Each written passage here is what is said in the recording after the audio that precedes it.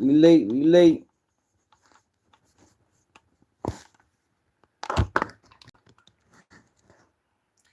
We is back. What's up, people?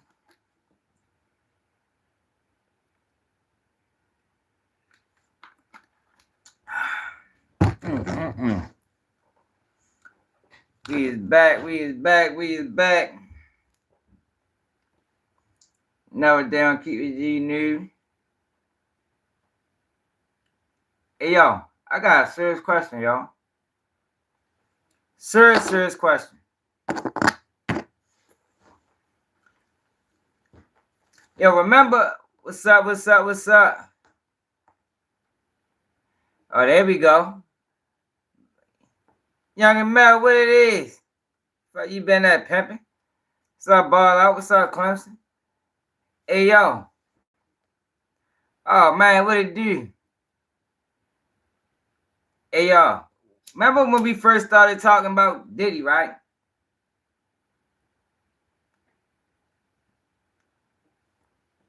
Yo, we was doing insane numbers. I'm talking about 150,000, 120,000. Like, yo, crazy wild numbers, right? And during that time, everybody was like, yo, Diddy, 120 lawsuits. Diddy going down. Look what he did to Justin Bieber. Y'all remember all that? So now, since we didn't watch 3 accusers. 3 accusers now have done interviews. You had Gloria Allred. You got Tony Busby, 2 clients. And I want to know, where's all them people at? I need all the Diddy haters to the floor. All the people that was saying, look, yo, he did this and did that and did this. When I was telling y'all, yo, these lawsuits is frivolous. And they was arguing with me. People were saying, yo, you blaming the victim. You blaming the victim. Y'all remember that? I was like, yo, it ain't no victim. Fuck is you talking about? These people lying. These people making up stories. And see, the problem is, y'all, you got a lot of these YouTubers, yo, they run with the storyline just because it generates views. I ain't really into that.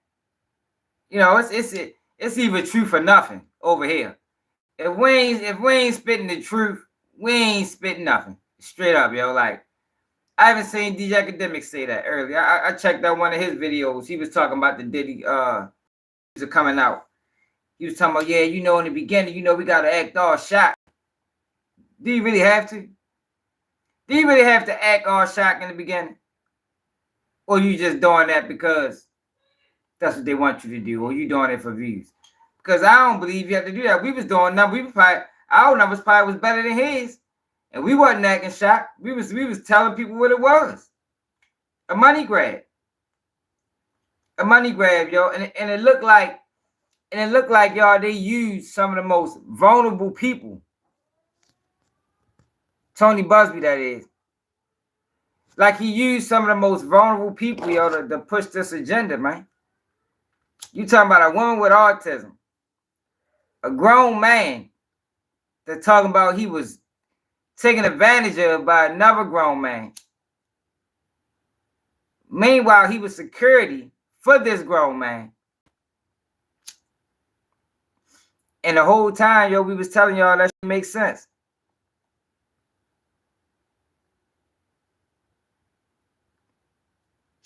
Yeah, y'all. You right. You right, crew. But like, yo, I mean, I get it, yo. A lot of people don't like Diddy, yo. Diddy did a lot of fuck shit over the years. It always been these nerdies around his name. We gonna try to stick to the facts as close as possible. Like, we ain't just gonna slander nobody's name for views and likes and comments, because at the end of the day, that's what they want. Like, all these lawsuits wasn't designed to win. You feel me? T-Mac, And that's what I've been telling y'all the whole time. These lawsuits ain't designed to win. These lawsuits were designed to kill in public opinion. They know they not getting $1. Ain't no way they think they're getting $1. Like, I don't believe nothing Tony Busby said. Straight up. I don't believe when he did an interview and he said people been reaching out to him. I think that's a lie. I think that's a lie. I just think he full of shit. I think these lawsuits is full of shit. But we're going to get more into that.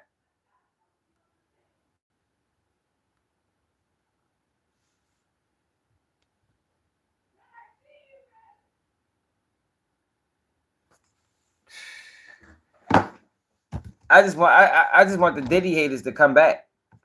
You know, they owe us an apology, y'all. They owe us an apology. No, this lawyer not paid. This a pro bono lawyer. He a greaseball.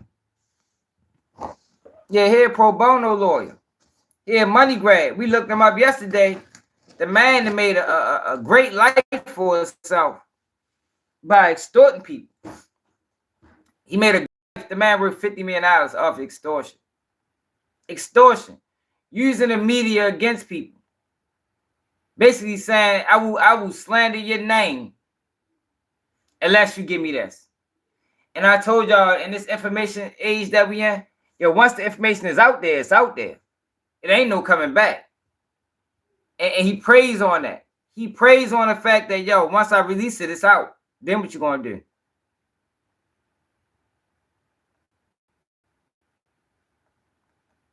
Oh my God. Yo, where do y'all find? Is you a Diddy fan? I want Diddy supporters, man. Where y'all at? I want that same energy that we was getting the first time. The same energy. He going down. He did this. He did that. Look what he did to Usher. And look what... I'm like, yo, we ain't ready to hear about none of that. Did he go to trial in what? He trying to go to trial in 5 months. We getting closer and closer and closer. We ain't hear none of this information that these YouTubers and bloggers been promising y'all. Nothing. And the Jay-Z shit, I wouldn't even count that because that's just as frivolous as anything.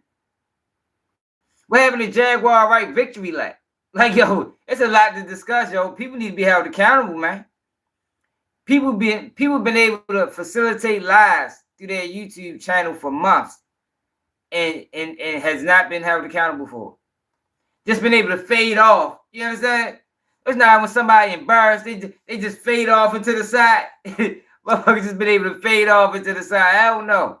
Step right back up here like you was when you was on your platform talking about Diddy this and Diddy that, and it's gonna be a list. And where's these people at? Like, yo, y'all don't hold people accountable for that shit? Like, god damn. That's why people be able to just do what they want on this bitch.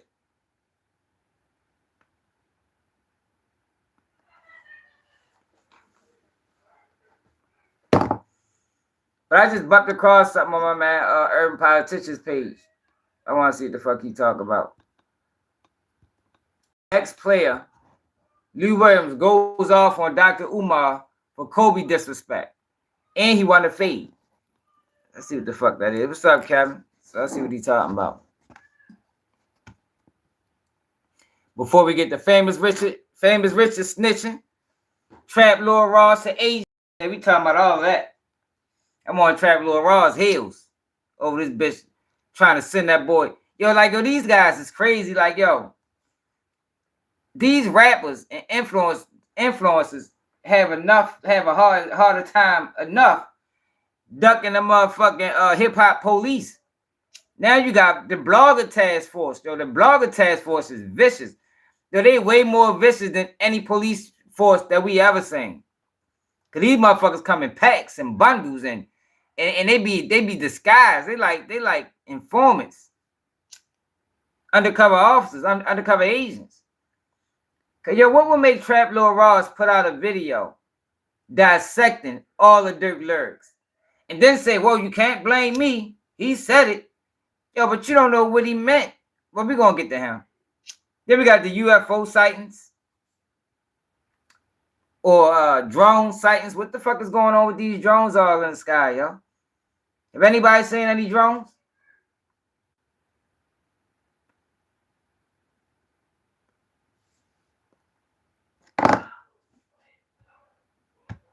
brought that up because Dr. Umar talked about it a lot. I know that you like best friends with Dr. Umar. So never met him. Oh, you not met Dr. Umar? Never met him before. But I tell you what, I love Dr. Umar. Yeah. I love him. The guy next to you don't like him. You don't like him? No, I want to fade.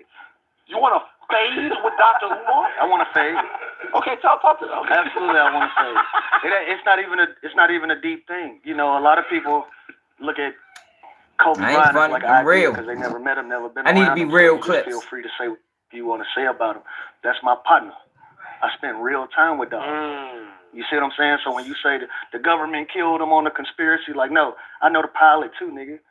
Like, I'm connected to that. Right. You understand what I'm saying? And so when you just blurt out that's a personal, that's different for me. So everything you say after that, I don't respect none of it. You playing games. Do you think that Dr. Umar is sincere in the things that he says? Probably to him. He probably not convinced himself there's some of that. Yeah, I used to believe in Dr. Umar, y'all. And why the fuck did my man got on a cowboy hat? But I used to think Dr. Umar was legitimate until this Diddy situation. Like recently, he had a take on Diddy, and then he stole my take too. That's another thing that pissed me off. He stole my take almost verbatim. Even said the liquor company name wrong. Like he just watched my video and just copied everything I said. But before that, his original take on Diddy was, the fuck he say?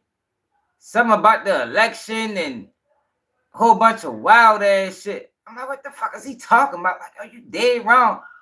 Then one time, he had people over there talking. I tried to get on his live, like, yo, let me explain to you what the fuck going on with Diddy. I know he's sane. But after that take on Diddy, y'all start looking at him very different. Like, oh, I don't know if Umar organic. Like, where he come from for real? We might gotta do a little bit of digging on Umar, man. What's his first video? Did that bitch go viral? Cause I ain't catch on to him to Breakfast Club. I told y'all, yo, you gotta watch these people, yo, who their first videos go viral, man. YouTube will not let you do that. I promise you. I can't say it enough.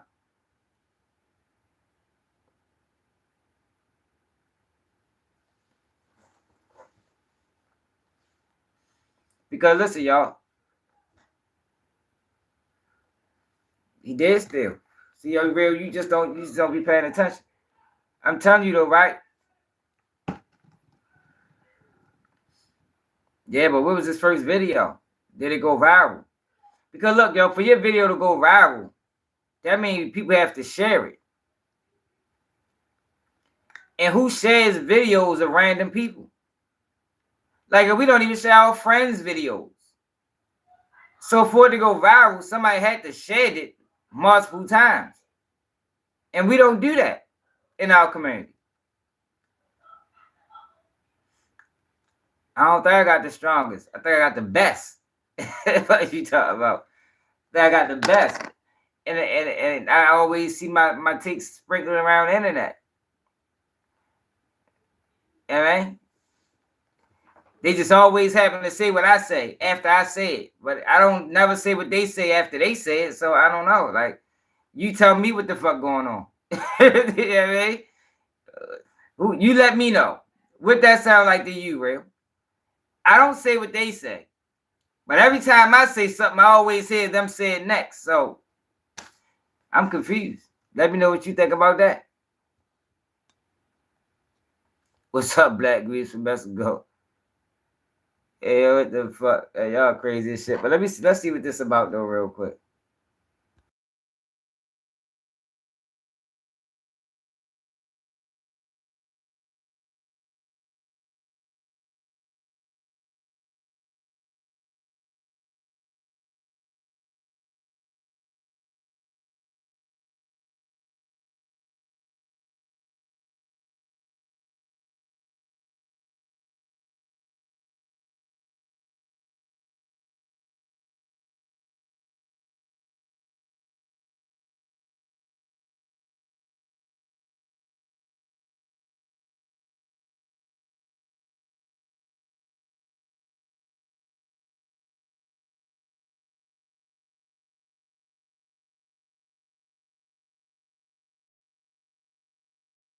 Me neither. I mean, it's like, to me, I do look at Yeah, I was saying, reals, ain't nobody gonna say what I say verbatim because we don't use the same words. We don't got the same slang. That's very important because like it's the I don't really take Dr. Umar seriously. Thanks, Chase. Me neither. I mean, It's like to me, I look at the way I look at life is I like have like a purity spectrum. And I think that for a lot of people, Dr. Umar, and he's changed a little bit now because For the better? I'm not rolling. So look, he's changed a little bit now. I think that now there is a little bit of performance to it now that people can see now. That's what I was trying to tell you. But again, It is ain't performance. gonna be at the expense of my partner. Right. No, I'm not talking the same topic. I'm talking about the same take on the topic. Perform all you want, Yeah. but perform at that the school more you still been building. Right. That's where you need to be performing at. Don't I'll play with show my you. homie name just to I'm gonna show you clickbait too. some to get us to Right. to pay attention to something else. This is the point. The point is in that performance. Yeah. Sometimes you don't take consideration into like the people that you're actually hurting and what you're actually saying. Facts. Yo, it's Big Ant, the spokesman, man. We back. Another edition of Urban Politicians. So let's see what Dr. Umar said.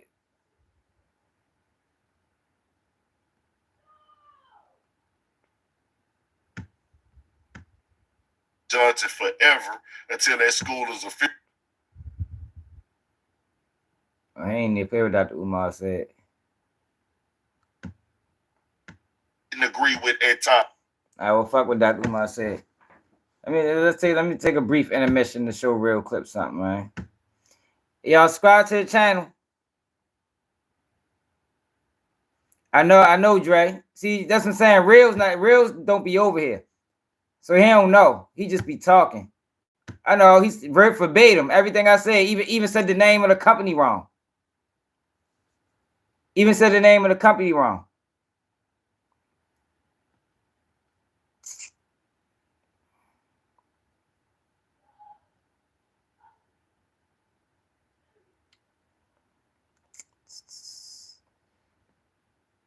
See, I don't be making a whole bunch of shorts.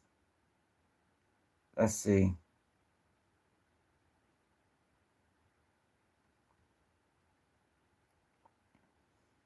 It should be over here.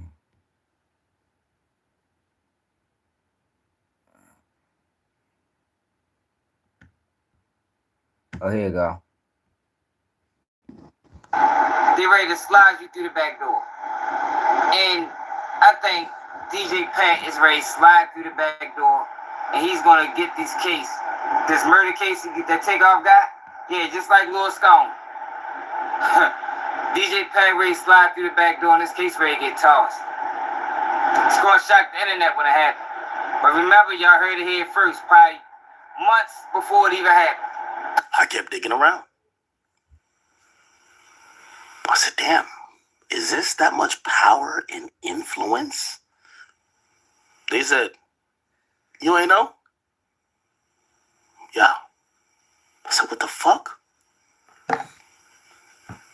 I said, well, yo, you know, it was that J Prince Jr. party that, like, Takeoff got killed. You know what they told me? They about to throw that. They ready to slide you through the back door.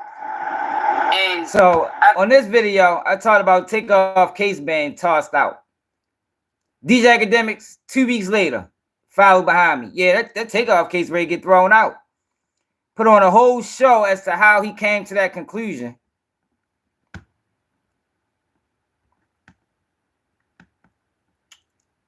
What else? Let me show you one more. Can't get 46. I caught him stealing too. Mind you, that was a story that wasn't in the news. Wasn't in the news at all.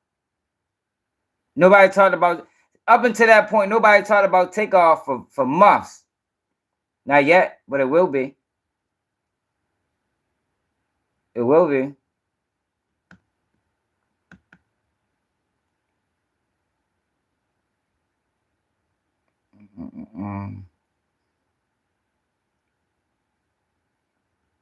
J-Rock, what it is. Even if it ain't, he still copied me. He still copied me. That we're talking about copying. Ain't that what we talking about? We're talking about motherfucking copying. Man, I'm not ready to keep looking for that. It's on my page, real clips if you're looking for it. But let's get to business, man. So yo, we got UFOs, drones flying around. What the fuck is going on?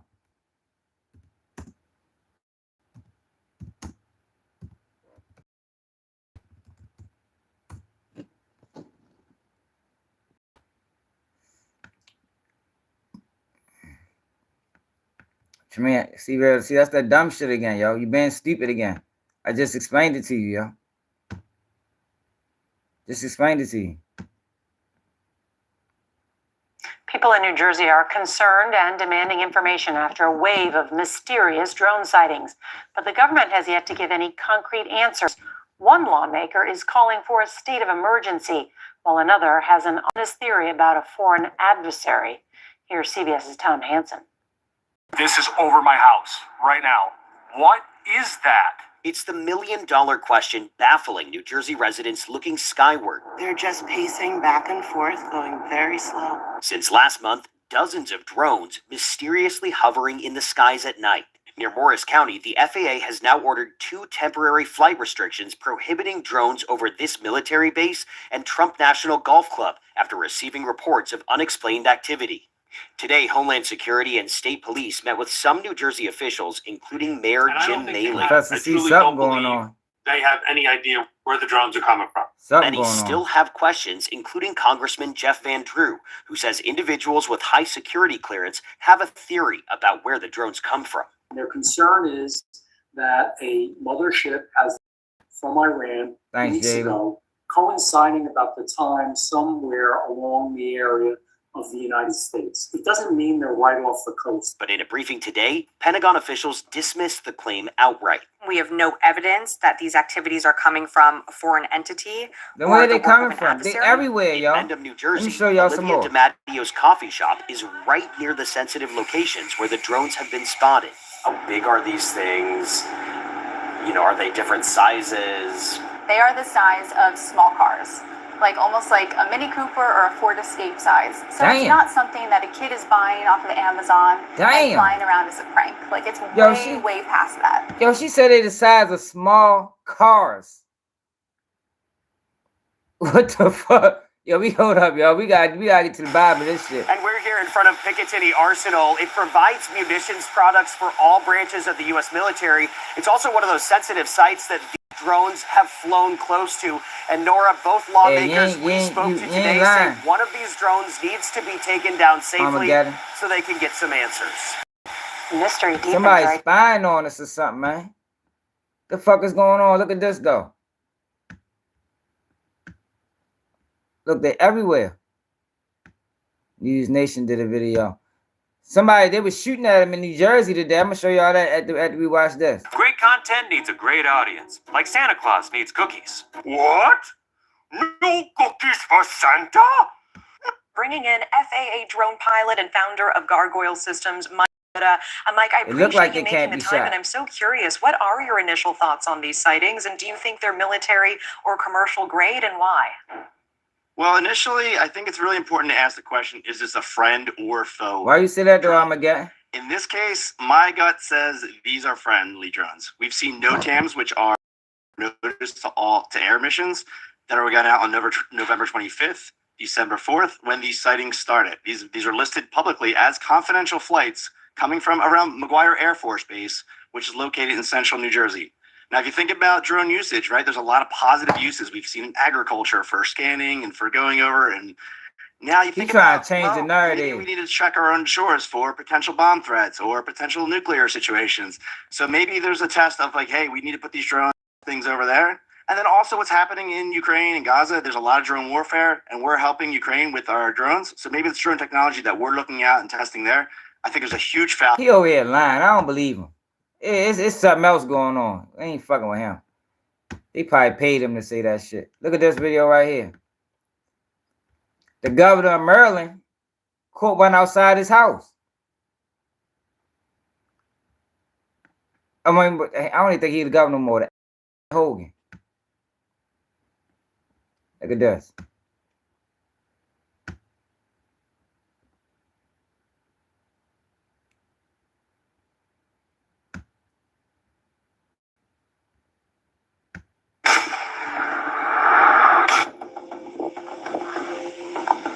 Motherfuckers trying to shoot him.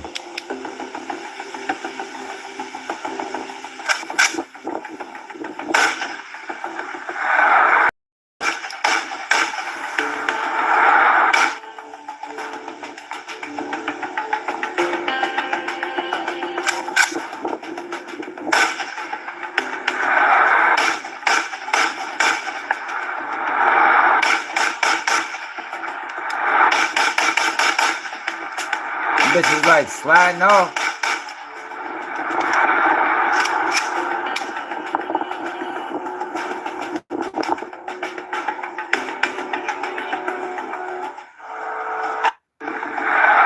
That's fucking crazy, man. Like, yo, what the fuck is going on out there? He fucking everywhere. Look. And nobody's saying shit. Those are the angels.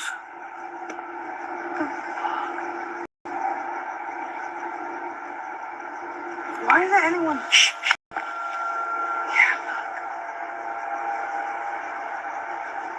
Ain't none of y'all seen them? Bitch, what the fuck? Dude, they're moving around. Yeah, that's fucking creepy, dog.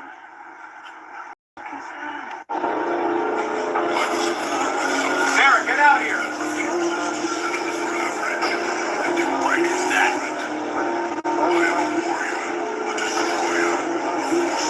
What the fuck is that, man? Sarah, get out here.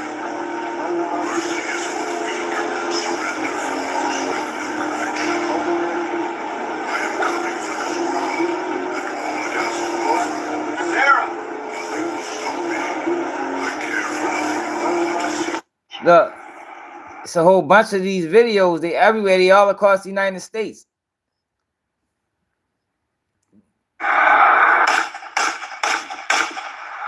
Is this the same video? Say New Jersey police.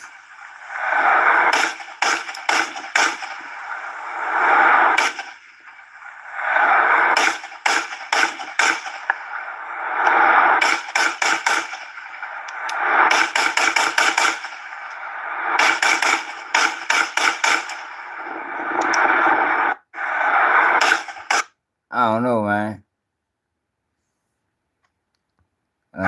We just saying that. The governor. Look. One of the latest sightings in Maryland by former governor Larry Hogan. Hogan posting video of the drones to social media Friday, saying he personally witnessed and videoed what appeared to be dozens of large drones in the sky above his home in Davidsonville, Maryland, in Anne Arundel County. Hogan says the drones were active for about 45 minutes. He went on to say, "I do not know if this increasing activity over our skies is a threat to public safety or national security." He's calling on the federal government to take action, adding, "The public is growing increasingly concerned and frustrated with the government's lack of transparency and dismissive attitude." Hogan is not the only one demanding answers about the drone sightings. Maryland Republican Congressman Andy Harris issuing a statement Friday that reads in part, "We need transparency now from the White House to find out if these drones are a threat." One of the latest sightings in Maryland. Yeah, they been real. See, like how they just all of a sudden now they just everywhere. All of a sudden, they just everywhere now. Oh, let's find that full video.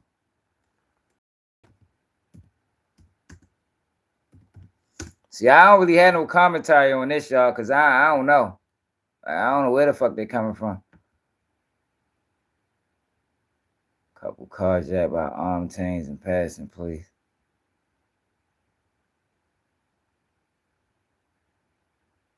Mysterious drones. I don't think that the answer answer by the that was given to us by the Pentagon is the good answer that, you know, it wasn't the right answer. More questions than answers as mysterious drones continue to pop up across the skies. Early this week, lawmakers in New Jersey, New York, and Pennsylvania sounded the alarm following hundreds of sightings in their states. And tonight, one former Maryland governor says he saw multiple drones flying over his home. Fox 45's Keith Daniels joins us live with a closer look at the unidentified objects as former FBI agents now weigh in. Keith, have you seen any tonight?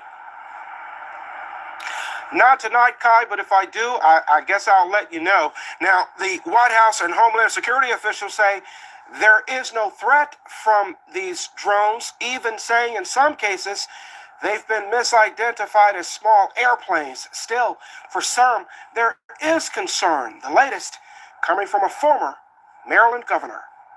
Here it is. Mysterious drone sightings along the East Coast, baffling law enforcement and government officials. The pea-sized flying objects in the air in New York, New Jersey, and Pennsylvania. One of the sightings in Maryland by former governor Larry Hogan. Hogan posting video of the drones to social media Friday, saying he personally witnessed and videoed what appeared to be dozens of large drones in the sky above his home in Davidsonville, Maryland, in Anne Arundel County. Hogan says the drones were active for about 45 minutes. He went on to say, "I do not know if this increasing activity over our skies is a threat to public safety or national security." He's calling on the federal government to take action, adding, "The public is growing increasingly concerned and frustrating with the government's lack of transparency and dismissive attitude." Hogan is not the only one demanding answers about the drone sightings. Maryland Republican Congressman Andy Harris issuing a statement Friday that reads in part, "We need transparency now from the White House to find out if these drones are a threat. We need to take proper corrective action immediately." Retired FBI Special Agent Daniel Bruner. They have to figure out what it is, who it is. On the dangers of not knowing the source of the flights. So I think that right now the danger is just the anxiety that this is causing. Pentagon has been stating clearly that it is not U.S. military and it is not a foreign nation. It's not a foreign actor.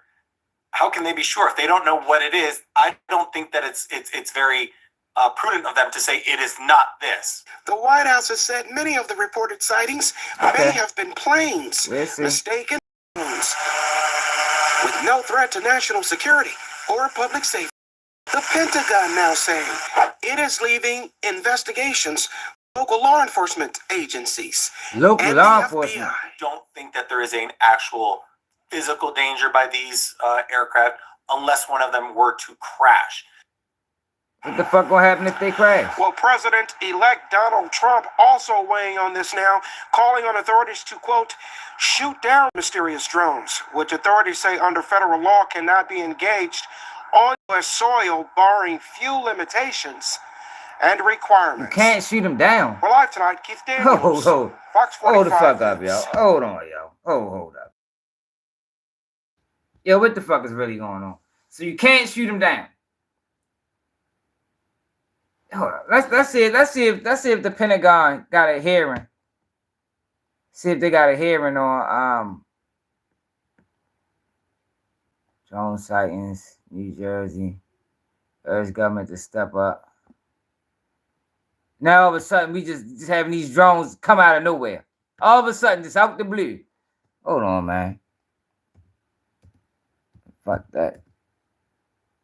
We're gonna get to the bottom of this shit.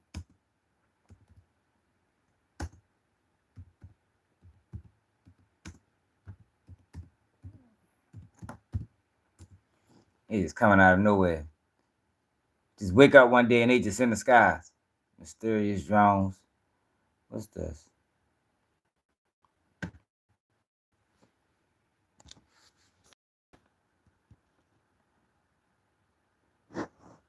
It seems the world is changing faster than we can keep up with. But when you're behind the wheel of the car of your choice, and the right song that lets you know they doing it. If they to keep up with modern warfare and modern threats. So, what is the budget for the FBI right now? Roughly 11 billion. Okay, why do you think as warfare changes, and as you know, sir, warfare is changing drastically right now overseas, especially with Ukraine and Russia and the development of drone technology, why isn't the FBI taking this threat more seriously? And that's I ain't saying why obviously reflected by the budget that you guys have assigned to counter drone technology. I have a limited capability that is embedded within our emerging threats unit for surveillance issues.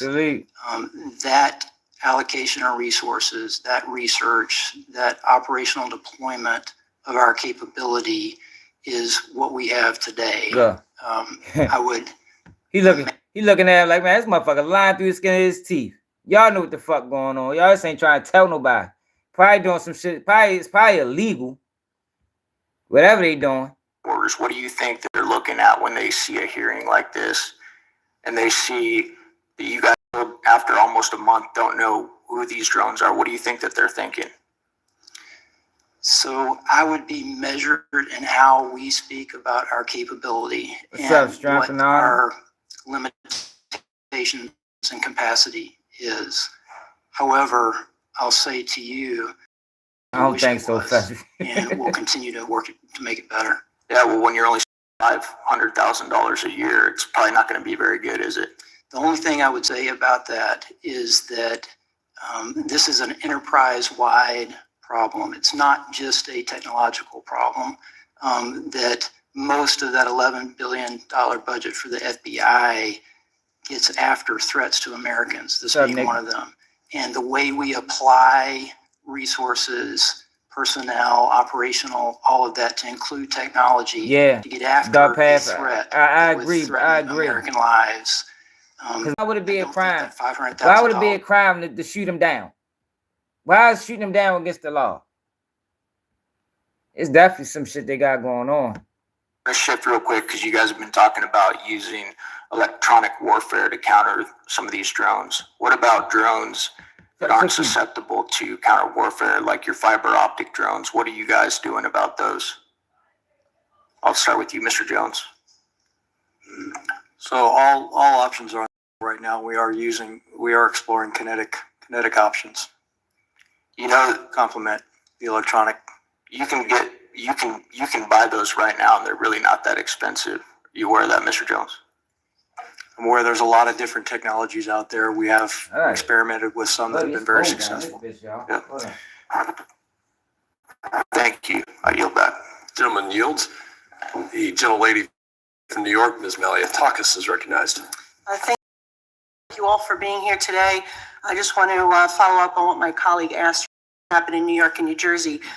These drones, unmanned aircrafts have also flown over my district. A number of constituents have seen them over a power plant in Brooklyn. They were coming over the Verrazano Bridge. And I will remind everyone or explain to everyone here that Verrazano Bridge connects Staten Island and Brooklyn. And on the Staten Island side, you have Fort Wadsworth, which is a U.S. Coast Guard sector New York base. And then in the Brooklyn side, right on the other side of the Verrazano Bridge, you have Fort Hamilton, which is a U.S. Army installation. And so it is very concerning to me that we have these objects. We're not sure if they're drones or unmanned aircrafts, but they are flying over sensitive infrastructure and facilities. And the fact that we don't know what they are or who's behind them or what they're doing is very concerning to me, particularly in a post-Chinese spy balloon world. Okay, the fact that this administration allowed for a Chinese spy balloon to go across the country over multiple military installations is very concerning, and that we could potentially be having this happen again it's like astounding to me that this is even happening without any type of intervention. You say it's no known threat, but is there still a possibility of there being a threat? At the end of the day, that's what my constituents want to know. Yes, I am cognizant, and we all are in the FBI, of what this threat can look like. Anyway, across the spectrum of sophisticated state actors, adversaries that want to hurt us, all the way through counterterrorism matters, cyber, WMD, criminal, all the way down to a nuisance drone that could cause harm. So that's the wide spectrum that concerns me every day. And okay.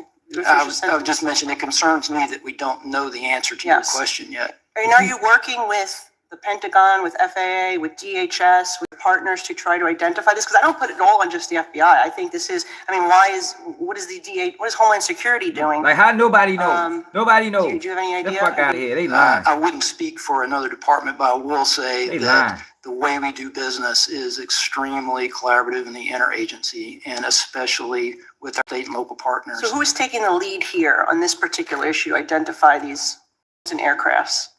Well, we have an investigation open predicated on a idea that there's unsafe operation. He reading off a script. Violation that we have some jurisdiction for.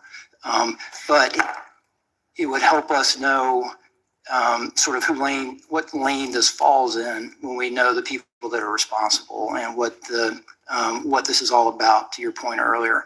And we're actively investigating and would like to answer those questions. I don't have a better answer. And what if they were chemical weapons or something? We just don't, I mean, this could be a much conversation we could be having right now, because these things have been flying all over New York, New Jersey, over military installations.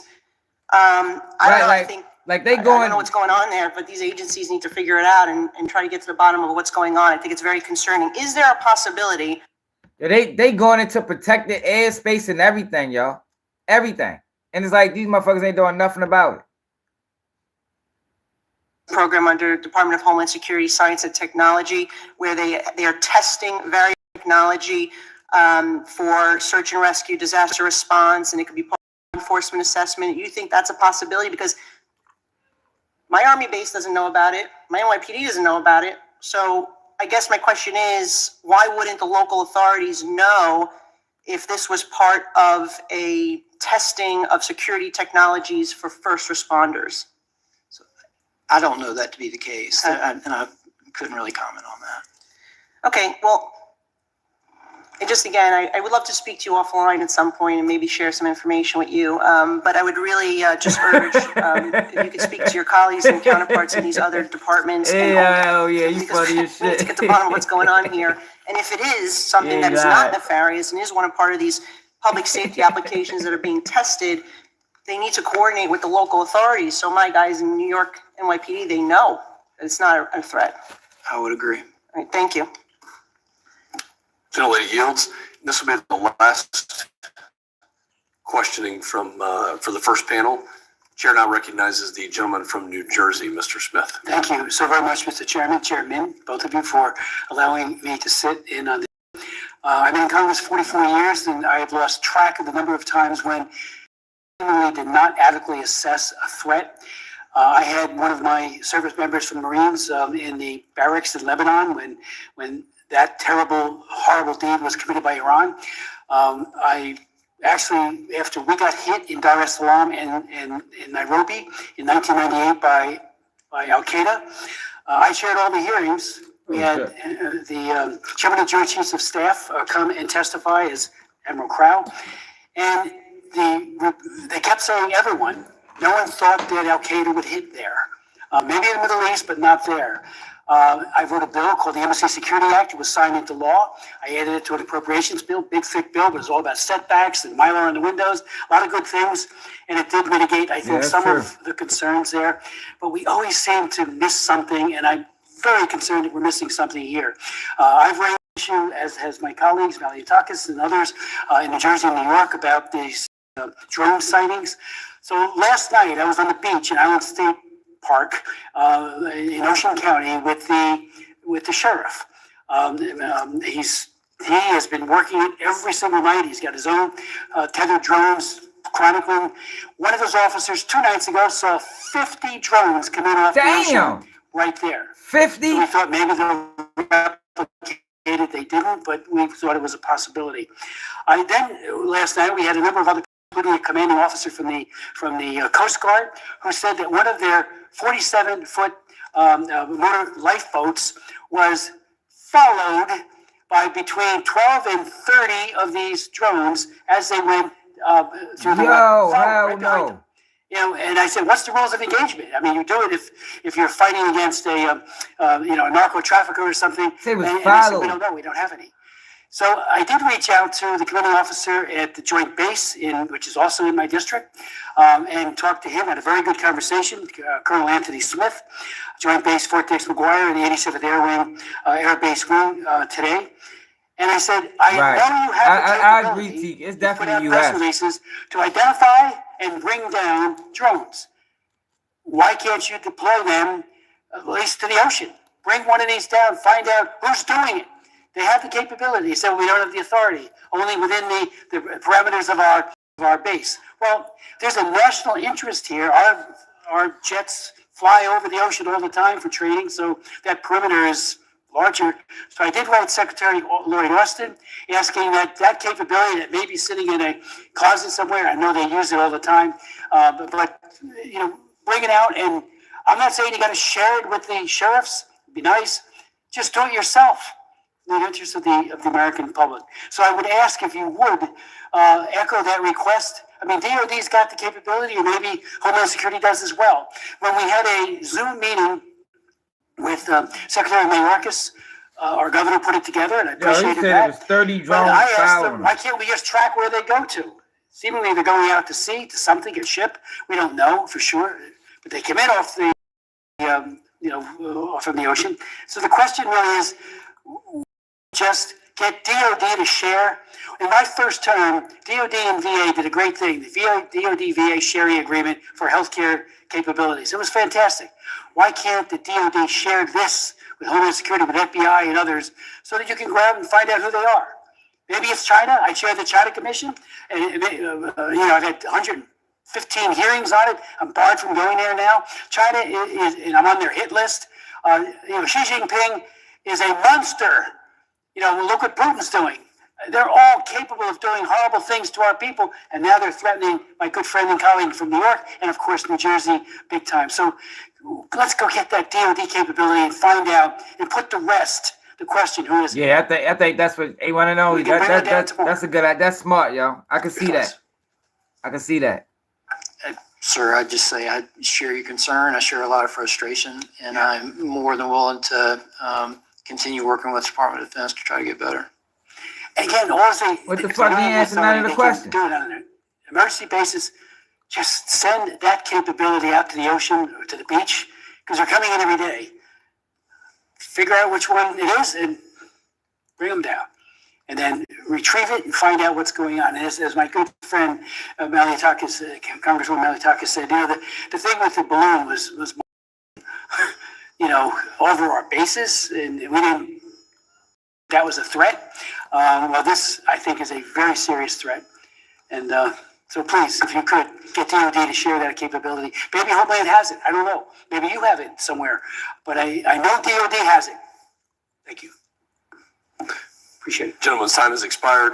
I thank the witnesses for your valuable testimony, for being here today, and for the members and the questions. These innovations offer immense potential, like enabling faster damage assessments of energy infrastructure. They also empower malicious actors. Adversaries can use UAS to surveil facilities, deliver hazardous payloads, disrupt operations, remember I told y'all, right? Cyber intrusion. Remember I told you my people's in the Air Force. He said in 2027 we getting up for war with China. So they could be out there just saying, what we can do with these things. Get real. What can we do with these things? I think with that narrative, and he ain't making this up. Like he said, he already went in the patches. If you're in the Air Forces or something like that, you know what I'm talking about. They already went in the patches. They say 2027. Things can change, but as of right now, in 2027, we is getting up to go to war with China. I'm giving everybody a heads up. UAS activities. This leaves critical infrastructure companies vulnerable to increasingly sophisticated threats. To address these risks, We must modernize our defenses while balancing security measures with civil liberties. A comprehensive strategy that incorporates technology innovation, appropriate legal frameworks, and public-private collaboration is essential. I hope we can prioritize the following things. Number one, grant critical infrastructure companies limited authority to deploy advanced detection and counter-UAS technologies. Investments in cutting-edge counter-UAS systems will ensure we can address current and emerging threats effectively. Two, identify formal mechanisms for sharing actionable information about UAS threats at all levels with the tools and legal authorities to address UAS threats effectively. The third is advanced research and development. Collaborative R&D will improve the ability to neutralize UAS threats without collateral damage.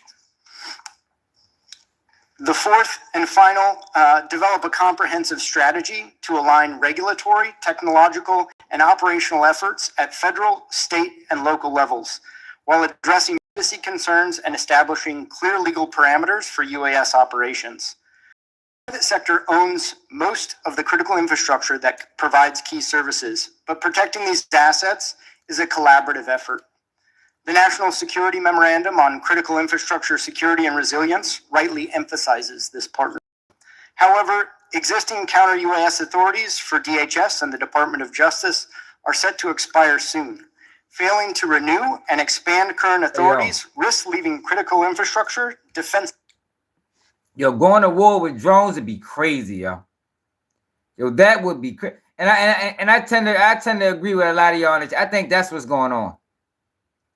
It's war looming, and we trying to see what can we do with these drones.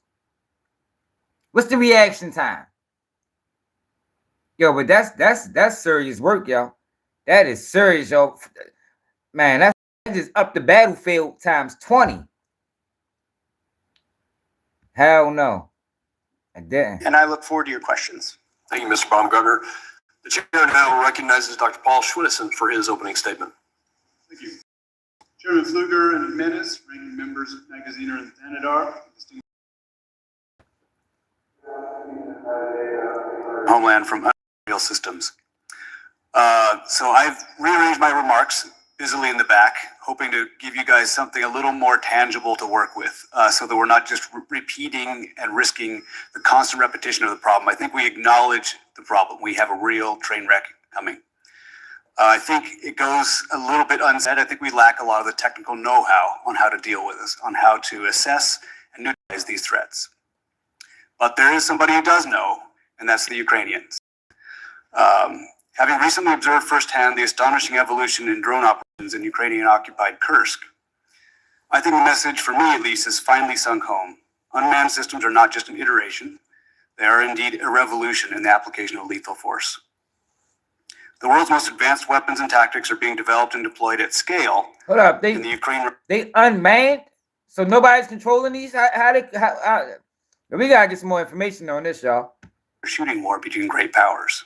We need to learn from the Ukrainians. The United States is rapidly losing its strategic military advantage in this new technical environment.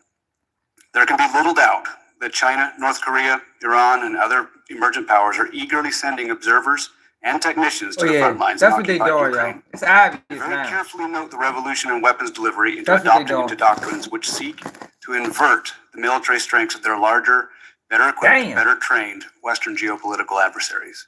We need to learn from Ukraine.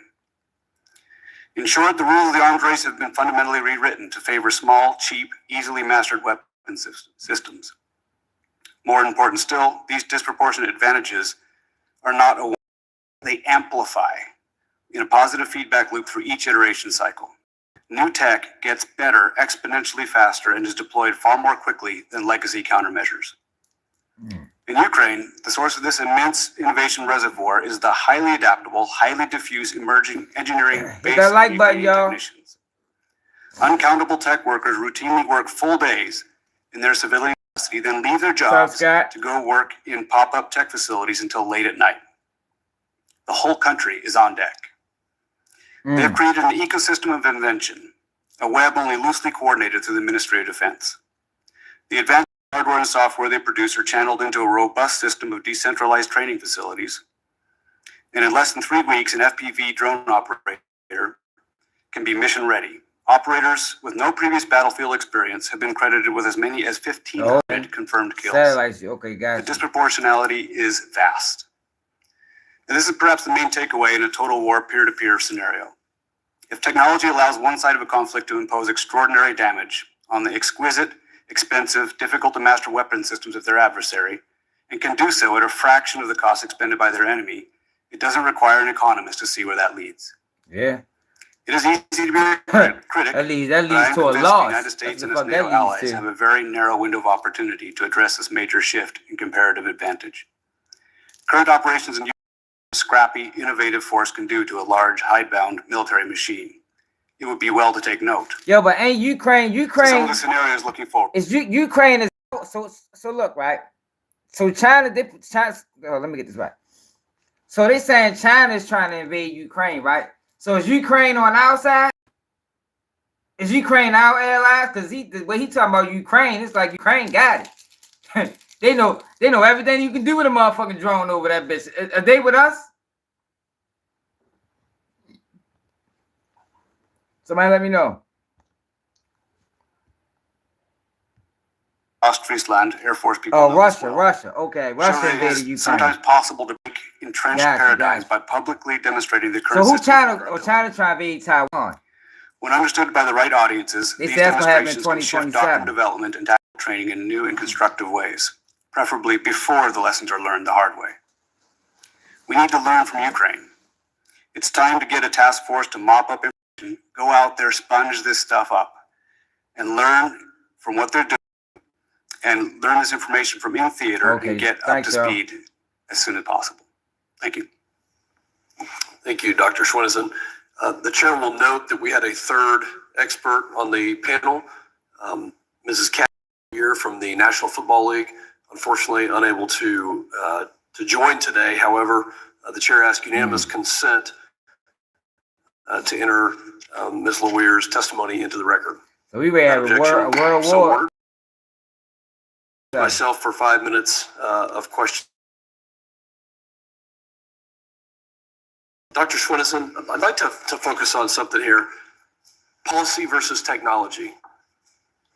What is the issue right now? Is it not enough technology? Is it not keeping up with the technology? As you mentioned, maybe we're being outmaneuvered in a lot of cases by the Russians, and the Ukrainians may have some information that we can learn from. Or is it a policy issue here as we protect the homeland, or is it both? Yeah, I do think it's both. I think it's a combination of the two. I think we have created a policy thicket of bureaucracy that basically stifles the innovation space. Right? I do think we have a technical know-how problem, or at least we know for a fact that Ukrainians have a technical know-how solution. Right? And I think if we're able to reduce some of the bureaucratic barriers to innovation, allow people to tinker and experiment and learn at the operational military level, this needs to happen like yesterday.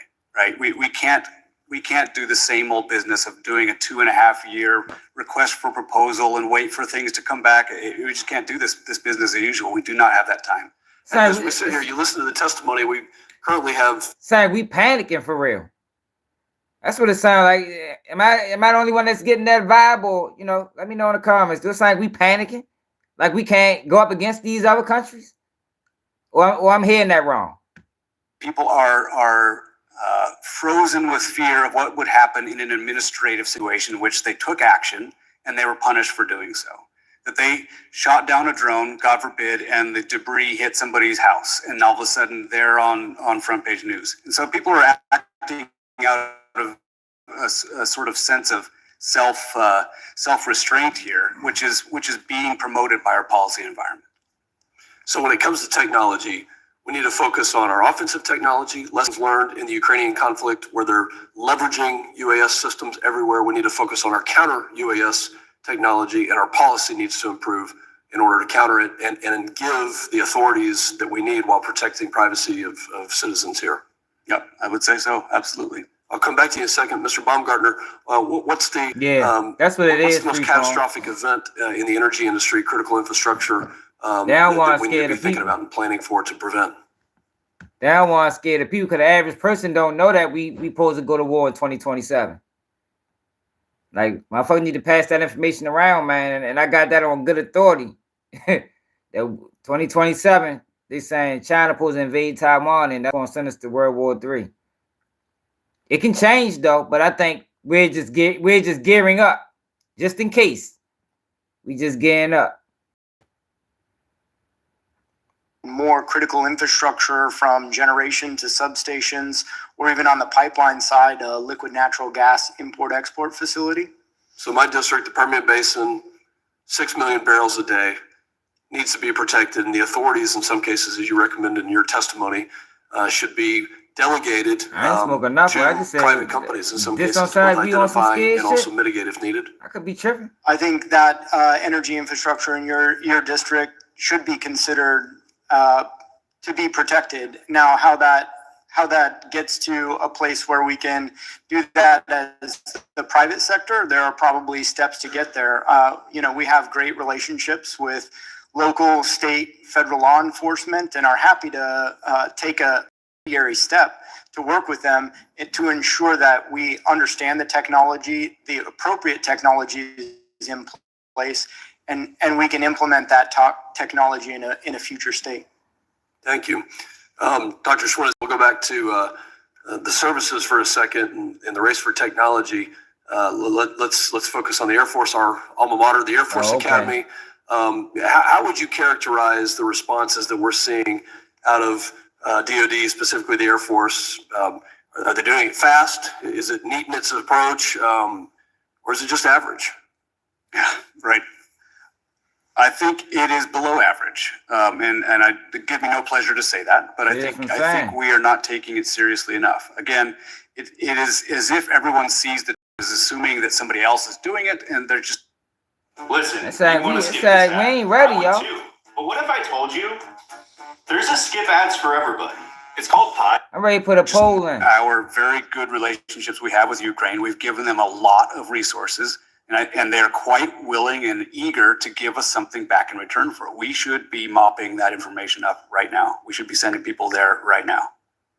Thank you very much. My time's expired. I recognize the ranking member for his question. Thank you, Chairman, and thank you both. Dr. Schwensen, I want to begin by commending you and thanking you for your assistance to the Ukrainians. I have to remind, unfortunately, some of my colleagues from time to time that Vladimir Putin is not our friend, that the cause of the Ukrainians is democracy, and that Russia continues to Ukraine, but to American interests all over the world. So I just want to thank you for the work that you're doing over there, because that is the front line of freedom today. Thank you. You expressed some skepticism in the effectiveness of signal jamming technology, risks from UAS on the battlefield. I was wondering if you could expand. Why are you sort of skeptical about the effectiveness of signal jamming and other counter UAS technology on the battlefield and also writ large? Sure. I claim no engineering expertise in drone warfare, but all I can do is say what I've seen, which is that in the world's most intense EW battle space, which is the Ukrainian-Russian front at the moment, it is an electronic warfare chaos, right? And so what people used to think about the ability to jam drones, which is what some of the speakers we had here are talking about, which is 2 years old, which at this point is effectively a century old obsolete information. Jam work the way we think it does, and there are so many new developing technologies on. So we can't even jam their drones no more? They've already gone multiple layers ahead of us. At this point, they're doing AI pixel lock technology that doesn't have any RF frequency whatsoever. They're doing ambush technology where they're not needing to have any kind of communication between and drone. So again, I don't know the specifics. I've just seen the tip of the iceberg, which is that the jamming solution is not a one-size-fits-all. That's the silver bullet. It might be a piece of a sweet, but that's only a piece. Damn. And I recognize that you've thought about this in sort of the fuck we get so far behind the technology? More perhaps than homeland, domestic law enforcement, etc. But I imagine the lessons are transferable. What do we need to do specifically in order to go from being laggards to leaders on this? You referenced procurement issues and kind of speeding that up. You referenced spirit of I guess, inventiveness and innovation. But are there other specific training that we should be looking at deploying across the federal government? Is there a specific workaround to procurement rules that you would recommend? Like, what are the nuts and bolts of what we should be doing in order to take back the advantage? Yeah, I do think Yankee ingenuity is one of our comparative strengths, and we need to take advantage of it. And one of the ways to do that, this is not an especially sexy solution, so I say that with apologies in advance. But I think one example of an idea is to, at the DoD level, get drones down to the absolute operational level of units, so they can begin to tinker. There's as Elon Musk says, you move fast. You need to learn on the fly. You need to learn in the trenches how these things are operated. It isn't enough to do this from a centrally managed, top-down approach in which we're going to go through this entire typical cycle.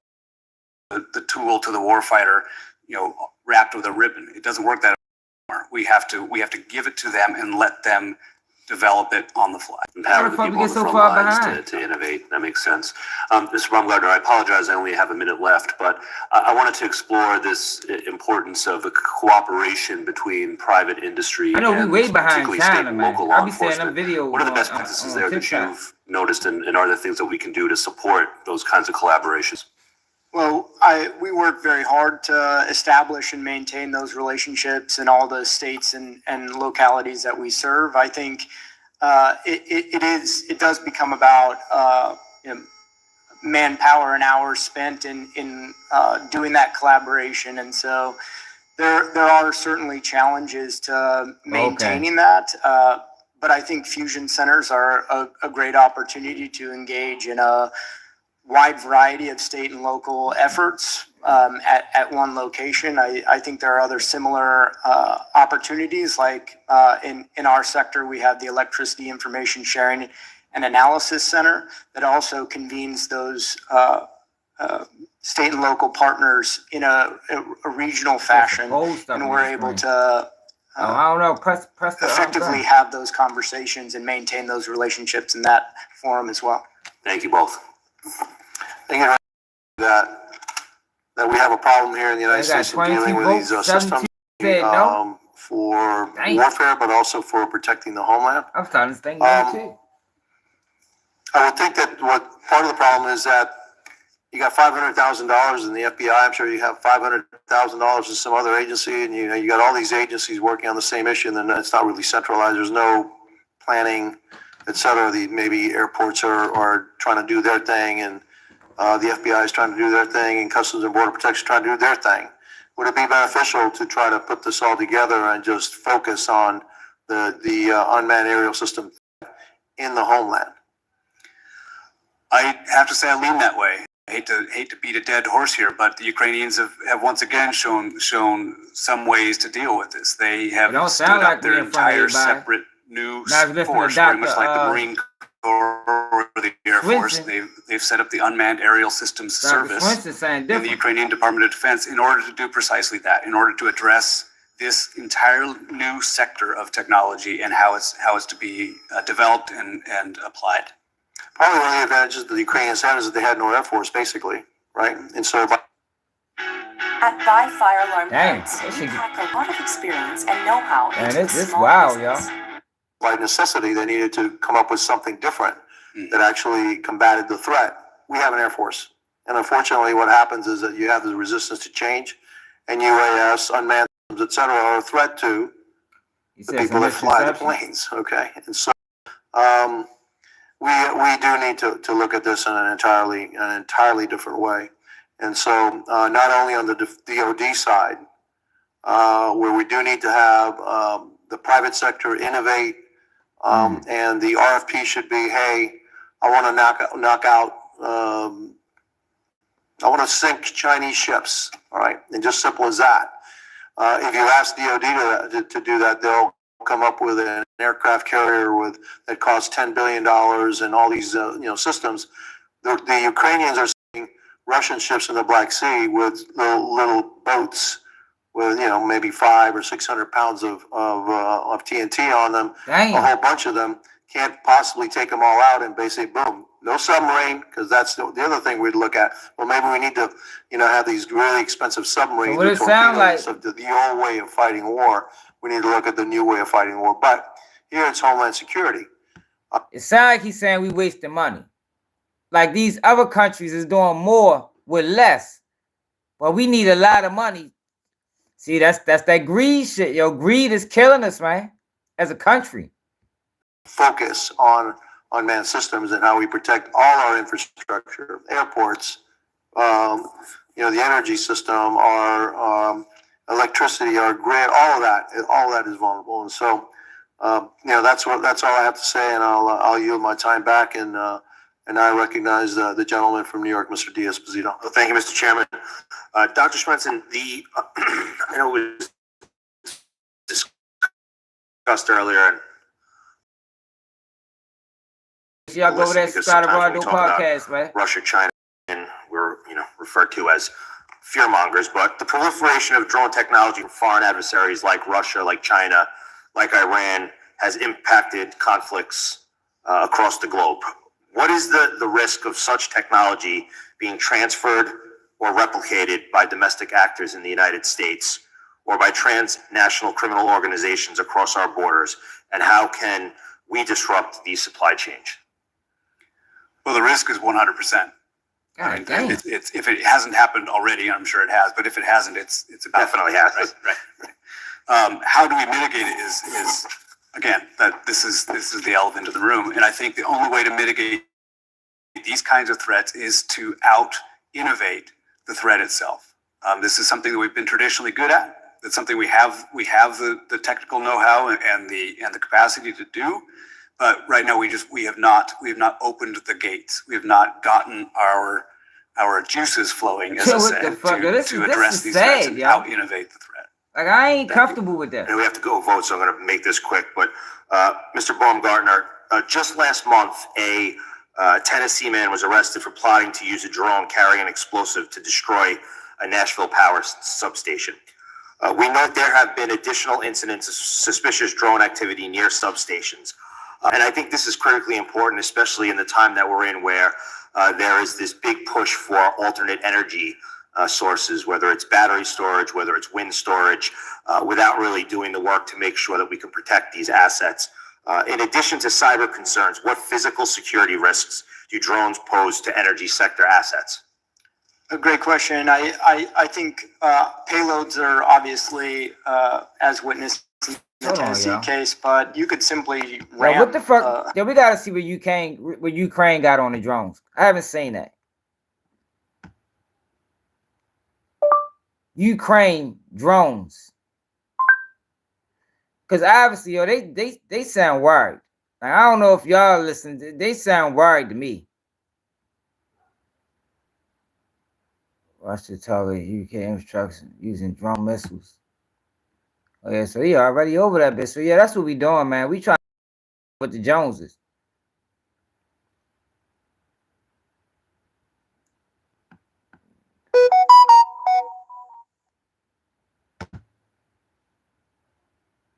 Yeah, we try to catch up with. Look like we went in panic mode.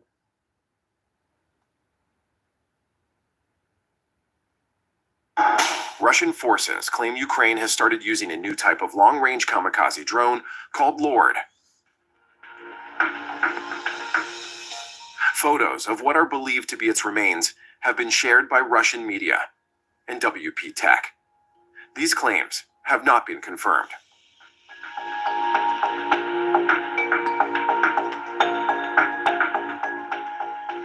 What do we know about the Lord drone?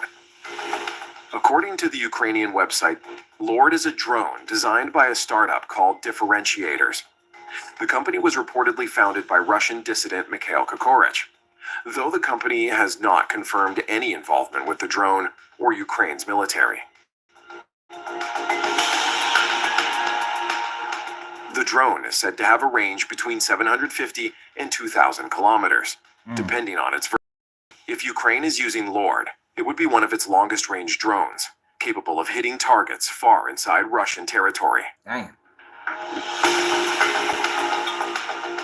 Why is Russia worried?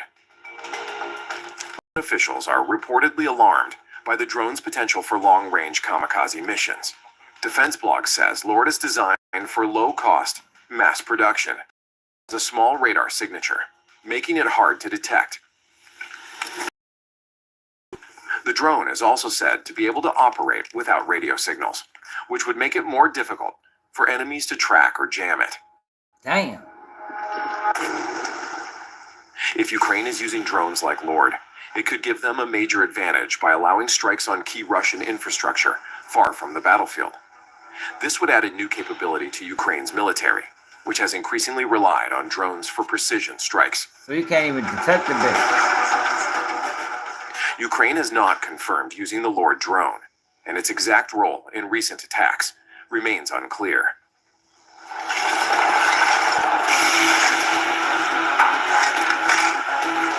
Damn, yo, I ain't gonna lie. Meanwhile, yo, when I was thinking war, I was thinking like some 1970s war. You understand, like how war used to be. No, war different now. And maybe that was just being naive, but damn, yo, that's crazy, man. You know, cause when you think about war, you think about shit happening in territories. But basically, what I'm starting to realize is, yo, shit can happen over here. If they got these drones and the capability of these drones, yo, we can have some mass casualties over this motherfucker, man. And I think that's what it seems like the USA is worried about right now. Mass casualties. Forces continue to develop their own drone innovations, such as the Sturm ST, a low-cost loitering munition made primarily of expanded polystyrene and coated with fiberglass. Priced at approximately $1,800, this drone can carry up to 5 kilograms of payload and remain in flight for up to 60 minutes. Damn. Designed for reconnaissance and kamikaze attacks, it reflects Russia's pragmatic approach, focusing on economically viable and quickly producible solutions. If Ukraine's use of the Lord is confirmed, it would demonstrate an ongoing capacity for innovation and adaptation in response to the challenges of war. These developments clearly show that drone warfare is intensifying, with each side striving for a decisive technology. The story of the Lord also highlights the complexity of international in a context where the lines between civilian and military technology are blurred.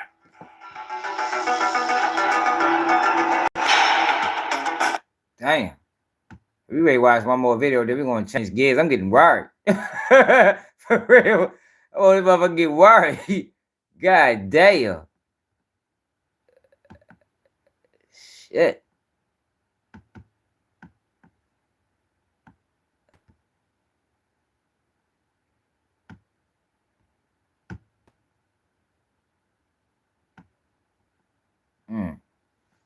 Yeah, make sure y'all check out my latest uploads too, man. Make sure y'all subscribe to the channel if you're new. Hit the Cash App. Support the platform.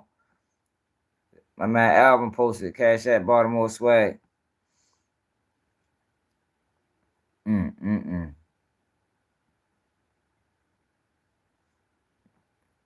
Man, Chris, you just got here. Russian forces back on the offensive today. They launched one of the largest attacks. You just got here, Chris. If you just heard that's hearing in the Pentagon, it sounds like they worried too.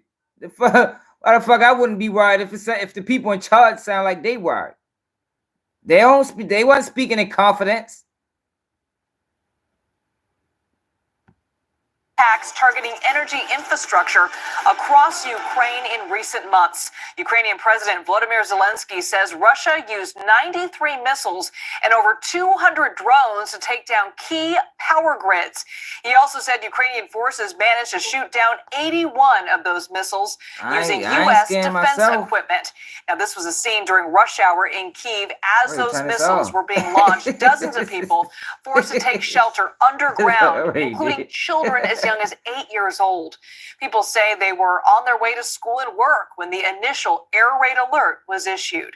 Now, this missile strike marks the 11th targeted attack against Ukraine's power grid just this year alone.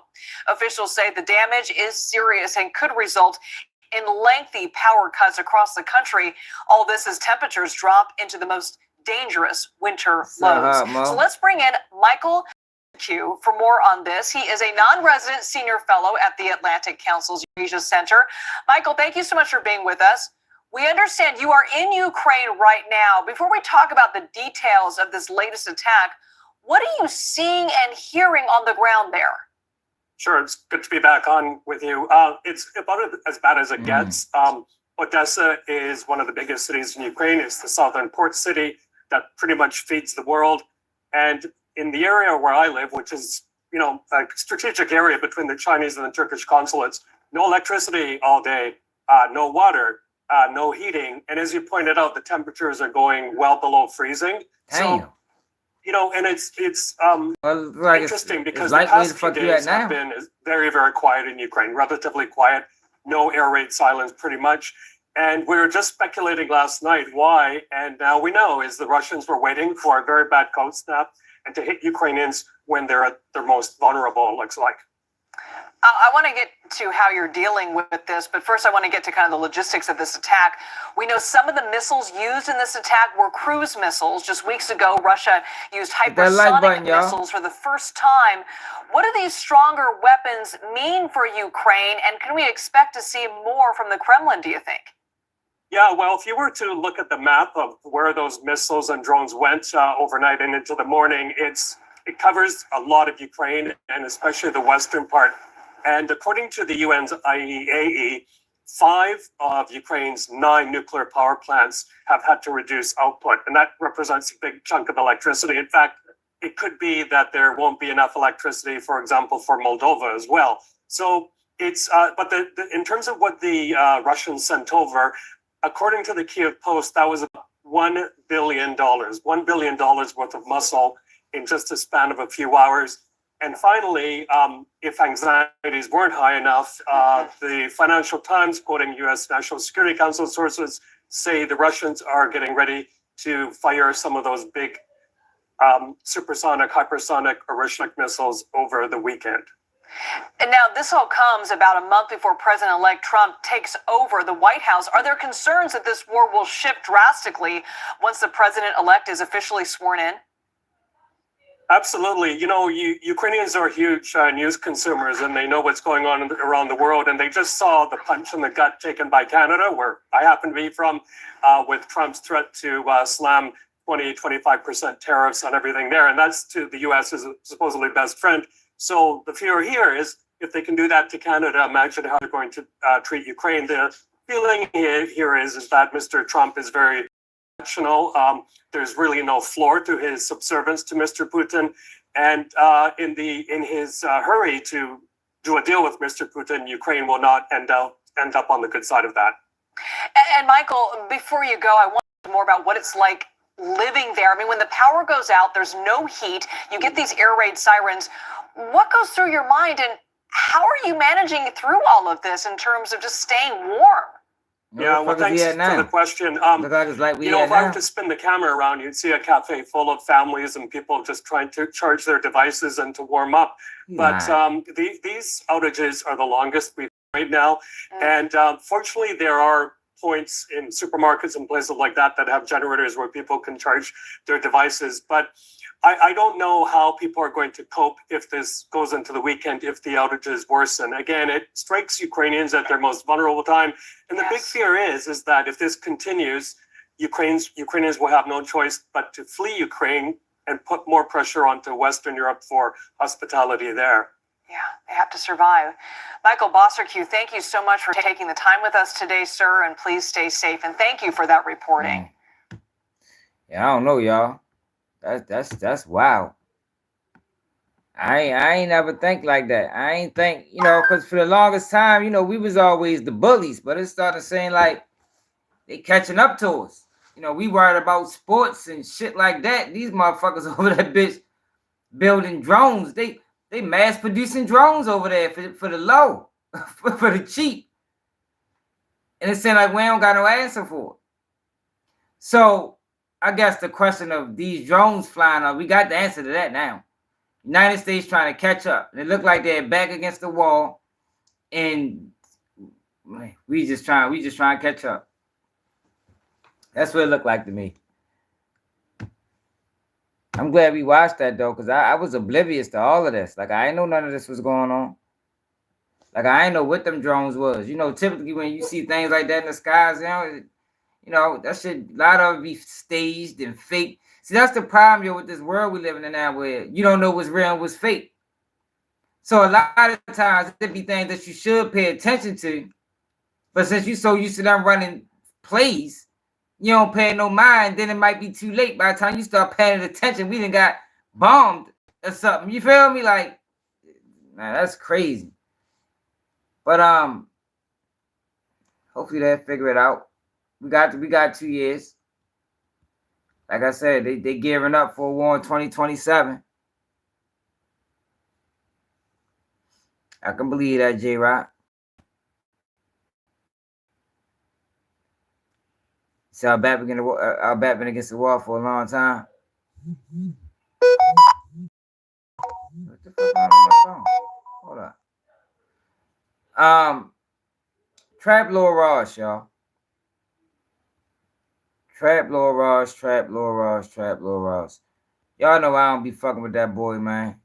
I think he's some type of agent. We looked into him not too long ago and found out that he was a tech guru, and he made over $500,000 doing content that's detrimental to the community. In 2 years, $500,000. So what Trap Lil Ross is doing, y'all, is he's using his YouTube channel to fund his tech business. But meanwhile, while he's doing that, he's causing a great deal of bullshit. So Trap Lil Ross he just did a video today. Look at this video, y'all. We ready to check it out. And he said he got a documentary coming. He has a documentary coming on Durk. If this video right here is any indication, look at this, y'all. It's called "This Album Will Get Durk Life in Prison." This album will get Durk life in prison. Let's check it out. Like, yo, I swear, y'all, I don't understand the interest Subaru is proud that to be the bloggers largest have in the solving crimes and diving in the lyrics. Like, I don't get it. I don't get it, but I think these guys are working. I don't think you have this much interest unless you're working. And this is a guy that says he's a fan of hip hop. He's a fan of these artists. He got a King Von tattoo on his leg. So why would you get a King Von tattoo on his leg? But then the guy that's closest to King Von, you try to send him to prison. Like, make it make sense. Make it make sense. By now, every fan. So I want y'all to pay attention to how he break these lyrics down. And this is a guy that's a square. He doing exactly what the federal government do or any police force do, where they make lyrics mean whatever they want it to mean. But y'all, we living in a world where once you put information out there, it's out there. Once it's up, it's stuck. You can't then bring it back. Now, you can't convince me, yo, that what he is doing is not police work. Yo, we know now that, y'all, police look at social media. They use these videos. We know this. In regards of what these guys are rapping about. Mind you, a lot of these guys do self-snitch and rap. But to comb through all the lyrics to try to find lyrics that stick to crimes. Yo, that's different. Yo, that's not journalism. That ain't blogging. Yo, that is called police work. It's police work. Say Durk did snitch in every song. Let the police figure that shit out. It's their job to get paid to do that. You don't get paid to do that, Trap Lil Ross, or do you? Or do you? Let us know. But this is what happens, y'all, when we got these type of guys into the community. I don't think he's a hip-hop fan by any stretch of the imagination. I think he's just looking to these guys just for video purposes only. He's not a fan of the culture. He's not a fan of hip-hop. I heard that he was scared to even go in New York, in the trenches. But these are the same guys you reporting on. You report on these guys, you don't want to go hang with them? You feel me? You don't want to go spend the time with them, Trap Lil Ross? Trap Lil Ross is one of them guys, y'all, that think everybody in the hood is dangerous. He probably think everybody in the hood rob, steal, kill, sell drugs. He don't know. It's a whole working class in the hood. It's just a small segment of the community that's out there committing crimes. But this what we got. These outsiders are coming to the culture and burn it down. Under the disguise of, I'm a hip-hop historian. I love hip-hop. King Von's my favorite rapper. It's all fucking lies. Because let me tell y'all something, right? Yeah, we don't do this.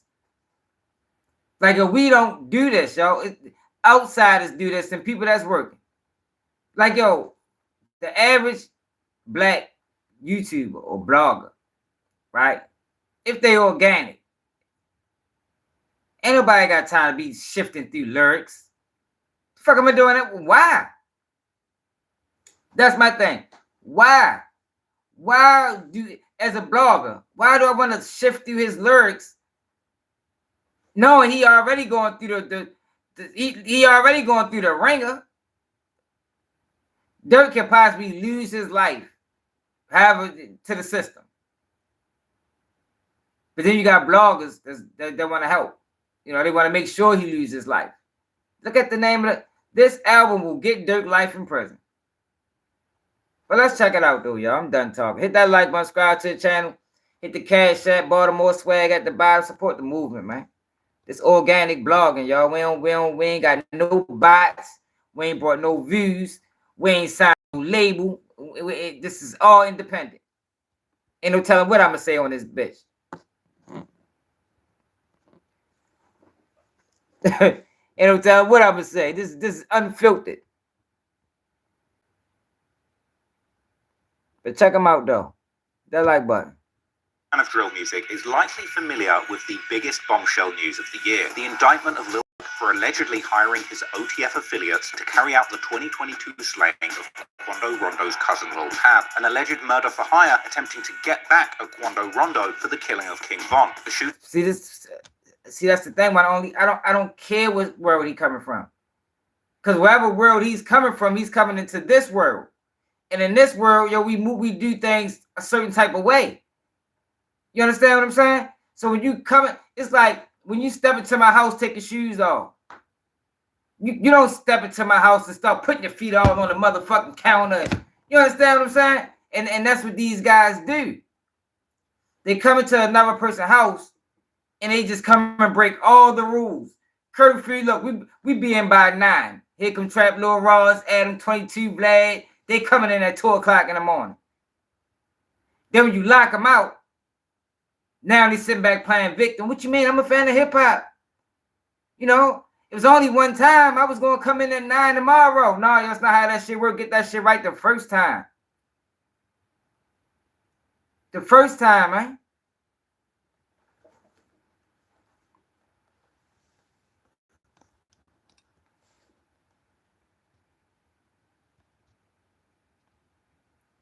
Like, yo, he got a lot he can cover, yo. Like I said, he made $500,000 in 2 years covering hip-hop content. Covering the world he don't know nothing about.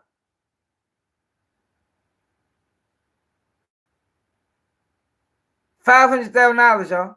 Think about that. Think about what that could do for your family. And this is just a project for him. Because he really in tech.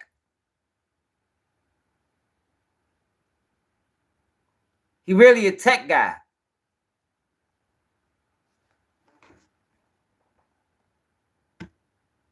Shooting at the hands of his friend Lil Tim that took place 2 years before that in 2020 during an altercation between Von Quando and their respective entourages in front of an Atlanta hookah lounge. The brazenness, or perhaps the sheer stupidity of this alleged murder-for-hire plot baffles the mind. Look, here you go. This should I be talking about. This, let me tell you something, right? Wasn't nothing stupid about Durk wanting revenge for his fucking family. Everybody want revenge, man. Like, why are we sitting back acting like people don't want revenge? Everybody wants revenge, man. Ain't nobody in this. It don't matter what kind of it don't matter how it comes. Revenge to you might be life in prison. Revenge to me might be death by stoning. Who the fuck knows? I'm just saying, everybody want revenge, yo. So why, when Durk do whatever he did, why are people acting like, what the fuck, he had so much money? The fuck the money got to do with emotions? What money got to do with the streets? What money have to do with anything that went on? Like, money don't, like I say, money don't change mentality. Money don't change mentality, man. It can change your reality. It can change your reality, but a lot of times it don't change your mentality.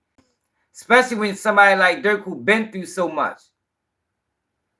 We talking about Durk, like I said up there, Durk lost countless friends. Maybe this is the only way Durk know how to handle situations, because this is what life showed him. And we ain't talking about a person that was just moving around recklessly harming innocent people. We talking about retaliation.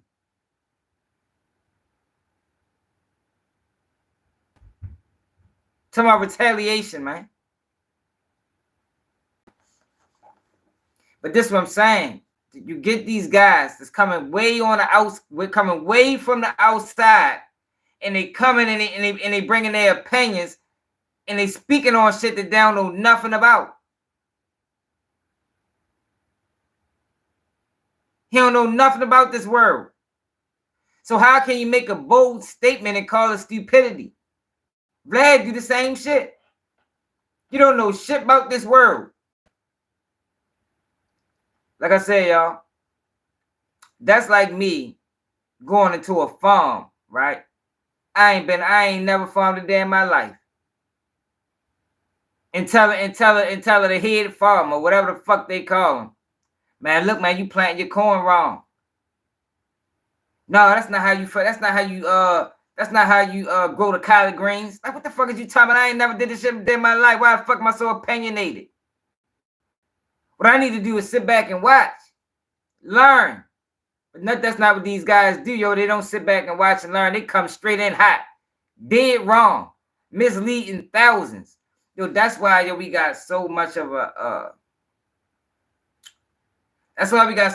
gap between people in the community, because you got people outside putting their opinions and shit they don't know nothing about, instead of people listening to the people that actually know.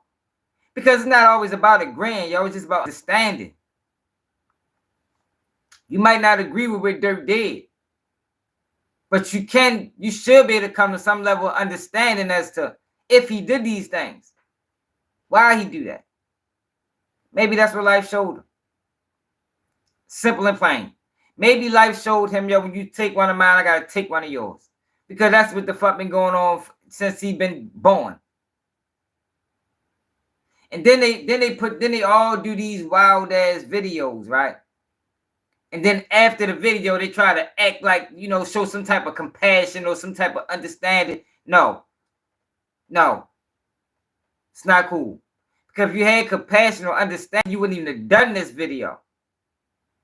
So you can't put a whole video out slandering a man, trying to help further the federal case, and then at the end of the video act like, I understand why he did. Nah, fuck out of here, man. You can't have it both ways, man. Pick a side.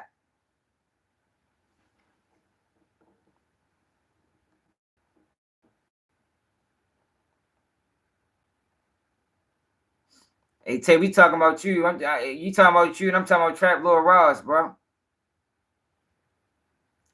It's a difference, bro.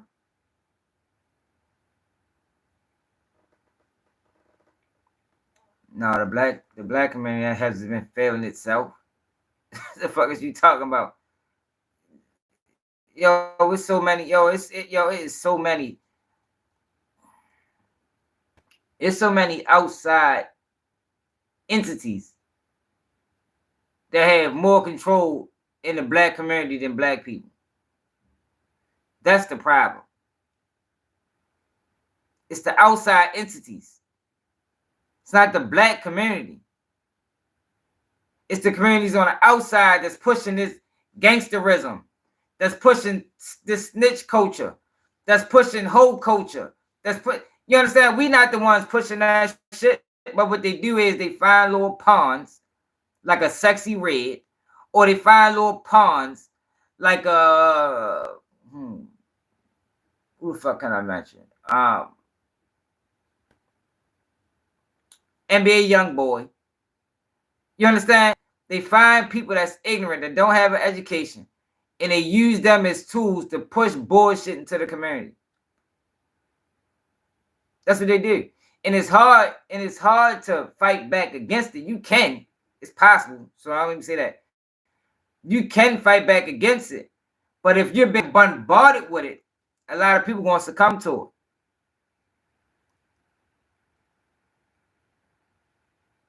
Yes, we can, y'all, because he don't know what he's talking about.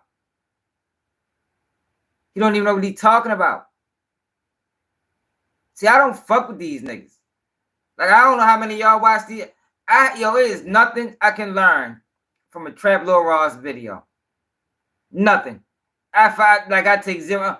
Only reason I watched it this time because I gotta set the record straight. Because if you let this video just shoot out there into the world, you're gonna have a whole bunch of people sitting back believing this dumbass shit. He don't know what the fuck he talking about. He don't know what he talking about.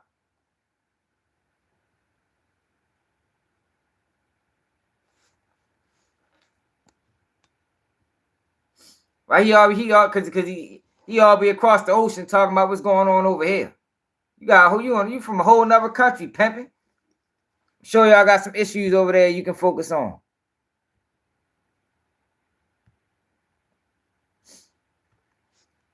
Like, yo, to call a culture you don't understand or a situation you don't understand stupidity or stupid is dismissal. You just don't understand. You don't get it.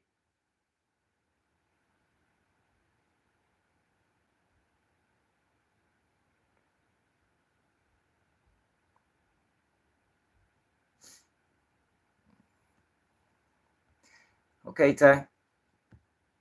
That's how you look at it. That's like you calling your homeboy the N-word, then somebody else call him the N-word. You say, "Oh shit, I can't, man. I call him the N-word too." Like, yo, that's a crazy way of thinking, bro. But okay. And their respective entourages in front of an Atlanta hookah lounge. The brazenness, or perhaps the sheer stupidity of this alleged murder-for-hire plot baffles the mind, because not only did the alleged OTF affiliates decide to execute the hit in broad daylight in front of one of the most popular tourist attractions in the entire of Los Angeles, the Beverly Center shopping mall, but they allegedly also flew to LA on domestic flights specifically to commit this murder. Let me say this, right? Because I seen Vlad. I seen one of DJ Academic's videos the other day, and him and DJ Academic was arguing because Vlad seems to think Quando Rondo was a victim, right? There wasn't nobody a victim in this case. You know, initially he probably was a victim. But once you start dissing back and forth, like that's the same case Mama Duck be trying to make. Like once you start dissing in songs back and forth, you are no longer a victim. You are fully aware that it's up. And just because I might go one step further than you, that don't make you a victim. It's war. You shouldn't engage in it. You shouldn't engage in it, regardless of how it happened. You shouldn't engage in it if you wasn't ready. Just because I was willing to go the next step and you wasn't, that don't make you no victim. You call it what you want, Tay. I think that's crazy. I think that's crazy, bro.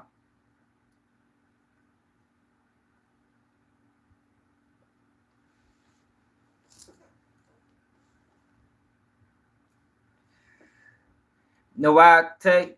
Because you be, if for the reasons you calling your homeboy stupid, ask him why he called him stupid. He couldn't even explain to you. He couldn't even explain. Listen to his explanation why it was stupid. This is his explanation of why it was stupid.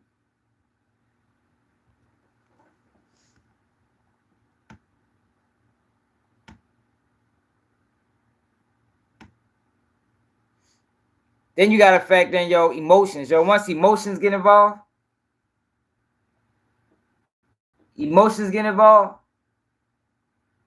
no logic and reason go out the window.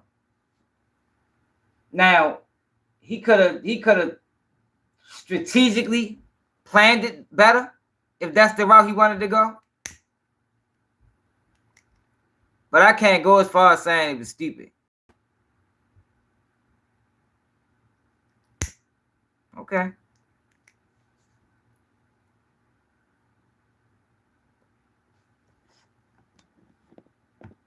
Of this alleged murder for hire plot baffles the mind, because not only did the alleged OTF affiliates decide to execute the hit in broad daylight in front of one of the most popular tourist attractions in the entire of Los Angeles, the Beverly Center shopping mall, but they allegedly also flew to LA on domestic flights specifically to commit this murder, leaving a paper trail behind them that likely made the feds rub their hands together like Birdman in 2010. But if that wasn't enough, yo,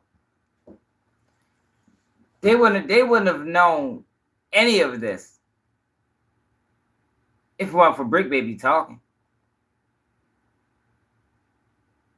So it's easy to call it stupid now that now you got motherfuckers talking and shit like this. But they didn't know if it was stupid. Know when you can call it stupid? Get locked up in a week, 2 weeks. We talking about a crime that went unsolved for what, 3 years? We talking about a crime that went unsolved for 3 years. Can't call that stupid, man.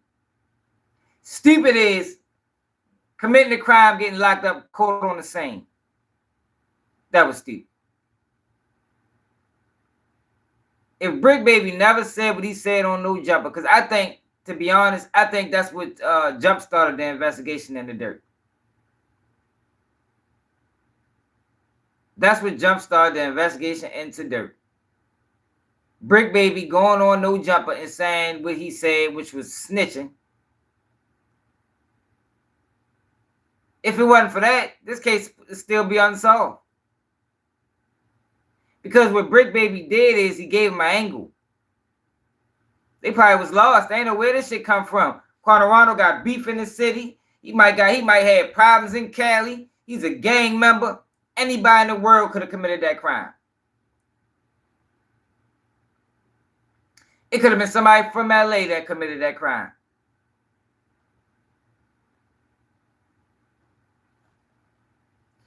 So it's easy to say, it's stupid now. But like I said, y'all, that crime went unsolved for 3 years. How stupid was it? When this motherfuckers out this bitch getting locked up every day.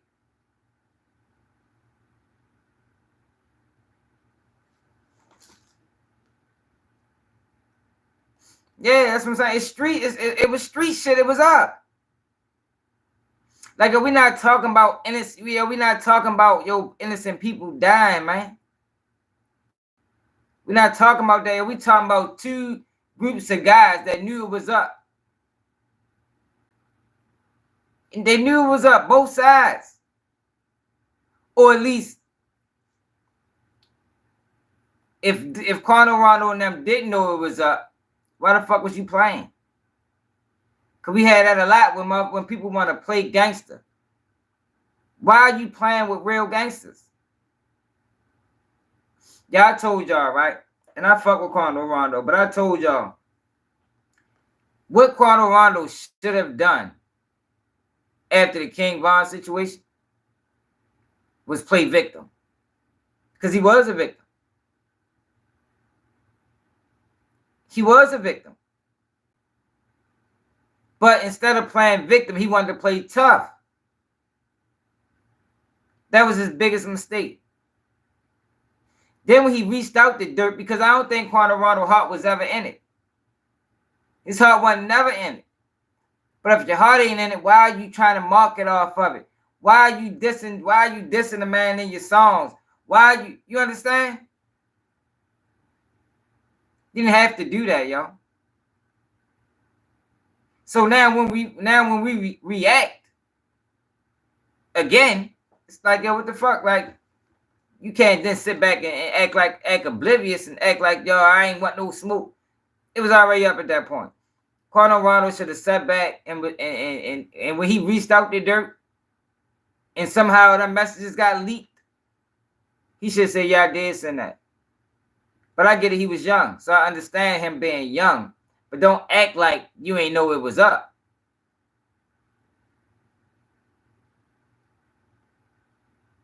Hey, right, had a Durk looking like in the video killing him. Like, come on, it was up.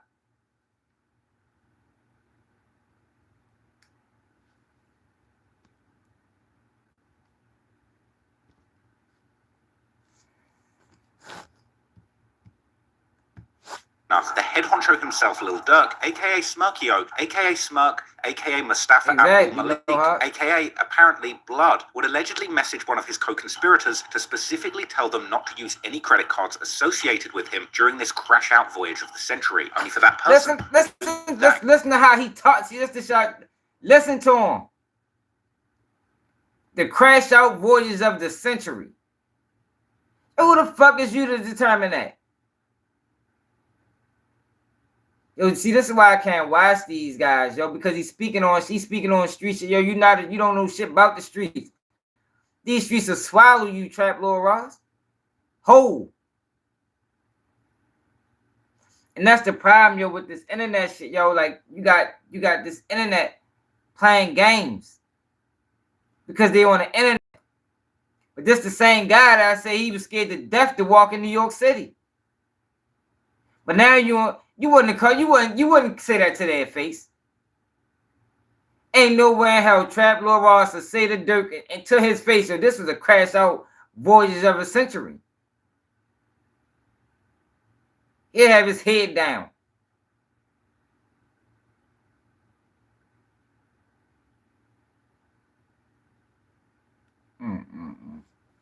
Yo. Better wake the fuck up, see what the fuck going on, man. And that's the issue. Dope Coyote. That's the issue. He making money speaking on shit he don't know nothing about. And motherfuckers is watching it and taking his information as fact. You got so many guys. That's why I say everybody's praying over the ignorance. Real street dudes ain't watching his videos and thinking he's spitting facts. He praying on the ignorant people that don't know about the streets. That don't know how shit go. And they watching that shit like, damn, that is what's really going on. Whole time they being misled. Just like the street guys being misled. Y'all both being misled. Both sides are being misled. The street guys are being misled thinking the streets is the only option. The people that's intrigued in the streets but not in the streets are being misled because they listen to non-street guys talk about the streets. Everybody's capitalizing off ignorance. Listen to how he breaks some of these lyrics. Listen to these are assumptions.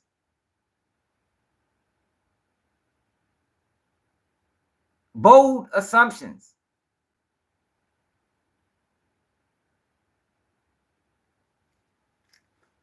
They bold assumptions, man. Listen to him. I keep pausing, yo, because he keeps saying dumbass shit.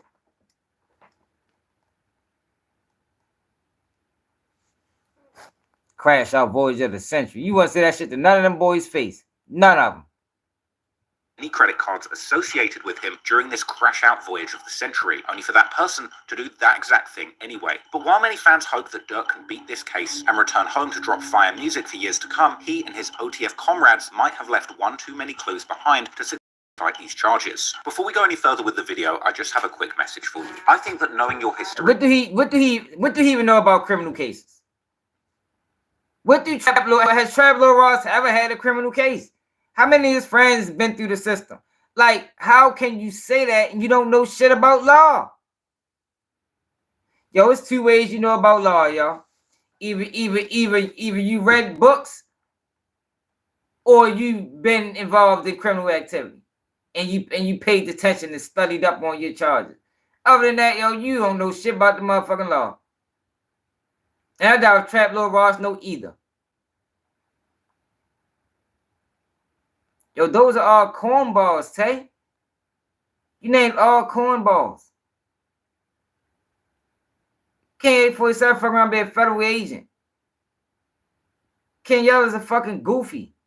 Look at some of the things he's doing online. These are goofballs, bro. These not substantial people. These are fucking clowns.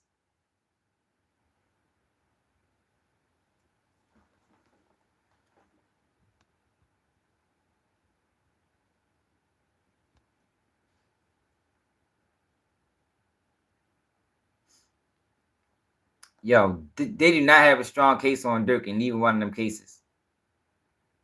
Now, can he get found guilty? Yeah, he can. But they do not have a strong case.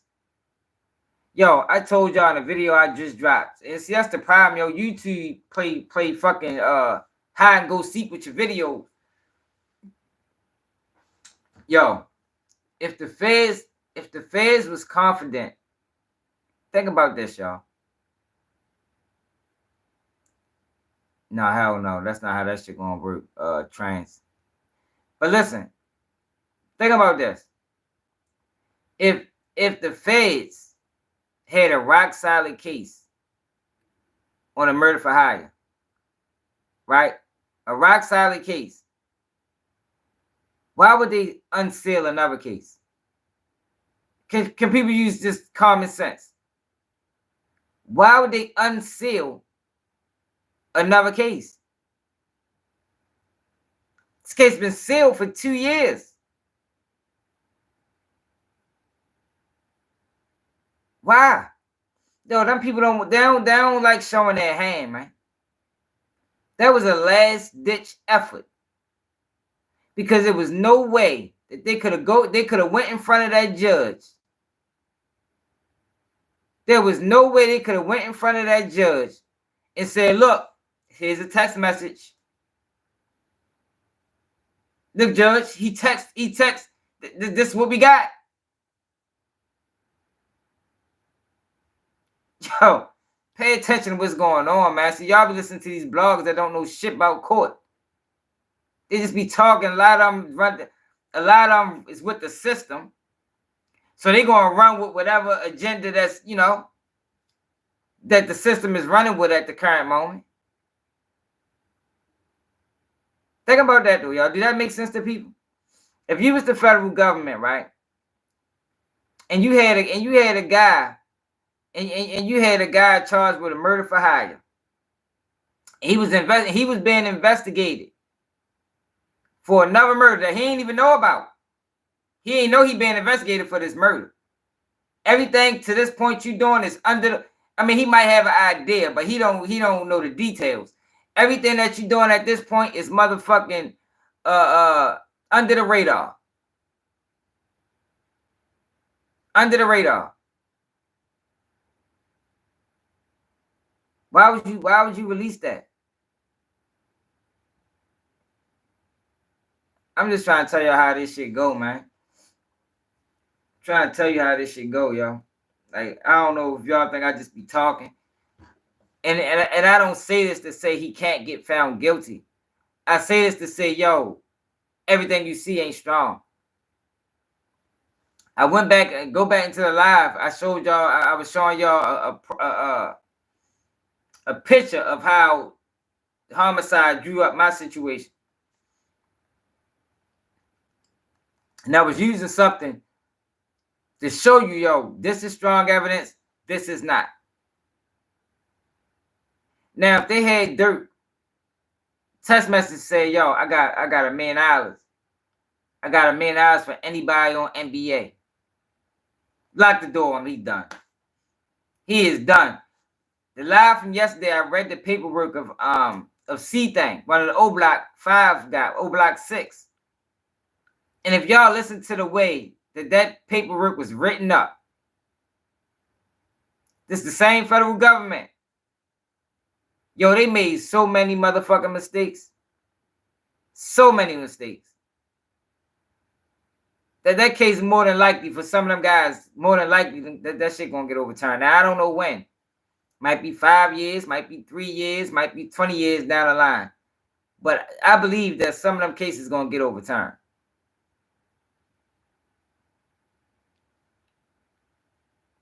Yeah, I know, because it's a lot of dependent factors, you know. But I'm talking about evidence. Evidence don't change. No matter who it's on, it's evidence.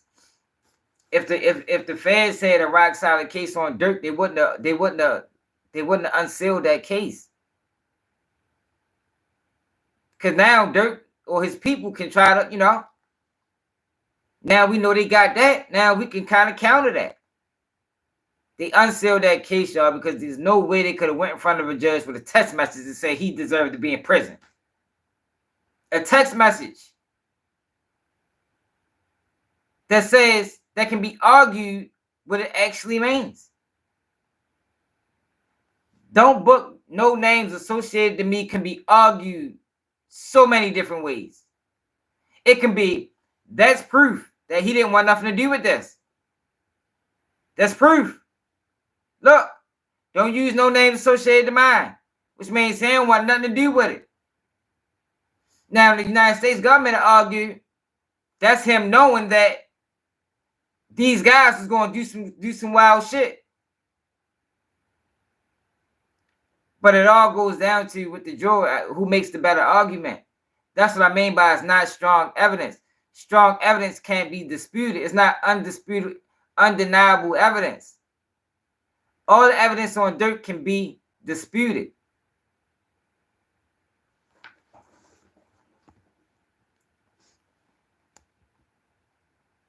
Sweet to Brazil, man. Make sure you subscribe to the channel. If you hit that like button, donate to the platform, support the movement, Cash App Baltimore swag. We just keeping it real, y'all. Where you come from and what makes you is so important in understanding who you truly are. Well, thanks to the sponsor of this video, My Heritage, also the street that he lived on. He actually lived on the same street as I lived on when I was a student. Birth certificate, something that's truly powerful and gives you a win to offer. Thank you, My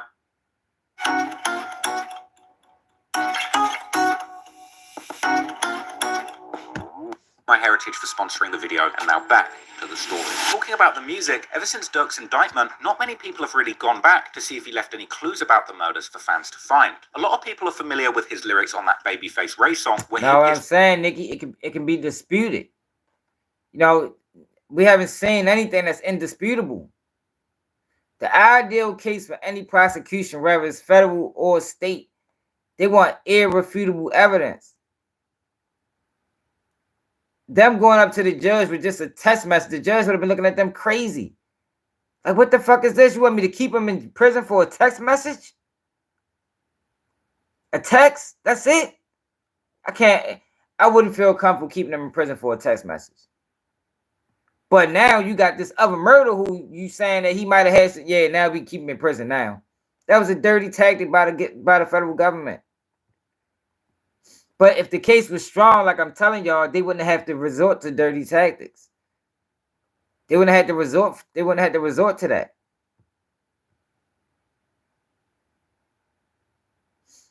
Exactly. What OJ got off. And it was mounting evidence on OJ. That's all I be trying to get people to understand, yo. Like, everything you read, it's like the internet automatically, oh, he's done. Look, they got him on. Look, like the O-Block case. Like the O-Block case. They got him on video running through the hallways. But then you see the video, you can't point out not one person in the video. You can't point out not one person in the video and say definitively, that's C thing, that's Kenny Mac. That you couldn't do that. Because the video footage was grainy. That's all I be trying to get y'all to understand. Like the shit I was showing y'all with the license. They played it up in court like, yeah, we found the license on the scene. But in reality, you found a license 35 feet away on the next block. Now we can work. As opposed to, I found the license on the scene. You'd have thought they found it, you know. I'm just telling y'all, man. Stop listening to these niggas. They don't be know what the fuck they be talking about. I think a lot of them freaking fucking agents. To rap lyrics that suggested he gave a green light to this hit, but it turns out that Lil Durk's iceberg of self-incrimination goes much deeper. In fact, I went back and listened to the very first album Listen to this though, y'all. where he appears to rap lyrics. Yo, how many songs have Durk referenced a location, a addy, a green light? Like, yo, how many songs have he said this? How many? I done heard Durk reference. Come on, Nightbot. I done heard Durk reference a addy in at least 30 different songs. At least 30 different songs. Before Pab Death, after Pab Death. So how can you just zero in and say, look, he talking about Pab right here? How can you do that?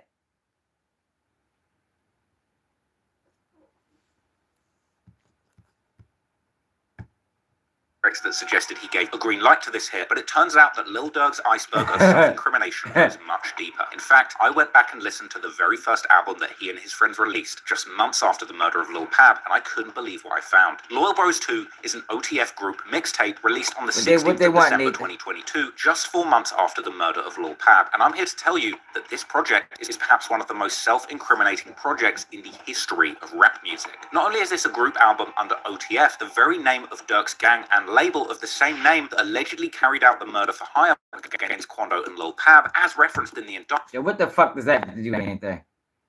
OTF is the label. He got 17 albums under the name OTF. You see what I'm saying? I said this is the bullshit that I be talking about. That's not what he said. Not only is it an OTF album, like how many albums do we got? Like, come on now, like this is insanity.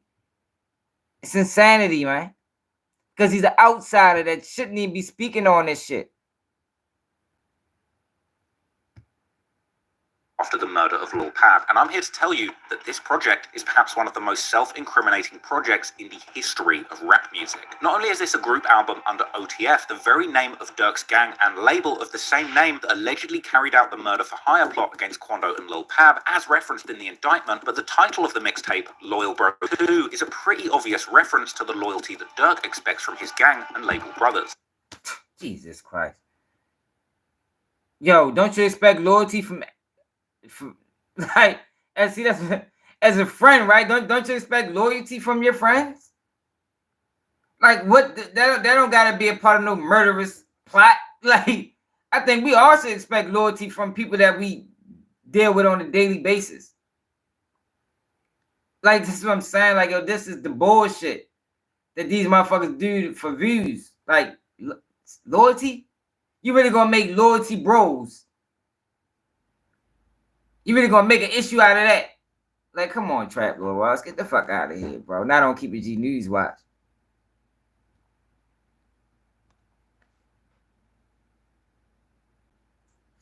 Yeah, I don't even think Trap Lord Ross listen to rap music, bro. I don't. He is not a hip hop fan.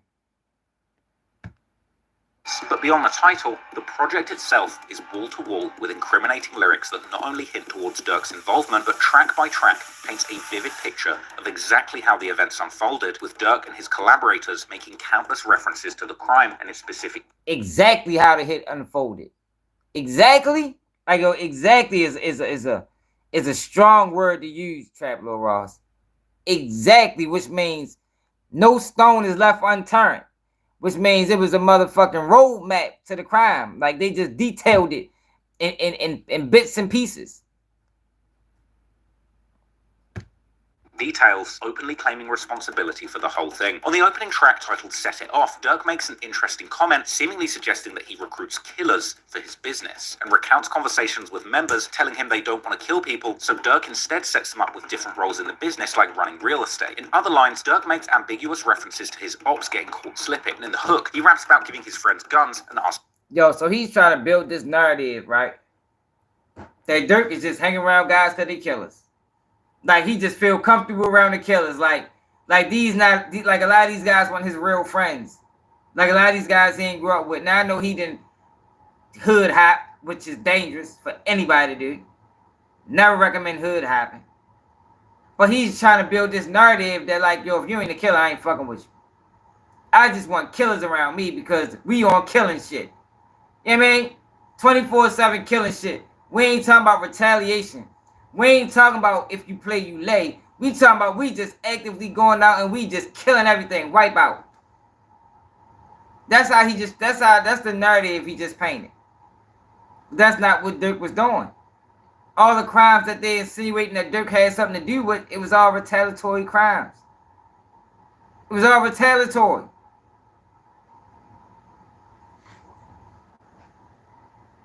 Right, J-Rod, like they on 24/7 get back. You feel me? Like, man, come on now, man. Like, this guy's out of control, man.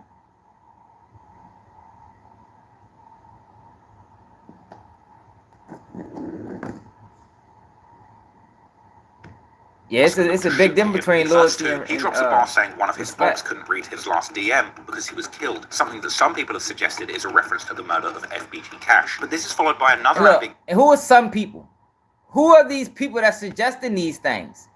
The federal government? Did the federal government put you up to this trap? Let us know, man. Hook, he raps about giving his friends guns and asking them to shoot for him. In verse 2, he drops a bar saying one of his ops couldn't read his last DM because he was killed, something that some people have suggested is a reference to the murder of FBG Cash. But this is followed by another Yo. Everybody know, yo, Chicago, they go live with their ops. They DM their ops. Yo, why do it gotta be FBG Cash? Why? This nigga Durk been a rapper for how many years now? I'm sure he done DM'd a lot of ops. Why does it have to be FBG Cash, y'all? Why? It can't be nobody else in the world.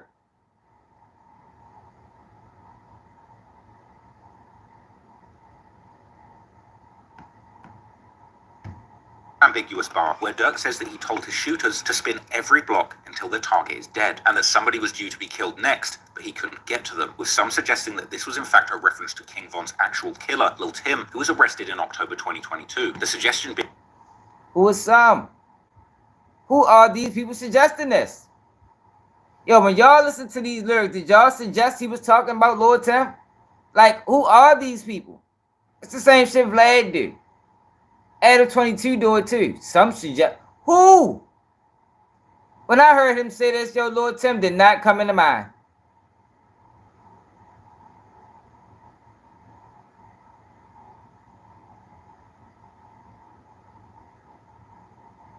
Yeah, Quano's got 32 months. 33 months, yeah. I'm sure he did. I'm sure he did. The way he was dissing. Sure FBG Cash had. And Quano Rondo had more apps than just Durk. Being that Durk's next murder for hire would have been Tim, but since he was in jail, they couldn't get to him. Then, on the second track, titled Mad Max featuring Future, in a bizarre display, Future seemingly opens his verse with a series of lines that again eerily mirror the exact details of Lil Durk's case, with Future rapping his Lil Bro, presumably Durk, drops bags and gets people killed and has people shot through the windows of their cars, and reference... Jesus Christ. How the fuck did he tie... Yo, he just tied Durk to a Future bar? So Future don't know no street guys. He just tied Durk to a Future bar. Like, yo, like, this is the shit I'm talking about, yo. Like, really? Like, yo, this is insane, man. He definitely just implicated Future. he just put Future in the conspiracy. Like, yo, this is dirty work, y'all. This is not blogging, y'all. I don't know what you call this. Like, They need to make this. They need to make a whole new form, like whatever the fuck this is.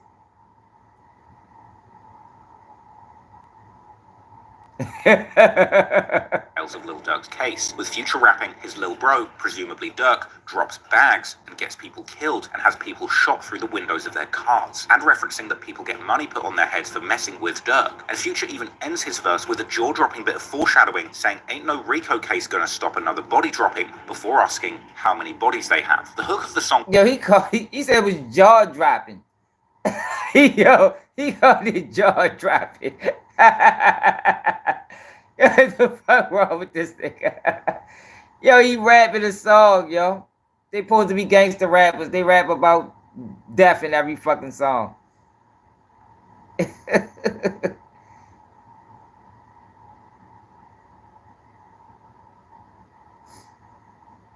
He might play. Hey, Nikki Love, are you familiar with YGG Tay from Baltimore? Nikki from Baltimore? YGG, let me tell y'all something, right? YGG Tay has 6 murder for hires. I did a video on him. He copped out to 20 years. 45 years with 20 suspended. 6 murder for hires, y'all. 6. Not 1, not 2, not 3, not 4, not 5, but 6. With the feds.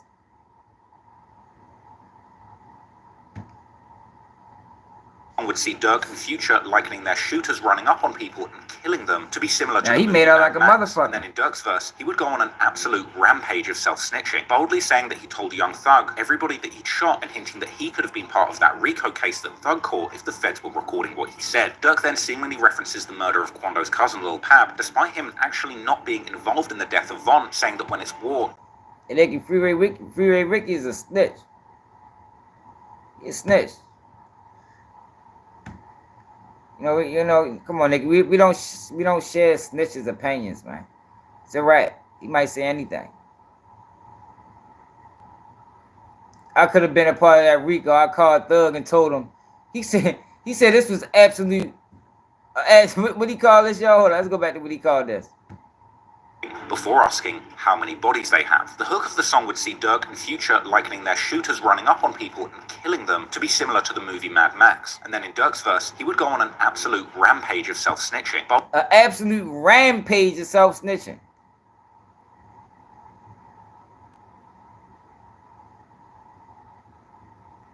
You said what happened? You watched the interview like 6 months ago with the motherfucker Loon and Trap Lil Ross that do YouTube lane. What you talking about? Oh, he leaned on Trap Lil Ross? Oh, all right. Trap Lil Ross needs to talk to me. See, y'all, man, Brandon Buckingham talk, yo. Brandon Buckingham don't do this type of shit. And he took my advice, and that video he did 2 million views. Took all the nonsense out the video, and that bitch did 2 million views. You don't gotta see, the problem is, yo, they think they gotta do this type of content for that bitch to catch traction. And you don't. You don't. Boldly saying that he told Young Thug everybody that he'd shot and hinting that he... Yeah, see, J-Rock, that's a lie. J-Rock, they talking about... J-Rock, you ain't see that video I did? I was talking about... They talking about D-Thing murder. The feds trying to get into that phone. They think that phone is going to connect Durk to the crime, but they can't get in it. They've been trying to get in it for 2 years.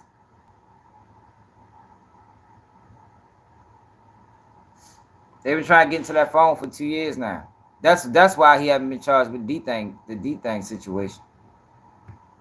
He could have been part of that Rico case that Thug caught if the feds were recording what he said. Durk then seemingly references the murder of Quando's cousin Lil Pab, despite him actually not being involved in the death of Von, saying that when it's war, you don't see famous names being killed, but they still try and kill everyone around their target. Yo, how is he mentioning Pab, yo? See, this one saying this whole video is a reach. How did you come to that conclusion? Whenever it's war, you never see main names. You got to get everybody he got. And he mentioning Pab right here. Where are you getting this from? Look, he put all these, what are all these souls behind him? Like, yo, these motherfuckers is crazy. Hey, what the fuck are these? The souls? These guys got to be stopped, y'all. Durk then references the rumors that he was involved in the Pab murder, saying that he doesn't admit to crimes, but the blogs seem to accuse him as soon as people die, and saying that he would never admit to murder and is happy that other people are claiming that body, a line which I think refers to an alternative narrative that was spread around, suggesting that Lil Pab was actually killed by drug dealers that he ran off on. Of course, when the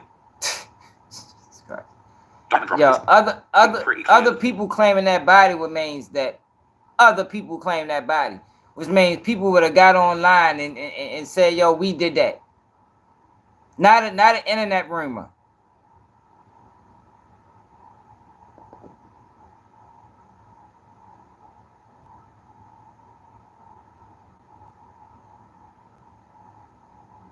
Yeah, yo, he's a plant, bro. Like, yo, what? Yo, he's a tech guy. What is a tech guy doing speaking on hip hop? He's a tech guy. I showed y'all, didn't I? I showed y'all the video of my man, what's it called? I'm dead on him. Byron Bleak. That was cap. Durk would then go on to directly deny blackballing Quando Rondo from the record industry and casting doubt on his criminal past, before Durk says that he is the person who chooses if people live or get killed. He later appears to reference 2 details from the murder of Lil Pab, saying the Switch is bound to kill their ops, free McAdoo, a 600 member who committed numerous murders, and then saying each. So why he couldn't have been talking about McAdoo got locked up for killing somebody with a switch? Why does he have to be talking about Pab? Like, get this shit off my screen, man. I can't watch no more of that shit. This guy's a fucking bozo. Where they find him? Take him back. Take his ass back. Let me show y'all who he is for real. For the people that didn't see it. See my man Byron Blake, man. Byron Blake be exposing these motherfuckers. He's the same one that exposed 1090J. 1090. I said Byron Black. God damn it.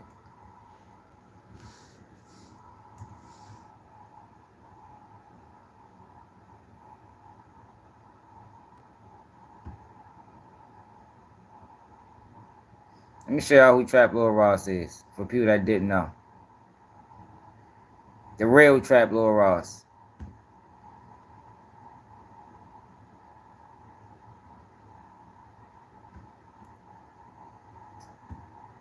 Trap Lil Ross exposed. Living with opioid addiction can be a struggle. Trapped in a cycle of opioid use, withdrawal, and cravings. Sublocade is for adults with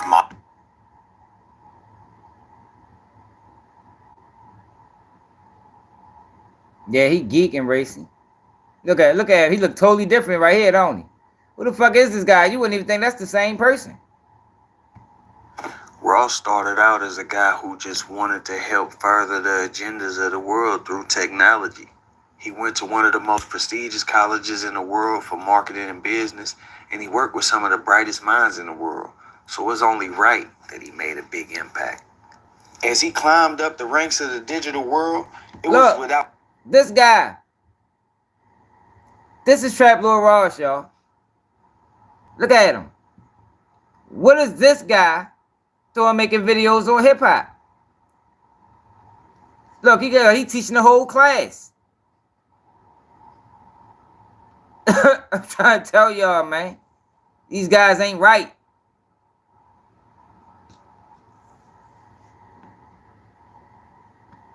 Without question that he was bright and had bright ideas, but he was lacking one thing.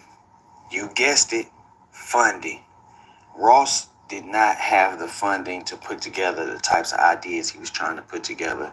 So he started doing small work for pay, shooting rap videos, working on short films, but he never lost sight of his vision to take his knowledge of the internet and his marketing schemes and use them to transform the landscape of the whole industry. With some very bright help, of course, in Jack and Gabe Whitehead, along with the fact that he already basically had a stronghold in the United States hip-hop scene with his brother Lyle lingering, having all of the connections that he has from Chicago to New York to even down south. You may be familiar with Lyle. You might have seen him running around the streets of Chicago, and you definitely might have seen him running around New York. Of course, we didn't know he was Ross's brother because we didn't know who Ross was.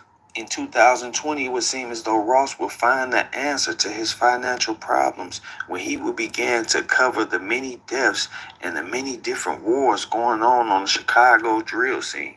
Using a combination of his knowledge of tech along with the curiosity of most drill fans, Ross would propel himself through the algorithm of YouTube by what many would say was exploiting the pain and suffering of these families. Not only were the videos about the Chicago drill scene among his most popular videos, but many were left to question themselves when they said he was doing it for monetary gain because he would seemingly tediously explore every single person that's involved in these gang wars, even the lesser known names or the people whose names were only known because they were alleged to be victims of certain rappers or certain cliques. Biggest issue coming out of Chicago seemed to be the fact that they felt like he was making a lot of money off of talking about Chicago warfare and Chicago issues, but he wasn't giving anything back to the streets of Chicago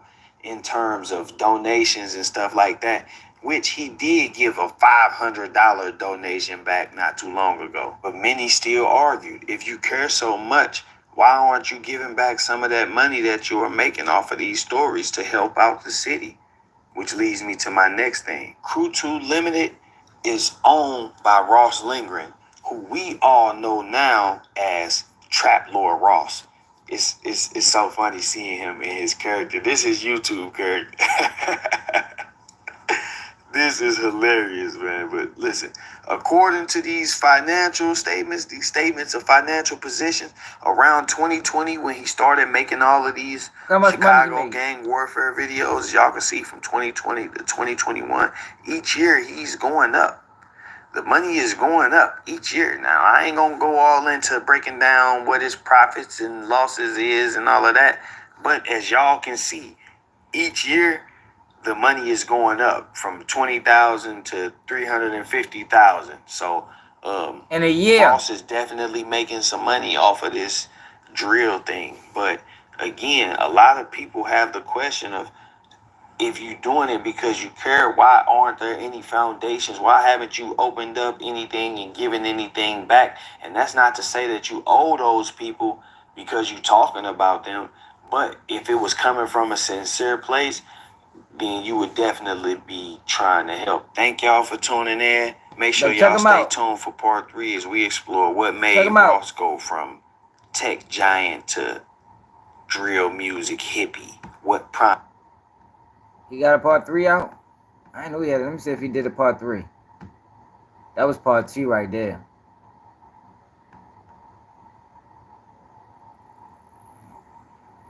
He ain't never do no part 3. Let me show y'all part 1. Trap Lord Ross and Mr. Fez use his videos and Julio Fulio.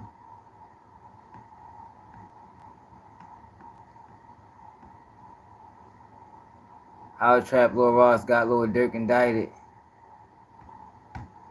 Alright, so this part 1 right here.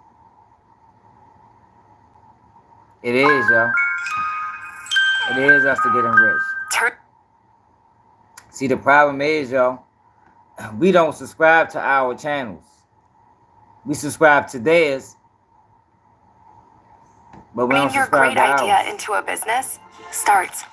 Ross Lindgren, or Trap Lord Ross, as he is known in the YouTube streets, is a British internet personality and content creator.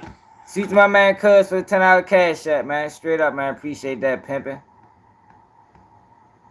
But for all of the hours of information he has presented to the internet, not much is known about exactly who he is. Today, we will take a look into that as we explore the depths of Wagner Regis to find out who is Trap Lord Ross. According to research, Ross originally wanted to be a banker, but somewhere that changed. And in 2015, then 21-year-old Ross founded a film production company called Stolen Productions Limited. This company was specialized in film production as well as other tech services. He would spend the following years learning to perfect his craft while studying at King's College, a university that has the fourth largest endowment of any university in the United Kingdom and the largest of any in London. King's is the fifth largest university in the United Kingdom by total enrollment. He was such a standout that while at King's College, Ross would even receive the honor of being invited to the Royal Garden Party. In 2016, Stolen Productions Limited would change its name and become known as Crudo, a company that made instant connections between producers and video production crews using a mobile app. This company also offered interesting and insightful advice on how creatives can be more productive in a world of digital content, film, and media. In 2019, Ross would seemingly test his knowledge on his own platform by rebranding his YouTube channel as Trap Lore Ross and switching from producing short films like A Monster Called Charles to documentary videos that cover the lives of hip-hop artists like Jay-Z. These documentaries were definitely successful by comparison to most YouTube videos, but it wasn't until he began to cover and investigate the many deaths of the Chicago drill scene in 2020 that his channel would start to gain notoriety in the US. While to many it may seem as though Ross just appeared on the hip-hop scene one day, that's actually not the case. Ross is the younger brother of Lyle Lindgren, a film producer whose history can be traced back to the 2016 Miami-based documentary Stranger Than Fiction, Fainor, which documented the story of a war in the streets of Miami through the business of a t-shirt maker. Lyle also worked with Kevin Gates on his video Had To in 2017, and as recently as 2023 has worked with the likes of A$AP Ferg on a documentary called Mouthful of Golds, the story of famous Eddie Plain from New York. According to sources, Lyle is currently Chicago-based. I got demonetized for doing a video on that. Causes much speculation about whether he has some ties to someone who may be giving him what he believes is insider information about the Chicago drill scene.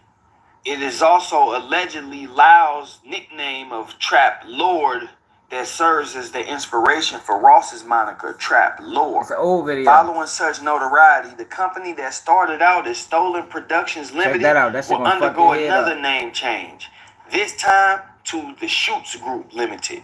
This change came with an expansion of resume. The company was now focused not only on filmmaking and producing, but also on temporary employment agency activities, as well as human resources provision and management of human resources. This is Trap Lord Ross, y'all.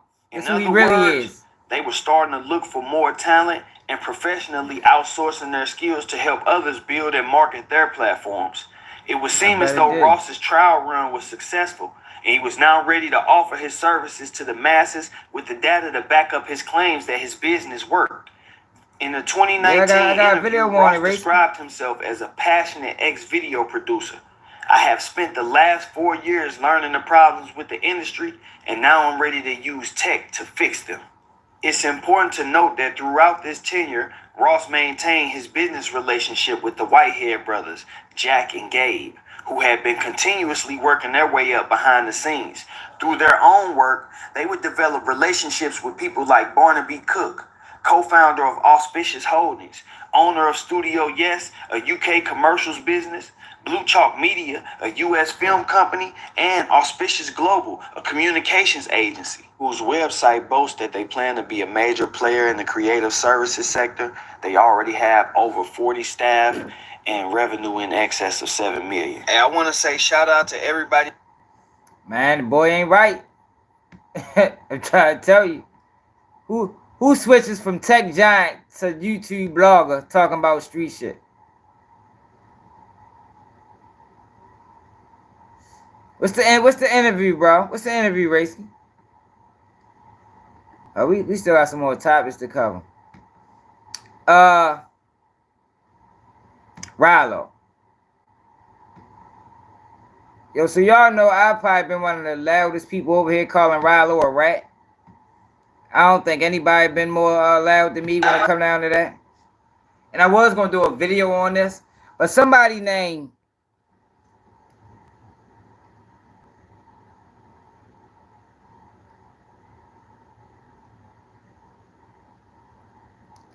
Tally fam gone. Hold on, let's see who he is.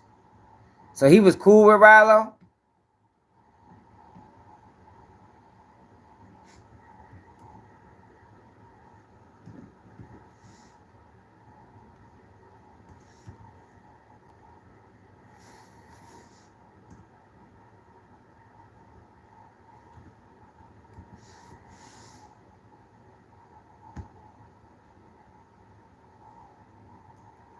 That must not be his name. Yeah. I was gonna do a video on this earlier, but we might as well talk about it now. You know, since ain't no school tomorrow. Hey, y'all niggas think y'all jammed, huh? So not Ralo, but somebody close to Ralo decides to press dude because Ralo was a rat. It's a goddamn shame, yo. Still people willing to jump out the window for a snitch. But that's the world we living in. But this is what happened, yo. Right here, nigga. I apologize to my brother right now, nigga. I apologize. Bitch ass nigga. Wait. I apologize. About what? Say that shit. I apologize. I was dead ass wrong. I'm sorry. I'm sorry for what? I'm sorry for going online tripping. I'm sorry. I go online and put. I'm sorry. I'm sorry. Hey, y'all niggas think y'all jammed, huh? Y'all niggas think y'all jammed, huh? That's what we doing? Y'all jump me. Y'all put y'all hands on me for calling Ralo a rat. For speaking the obvious. Why y'all ain't jump on Boosie? We went to go see Boosie in person. Why y'all ain't swing on Boosie when Boosie told Ralo to his face, show me the unsealed documents? Cause y'all niggas bitches. Yeah, there is some bitch ass shit. They got pics. The fuck this say? On Instagram talking shit about me. He said, fuck my honor. I said, fuck his. I said, fuck his. He rich. So they gonna ride with him. Come on, bro. Y'all ain't showed apart. How y'all had the straps on me and how I took my shit like a man. I could have ran. And these niggas telling. There's a lot of telling going on. Bro, fuck that clout chasing. So be it. You took that shit on the Chain Gang. And if so, they put it on there. They had guns. Why y'all ain't jump Boosie like that? Why you keep throwing Boosie in the mix? Obviously they got picks. Obviously they got picks, yo. But I've been calling Ralo a rat for the longest time. Think they gonna jump on me? Shit. I've been calling him a rat for the longest. But hold up, let me trip. I wanted to watch this, y'all. I real life forgot about Marvin Gaye, Mo. So that's the end of the singing discussion It's right funny, there. Umar. But let's get back to the women discussion. You said y'all had the bad youngers? Dummy, DC women bougie as a bitch, yo. They all think they belong on Love and Hip Hop for real with they dumb ass. You y'all like throwing me off, Mo. Yo, our whores got swag for real, dummy. And they look way better for real. What is you talking about, yo? When it come to be more women, y'all real live act like the men. My mothers one told me I'm fine as a whore. I'm cute as a bitch. Slim, don't talk to me like that. Eyeglass shit out you, Mo, real life. BC girls wear too much makeup, yo. Where the fuck is you going? A funeral, bitch? You better be more Johnson shout out, Mo. Slim, I don't know where you be at, but the ones I seen look just like they father, Mo. Zach Randolph in the face. Yes, Big Zebo. Fuck you talking about? You bluffing, bitch. Fuck is you talking about, yo? And be more bras, coochie jive like smell funny, Mo. Let's be your upper lip, bitch. They need to lay off the crab legs and the shrimp and eat some more pineapples, Mo. That's it. If I see another DC girl with colors in her locks, I'ma lose it, yo. The blue, what is you doing, yo? I'm dead serious, yo. Yo, who the fuck is that, yo? Yo, y'all dead ass not having this conversation without New York in the building, you heard? Waves on swing, so they hate on me. What's up, dickheads? Pussy? Yeah. Hey, yo, he funny as shit. Hey, yo, but Famous Richard, y'all. Famous Richard say he got shot. He got backdoored by Instagram page doing promo. Now I don't think he did. But if he did, his ass just got on camera and just started snitching. I love y'all, folks. On King David, folks. That page just backdoored me for I love y'all on Biddy, folks. Motherfucker just shot me for I love y'all on King David. I think it's a play. On King David, folks. That page just backdoored me for I love y'all on Biddy, folks. Motherfucker just shot me for I love y'all on King David. His numbers probably going down. Let's see if his numbers going down. His numbers might have took a hit. Fuck that boy name is Famous. You know, when niggas' numbers take a hit, yo, they start resorting to anything. Let's see. Hit that like button, y'all. They probably did rent the ambulance. Look, somebody reported Famous just got popped playing gangster. Street News TV. That shit ain't real. Shit is not real. Look, he wanted his name back in the algorithm. He ain't there doing no numbers. His views probably fake.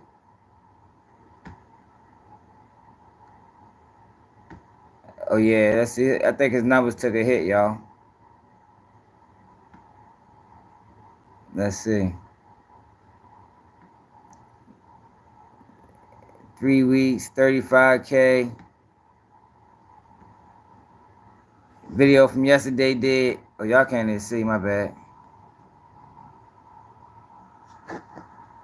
16K, 42K. Yeah, his numbers down.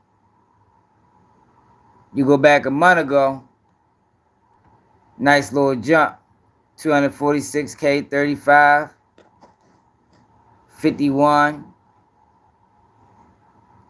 They ain't shoot him, man. He trying to get his name back in the algorithm.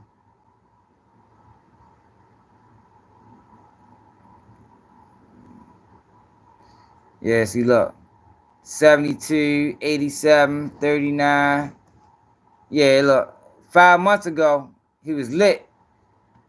31, 222K, 27, 132. Yeah, so this is what guys do, y'all. The goofy shit that they resort to when their name die down. But see, that's what I be talking about, y'all. That character shit run out. You know, when you're a character, you have to keep reinventing yourself.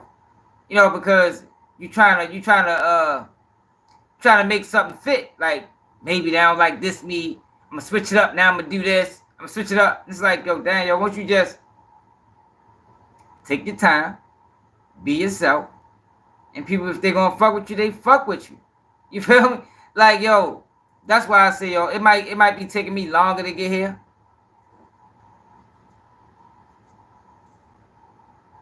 Oh shit. Yeah, thanks, Racy, because she was tripping. It might take me longer to get there. Yeah, but once I get there, I ain't going away. Cause I'm me. Y'all fuck with me for who I am, not for who I'm trying to be, not for no character that I'm playing. Like, yo, I'd rather just take my time and do that shit right. Cause I refuse to resort to the play running. It ain't even that deep. Yo, can we get 8 more likes? Yo, hit that like button. Yo, make sure y'all donate to the platform, man. See my man Raysky, man, for whatever he sent, man. I appreciate it. You heard me. You heard me. Look, this little kid just told too. I got shot by the ops. The speed shot me. That's what happened. Look, he out here snitching. These young kids crazy, man. Crazy, crazy, crazy. Look at him. Yo, remember what I told y'all about how guys come from prison, then they shoot straight to the moon? Keep an eye out on them. This another one. Another one that came from prison and shot up on YouTube. I ain't just get out. Damn, did I want to get out? And I said, yeah. Okay. Yeah. You don't just get out. You gotta do something. You gotta do something to get out. So you say yes. You're released from prison. How, gang? You keep going too fast. I ain't just get released. So I want everybody to know the truth. You know what you got to do to get out of that, right? Yeah, he's super goofy. My son, gang. Super goofy. But it's all good because I can have another one. All right. Okay, so you had to sacrifice your son to get out of prison. Before I got on my mama. But I don't really trip over because, like, you can have another one. Right? What's one? I got 2 balls. Had 2 sons. Yo, this is despicable, yo. Like, yo, damn, why, Jesus Christ. Yo, why you gotta do this, yo, to get attention, bro? Like, you don't have nothing else to offer to the world. Like, nothing else, bro. Like, this is all you got. Okay. Yeah, I got to win, gang. Them little young kids. That was the same little kid that was beefing with his mother. His mother was leaning on him about him bragging about killing his cousin in the song, and she talked about how it was separating their family. And these fuck boys interviews him. Like, the mother was getting on him for the goofy shit he was doing, and you motherfuckers start doing stories on the kid. Like, I was disgusted about that, man. That was terrible. So basically, y'all just went opposite of what his mother was trying to teach him. His mother was trying to teach him that he did wrong for dissing his cousin in the song and how it was separating the family. And these motherfuckers interviews him and blow him up. Blow him up. So now, everything his mother said was irrelevant. I covered that, but I ain't mentioned Shorty's name. That didn't make you feel bad, or like, you know, what was the process like for doing that? Come on, gang. I'm half blown out of the game. Yeah, he killed his cousin. I know. Just like Moses knew. Yeah, when God told Moses to kill his son, he was going to do it too. But I actually did it, right? Stop playing with me. I got the power. He didn't get all the power. He should have did it. You know, if it was real, Edward? No, I ain't just get out. They definitely value views over integrity. Yeah, but I think he one of them ones that came home and shot up on YouTube. Another strange one. Another strange one. Then we got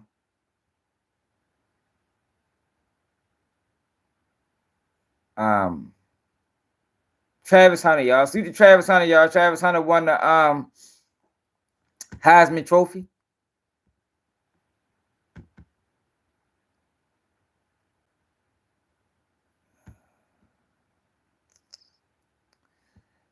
Yo, I swear, y'all, I do not like what they did, y'all.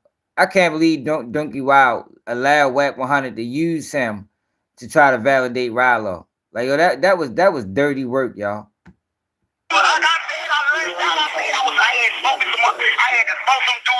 You think so? I like Jensen. Why are you smoking deuce? I went to going through it. Come on. I ain't got nothing in this motherfucker. I got to be going through it. I went through it. I had to smoke some juice. I lunched out and fed the shit. You feel what I'm saying? Yeah, I did it. You see, but like why are they talking to each other? And you knew that the people would watch you at this time. Right. You said it on IG. You said it in interviews. You were vocal about it. Take us through that whole day on April 14th.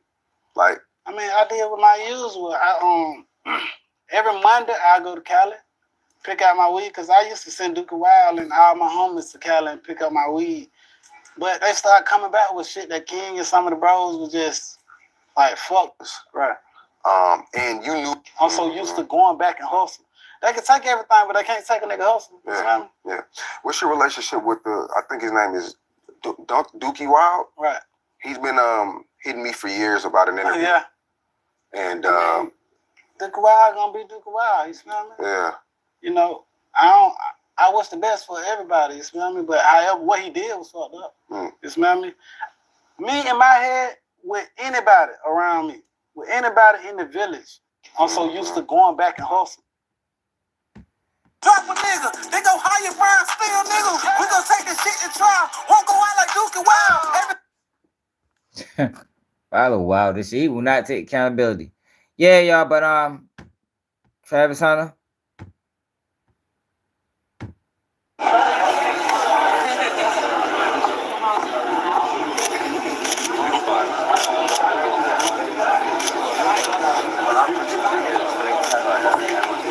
know, bro. The real one, the big one, not the little one. Him, not Jim. Hey, yo, shorty going, yo, that motherfucking girl, he got around him, boy. Good luck, my guy.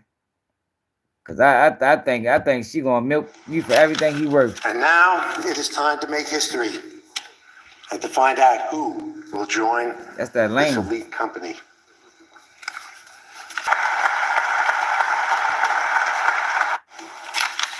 And now, Yeah, yo, she gonna milk him. It's gonna be a sad day when it happens, because he gonna be stuck. He gonna be stuck when it happens. When Jay was Yo, now Larry Johnson has issues, man. Like he done did interviews talking about the NFL was fixed, which I can't believe. But now listen to this interview now, man. What's up with Larry Johnson? Is he clout chasing or is he off? Or he got CTE? And it's crazy, yo. We living in a world now, yo, where people know you got some mental health problems, and they still put a camera in your face. They still put a camera in your face and really watch you self-destruct for views. going after B, B was a very young woman. Now, I did a Rockaware photo shoot in Colorado, and I think it was during the winter time of 06 or 07.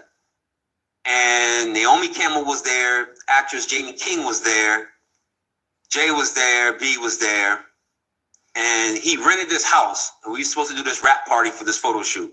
We rented this house, and we were watching LeBron play. And after the game, it had to be like 10 or 11 o'clock.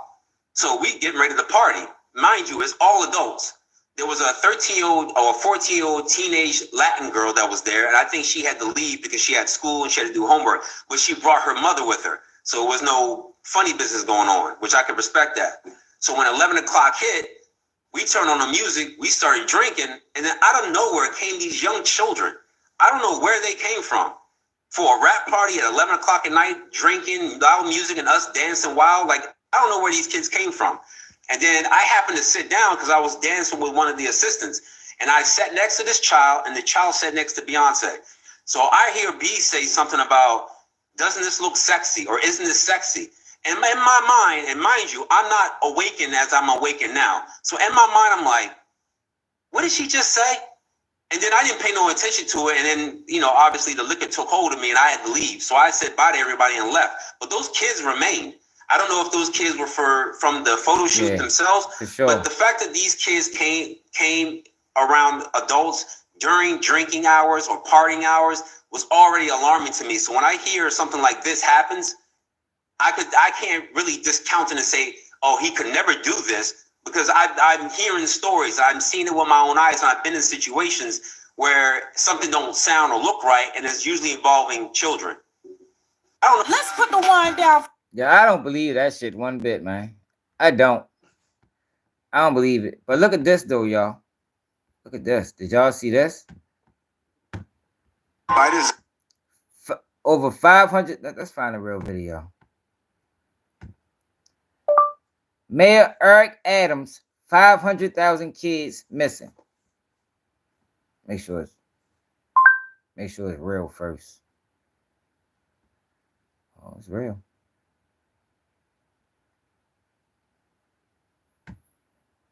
Yeah, how do you lose 500,000 kids? See, this the shit that they be doing, y'all. This is shit I be talking about. Like, yo, this is what I be saying. If the industry really is preying on children, it's a system, y'all. And that's my issue. Even if these guys are doing this, it's a system.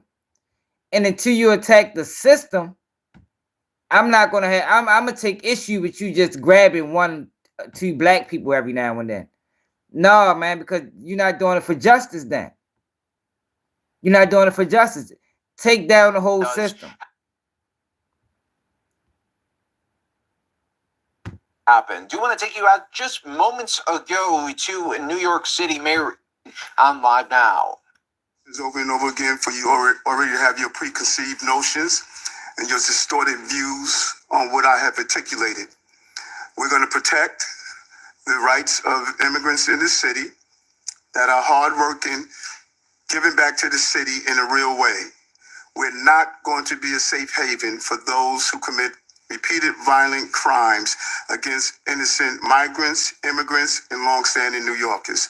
That was my conversation today with the border czar to figure out how do we go after those individuals who are repeatedly committing crimes in our city. We're going to tell those who are here, who are law-abiding, to continue to utilize the services that are open to the city, the services that they have a right to utilize, educating their children, healthcare, public protection, and the things that we have long been proudful in doing so. But we will not be a safe haven for those who commit violent acts. We don't do it for those who are citizens, and we're not going to do it for those who are undocumented. Yo. I was just thinking the same exact thing. Why he didn't say this at first? When they were shutting schools down in New York City. Yo, they shut schools down, y'all, to house migrants. Like, what the like, yo, how can you justify that? He got on the platform. He had a conference one time and he told people, open your house up to them. You know, let some of them stay with you. Like, yo, what? The fuck is you talking about, Eric Adams? This guy's a complete, I don't know what you want to call him. Mistakes in the past by preventing to keep our city safe from those who have committed repeated acts of violence, particularly these dangerous gangs that we have witnessed in our city, and we're not going to continue in that direction. I'm going to answer a few questions, and then I am leaving, because it's not going to matter what I respond to anyway. You have your preconceived thoughts already. Okay, first of all, I do not have a preconceived thought. I want you to know that right from the start. Thank you. Number one here, are we talking about people who are just charged, or does that, convicted, or does that include charged? And how exactly? That I'm looking to deport undocumented people simply because they are documented dreamers, for instance, asylum seeker. Incoming head of. However, you guys are going to be part of that conversation. You've mentioned, Marshall Kramer's show is looking at executive. I'm trying to find a part. We cannot allow dangerous individuals to commit repeated violent acts. Living in a shelter. Thank you so much. Mr. Roman made a specific request from the city in order to work with you in this crisis. His desire is clearly, again, with my in the states, they want to protect everyone but innocent individuals who are victims of crimes and children. I want to support and protect. The Blasio administration did to limit interactions with ICE and other immigration officials. I continue to stand by that. Yo, 500,000 missing kids is insane, yo. Like, how does that happen, yo? And it don't be intentional. Mr. Mayor, I wonder if you can detail exactly the kind of cooperation the NYPD will be giving to federal. My authority using executive orders to now to let NYPD officials enforce them with ICE officials now, so that you can begin doing what you just said you want to do. Let me tell you, safe in the city, and all law enforcement should play keeping New Yorkers safe. Hold up, fuck that shit. Let's go to here. Administration that was there in the meeting as well. We have 500,000 children who have sponsors in this country that we can't find. We can't find them. We don't know if they're doing child labor. We don't know if they're doing sex crimes. We don't know if they're being exploited. 500,000 children. Biden's administration. Yo, 500,000 children is nuts. Yo, that is wild. 500,000, y'all. Who had sponsors in this country, children who in the meeting as well. We have 500,000 children who had sponsors in this country that we can't find. We can't find them. We don't know if they're doing child labor. We don't know if they're doing sex crimes. We don't know if they're being exploited. 500,000 children. There's a level of hypocrisy that everyone that states they want to protect everyone but innocent individuals who are victims of crimes and children.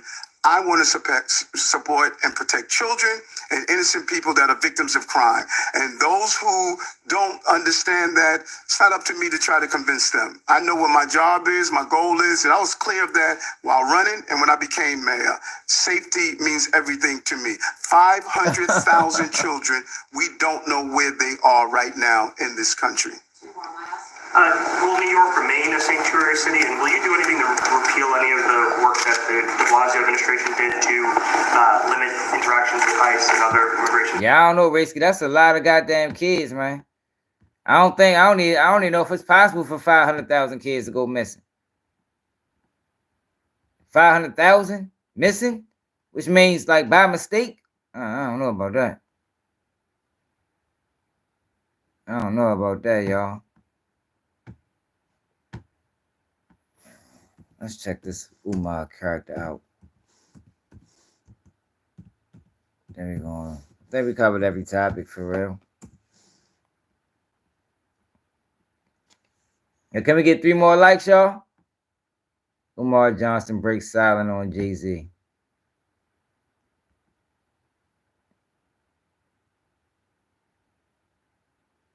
Okay. See, they're not trackable, but it doesn't mean they're in trouble necessarily. Sweet the Bahamas, man. I have seen some of his kids. Oh, okay.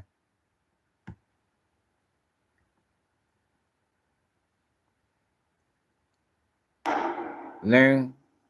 Trap Lil Ross. All right. Oh, shit, I ain't trying to watch all of this. Already blew up. Puffy is at the top of his game. So they were still the kings of New York 24 years ago. They were still the kings of hip hop 24 years ago. So Free if J-Lo. you are Jay-Z and Sean Carter, Jay-Z and Sean Combs, Sean Carter and Sean Combs, why would you risk a witness? Hey, William, that's not happening, taking William. in you? Stop listening to them blogs that's lying to you, Why man. bring the witness into the room? I just thought that was a little odd. So anyway, she says Sean Carter assaulted her first, held her down. When he was done, he backed up, and then Sean Combs proceeded to SA her as well, yeah. assault her. And then after he SA'd her, he tried to force her to engage in oral sex. She began punching, fighting. She hit him on the neck. Sean Combs backs off. She says she somehow stumbles out of the room, gets her clothes, gets dressed, gets outside. She runs to a gas station. She ends up at the gas station. The gas attendant could clearly see that she's perturbed, she's distraught, she's bewildered, she's traumatized. The gas attendant allows her to use the telephone. She calls her father. Now, this is important, Art, because now you're implicating your father. You're implicating someone else in this now. She says she called her father. Pop said he don't know nothing about that shit. The father. Hey, I really want to. Where are the Diddy haters went? Like, yo, remember, y'all? We had a whole rack of them motherfuckers over this bitch. We over here telling the truth, telling everybody that the allegations is felonious, telling everybody that there's not going to be any more arrests.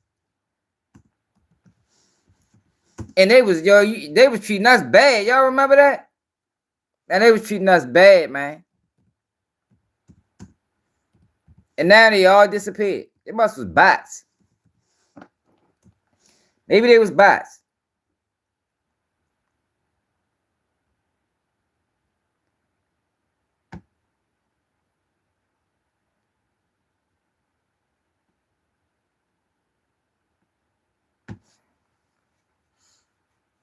Maybe they was bots, y'all, because where the fuck did they at? They was coming in droves. I was telling y'all, like, well, these lawsuits is phony, y'all. No, it ain't. Diddy did this to a 13-year-old. Diddy did this to a 9-year-old. I'm like, yo, we read the lawsuits, y'all. They all sound crazy. They all sound like a movie. No, it ain't.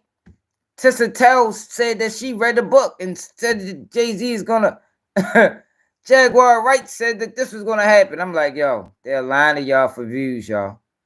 Watch, you'll see. And now they all gone. Now they all gone. Do you hear? I'm talking about the lawsuits.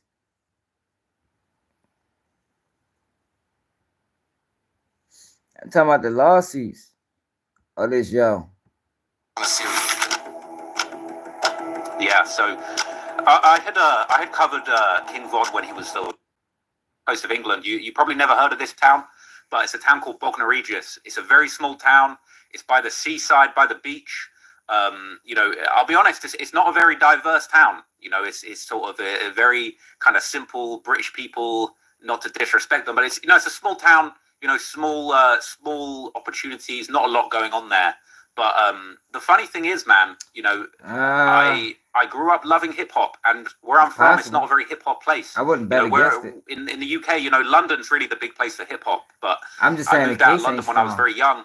But fortunately, I grew up just when the internet was really kind of hitting, and so I was a young kid, you know, 9, 10 years old, on the internet, downloading music, listening to people like Jay-Z, 50 Cent, Eminem. Oh my God. And you know, my parents didn't understand.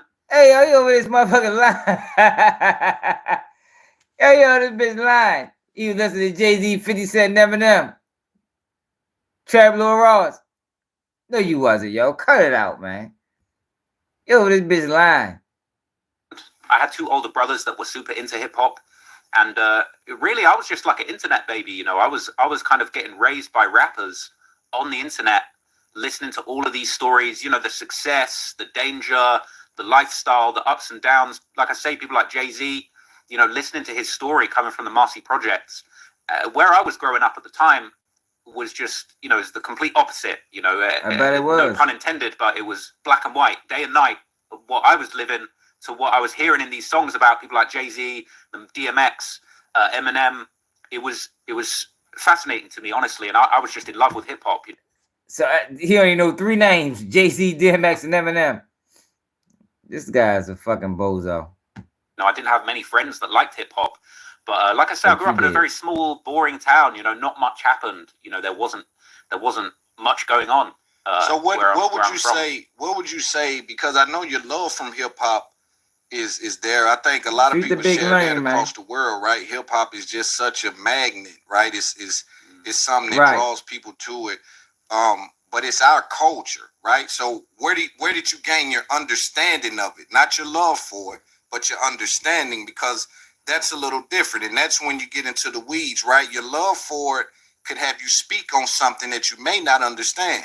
So now we got to figure out where the understanding of hip hop and that culture comes from, seeing that you did grow up in an area that really didn't have all of what we've been through, right? Like me. Great question. Did you ever do backwards flips on mattresses, or play football up the hill, or knick-knock, or do you even know what knick-knock is? Or, like, you know, some of these things what our culture grew up in, it's like, where did you get your understanding of it? Was it through the music? I used to flip like a motherfucker on that. Is knick-knock, is that like when you knock on the door and run away type shit? Yes. In the UK, we call that knock down ginger. Okay, so it's different, different verbiage.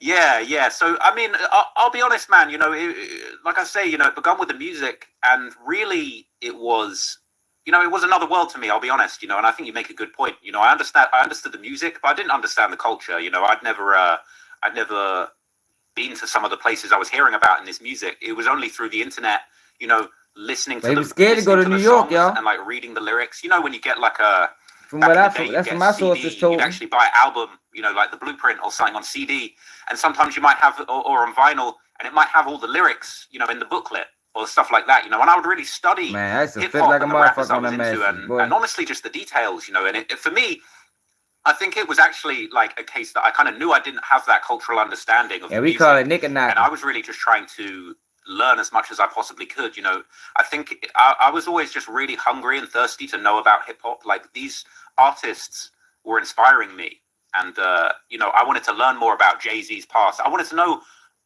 what's it like in New York. You know, what is the Marcy Projects like? What's the history of these places like? Then why, when you had the opportunity to go, you ain't go then? You had the opportunity to go. What's his name? Ross Lindgren. And you didn't go. You passed it up. It's a fucking lie. And really just between listening to the music, you know, doing research on the internet, that type of thing, you know, I was just obsessed with hip hop and these rappers that I idolized. And then over the years, you know, I just learned more about it. And, you know, it's kind of an interesting transition because when I was 18, I moved to London. I kind of moved back to like the center of London. And, you know, London's interesting because, you know, unlike where I grew up, you know, London is very multicultural. You've got a lot of people from different backgrounds, you know, Black, Asian, you know, obviously there's a big Asian sort of community. And you're a fucking bozo. Our culture, what only Black people can listen to hip hop? You a fan, bozo. I can't go New York. Got too many convictions, and it was a hating question. Yo, a Scottish outlaw. I need you to write that for me in English, because that don't even make sense at all. Nothing you said makes sense. No, Black people can't. It's not Black people can't just listen to hip hop. The question was, what do you know about the culture of the music you're listening to? Not Jay-Z's history, not Marcy Projects, the culture. What are things that these people grew up on? What do they like to do? That's what he asked them, fuck boy. And he didn't answer that question because he doesn't know anything about the culture. In the UK, you know, people of Indian and Pakistani descent, especially as well, like Afro-Caribbean people from, you know, different areas, different countries in Africa and stuff like that. So it was interesting for me. I kind of moved back to London. And, you know, I'll just be real with you. You know, I came from a place that was very white. What's up, Gabriel? You know, there weren't really many Black people growing up where I grew up. You know, we probably had like one Black dude in our school, realistically.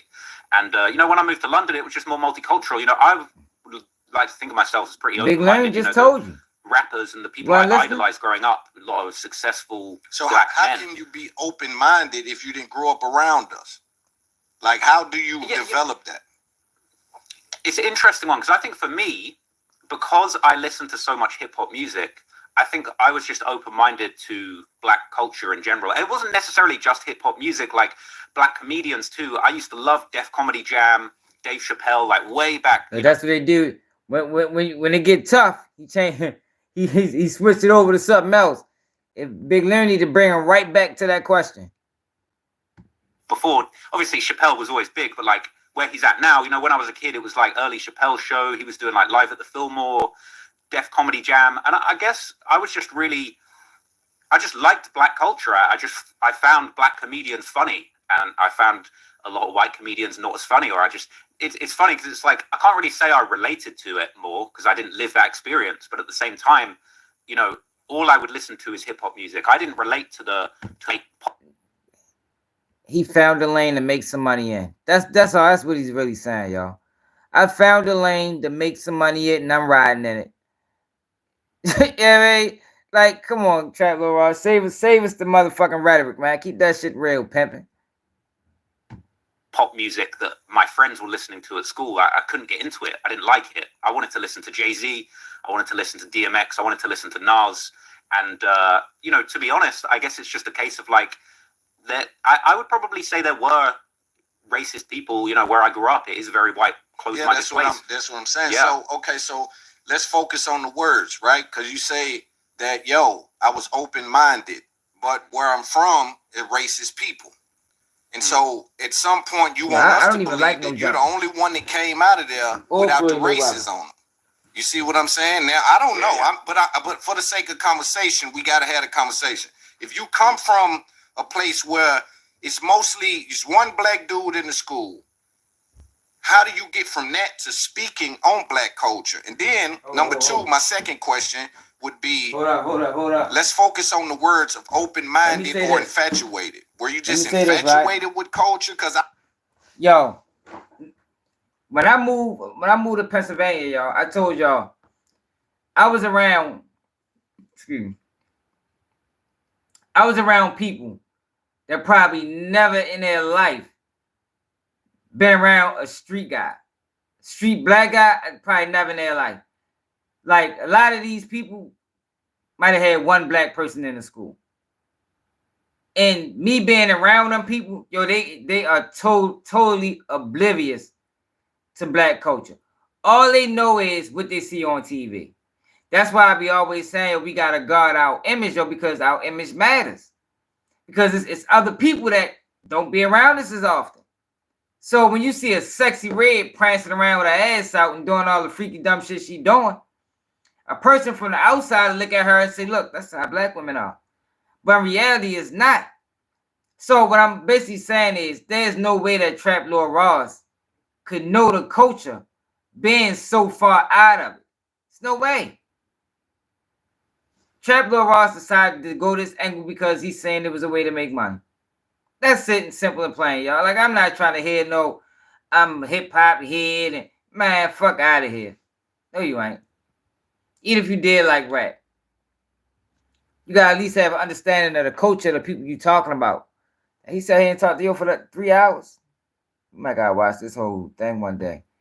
We're gonna watch a couple more. I was infatuated with my own culture as a youngster, like you say, Def Comedy Jam, the rap stuff. But for you to be open-minded would kind of speak to an understanding. You see what I'm saying? Open-minded doesn't speak to engaging with or like listening to or, you know, seeking after. It kind of open-minded, in my opinion, speaks to an understanding of that culture. So help me with those two questions. Yeah, I guess the way I see it is it's just like, you know, I gained a lot of understanding and knowledge about hip-hop through listening to hip-hop music. It was the only genre that I wanted to listen to, you know. I think, and I don't think it's necessarily fair to say if I'm from an area that's like predominantly white and there are a lot of racist people that necessarily makes me racist. You know, I left that area. I moved to London. It doesn't make you racist, but you do come from, you know, your environment does dictate your outlook, right? And it's hard for me to believe that you can come from a place where you see no black people at all. And not that you're racist, right? I don't want to say you're racist because I don't think you're racist. I really believe you enjoy our culture. But I think your understanding of some things that happen in the culture can be off a little bit. And that's why we're going to have a conversation to kind of see where we live at. Like, what can we do to either figure out, oh, yeah, fuck, I didn't think about that. Or, no, I thought about that, but this is just how I look at it, right? So I'm thinking when you come from, and I don't want to hang up on this a lot, but if you come from a place where you see one black person, right? First of all, how did you discover hip hop? Was it the internet? You're watching Twitch. It's the finals, and the play of the game is coming. They make the move, the crowd goes wild, but you missed it because of an ad. Here's how to make sure that never happens again. This is Pi, the fastest growing, highest rated ad blocker out there. Downloading it is simple. In just 3 steps, you can say goodbye to ads on Twitch forever. Simply search for Pi on the Google Chrome store and download the extension. Now, just enter a few details to make an account. And last, just make sure the ad blocker is enabled, and that's it. No ads ever again on your favorite streams. It even works on YouTube and Spotify too. Take your stream back from annoying ads and download Pi today.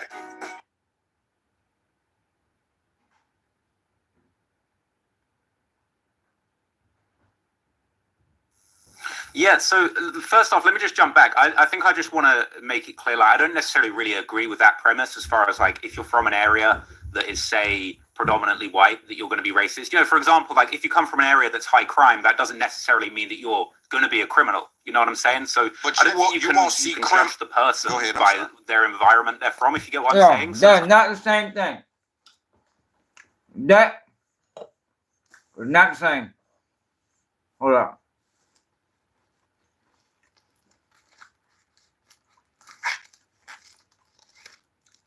But hold up. It is kind of,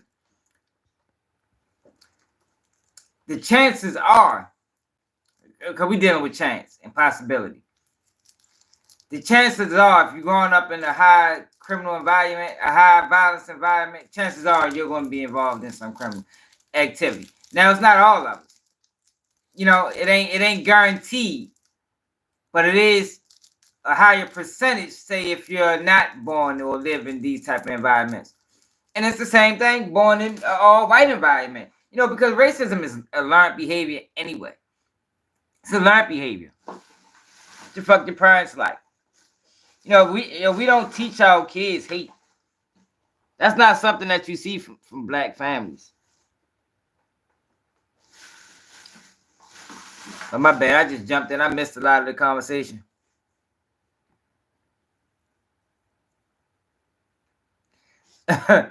Ali, you better chill out. You never know who's watching.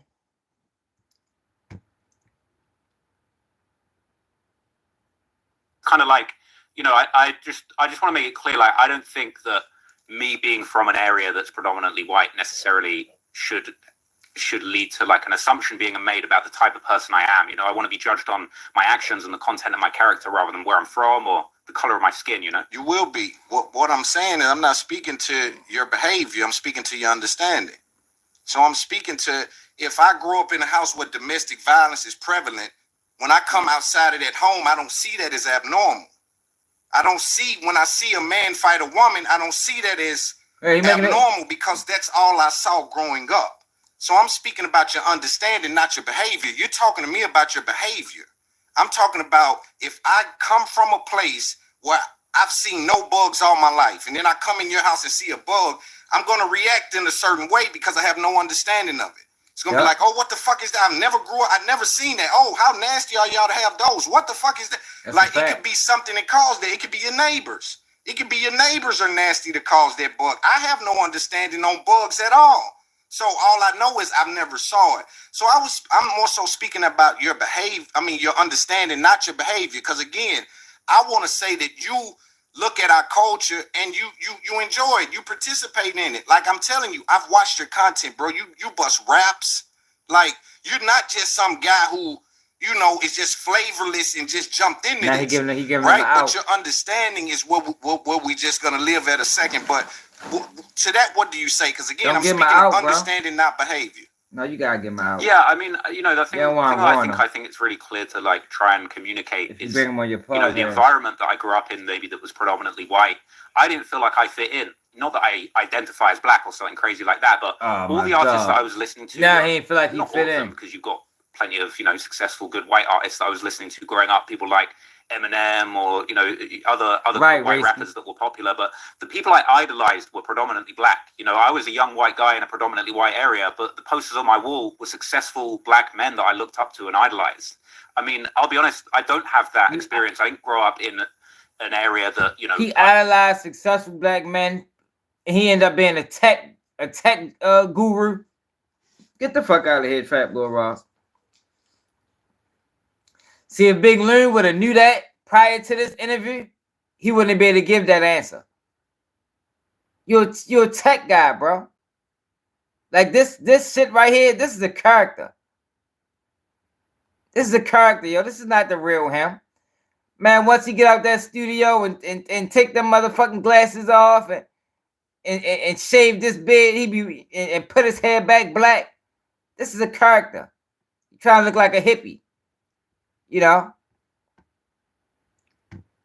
I didn't grow up in a predominantly black area with some of the, maybe for example, the socioeconomic problems that might go on in some of those areas traditionally, right? So I'll be the first to throw my hands up and say I haven't been through that struggle. But for me, I think as a youngster, when I wasn't in that sort of area, I think the music was like a window for me to understand black people and the black struggle. I don't pretend that like I know what it was like to grow up in the Marcy Projects, but I think listening to nothing but Jay-Z songs growing up, it gave me that sympathy. And then I knew black people growing up. No, we don't want sympathy, y'all.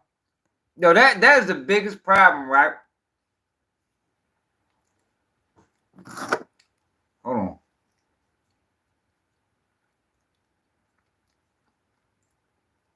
Yeah, that's a huge problem in the world.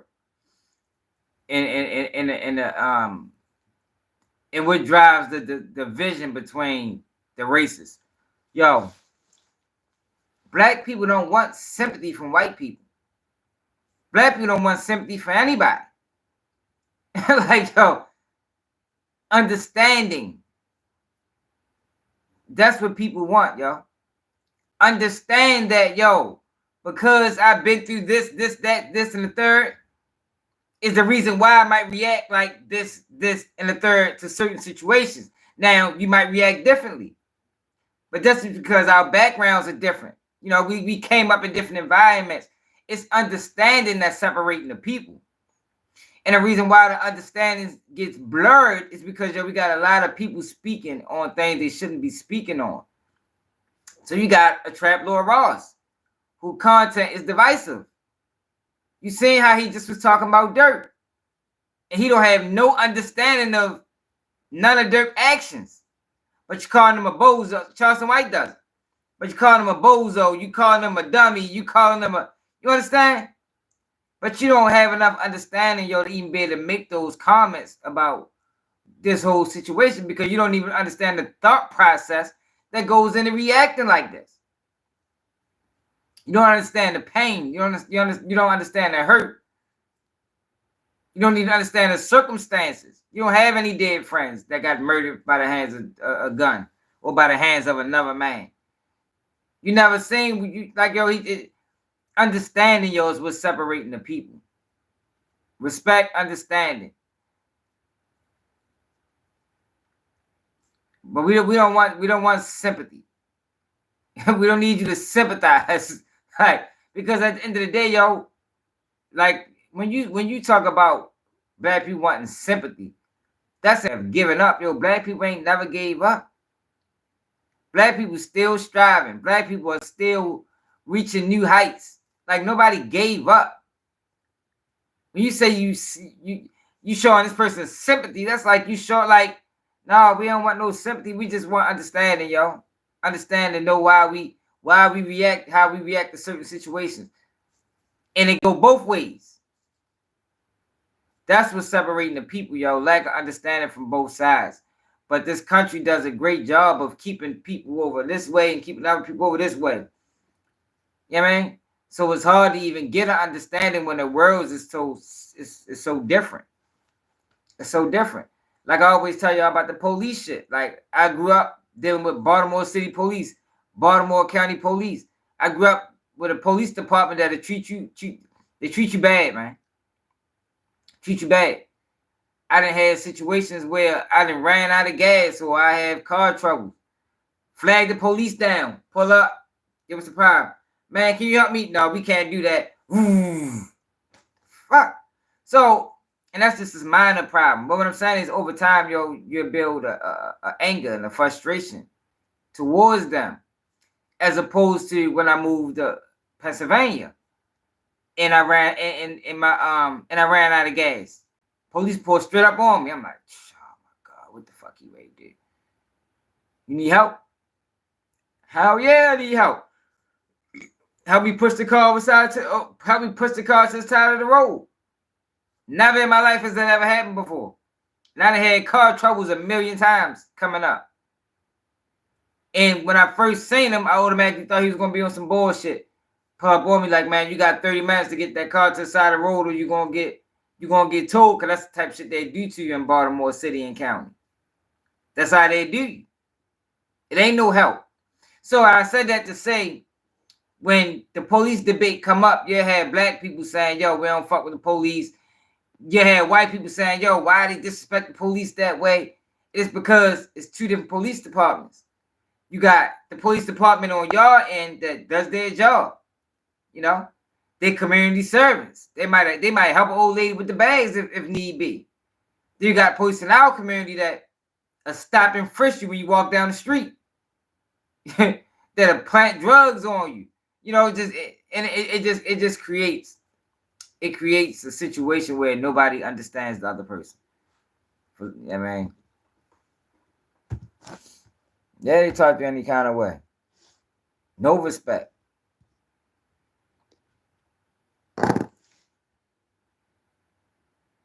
You ain't lying.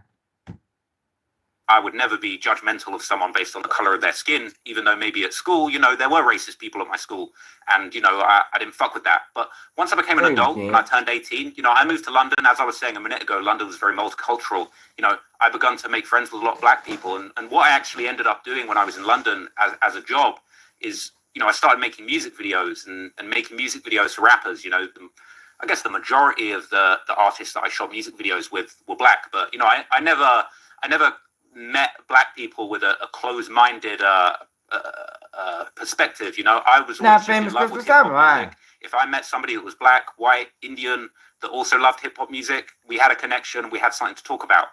I can't say that, you know, I grew up in the tough areas and I want to be clear too. And not famous Christopher. Let's look it up. Let's look it up. What year was this Not Famous Crystal? What's their names? Let's find them. You know you can Google everything now.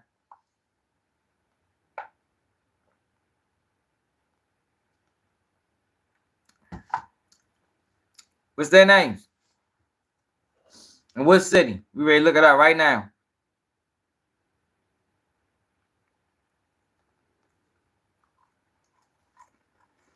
All that happened in 1987. In 1987, you lost 3 friends by getting killed by the police. Stop playing, bro.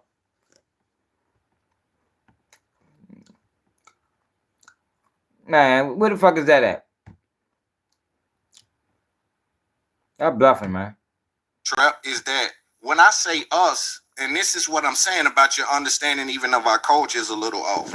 Because I'm a rich black man, right? So when I say black men, we don't need sympathy.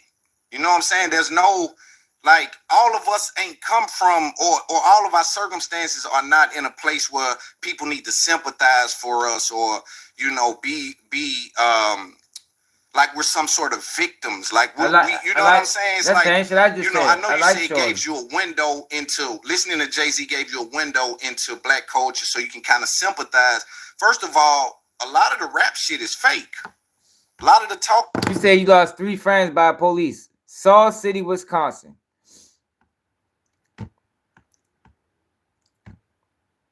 You say you lost 3 friends, bro. 3.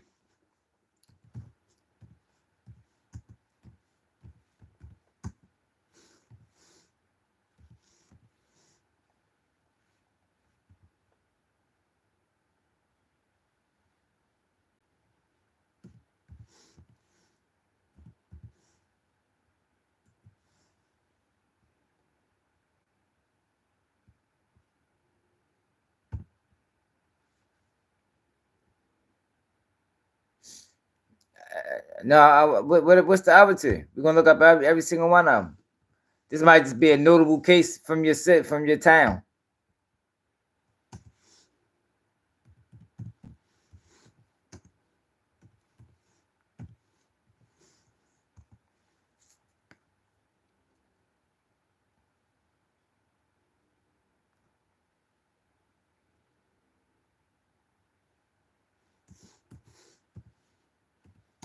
This don't mean you knew this person. If you give me all 3, though, I believe. I don't see it. Oh, here you go. 1989. And fall 1989. This say 1989, man. You said it was 87. 2 years off.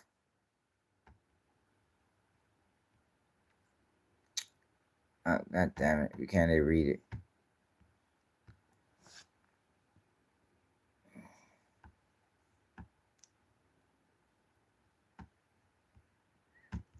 All right, come on. Give us the other 2.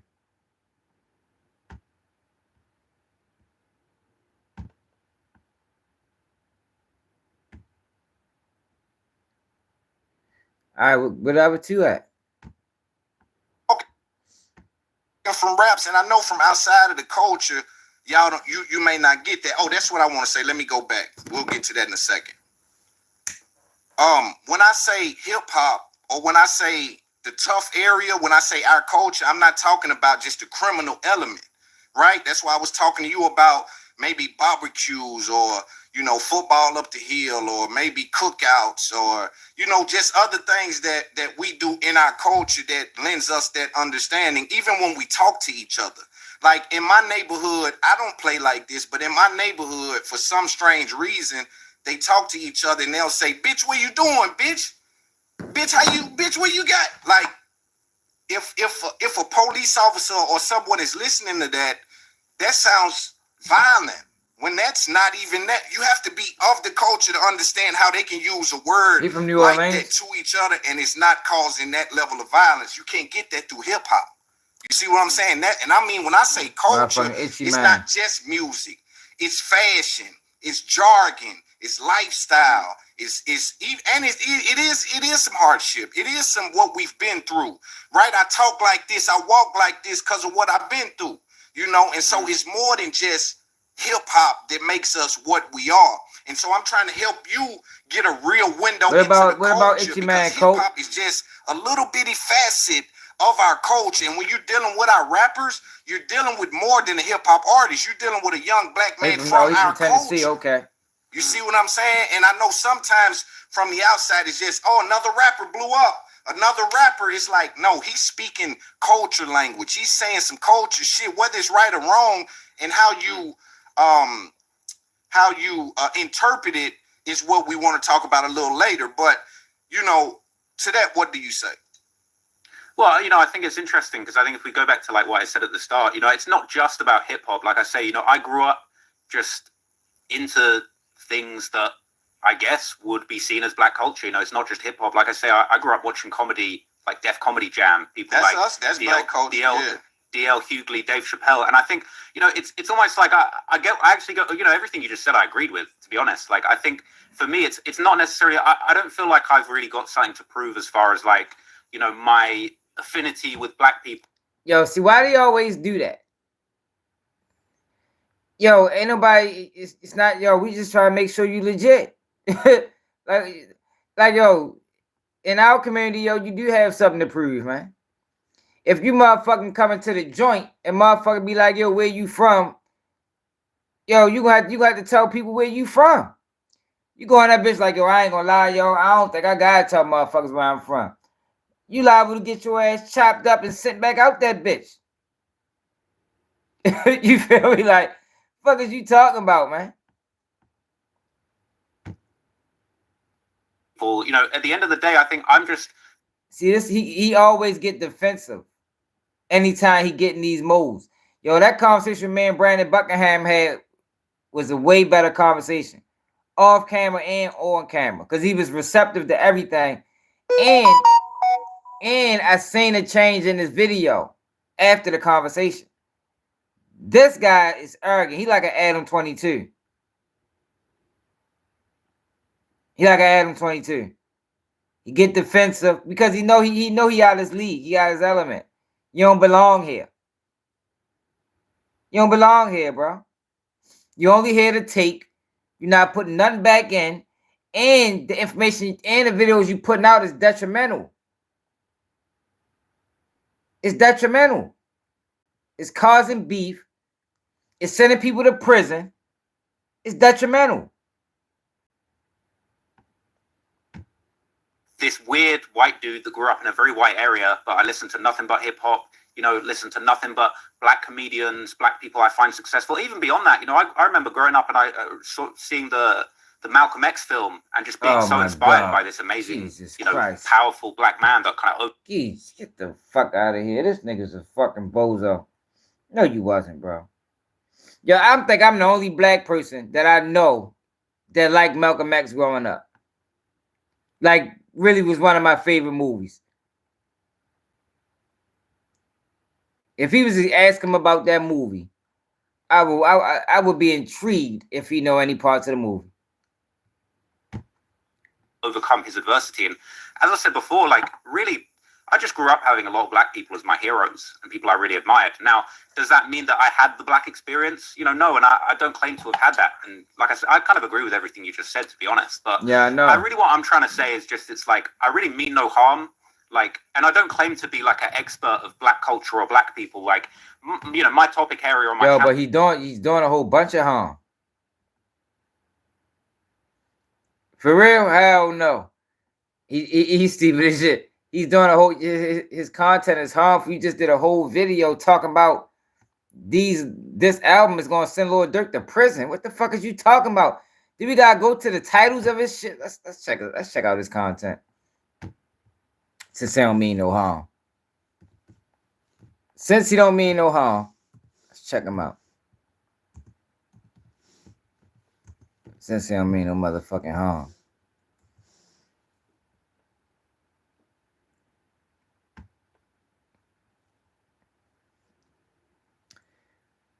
This album will get Durk life in prison. Looks very harmful to me. The fuck? First goddamn, what's it called? Let's see if you don't mean no harm, y'all. Videos. Why my internet moving slow again? Hit that like button, y'all. Subscribe to the channel if you new. We rolling.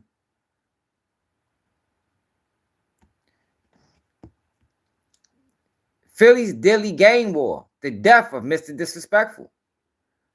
Bronx. What the fuck?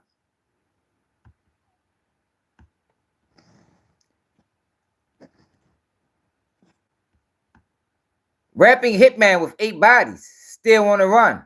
Bloodhound Q50.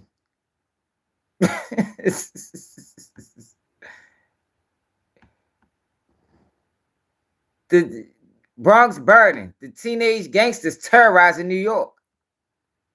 But he don't mean no harm, though. This rapping hitman claimed 11 bodies. Bloodhound Lord Jeff.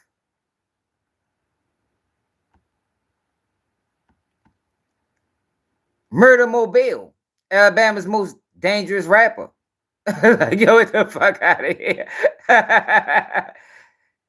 The killer rappers who terrorized Chicago. Too many murders of T. Roy. King Von's best friend. Like, yo, this nigga is crazy, man.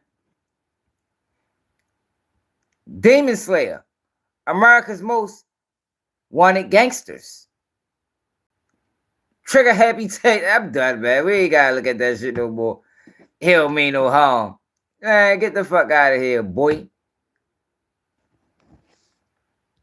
Yo, I don't mean any harm though. I'm just a tech kid that enjoys the music.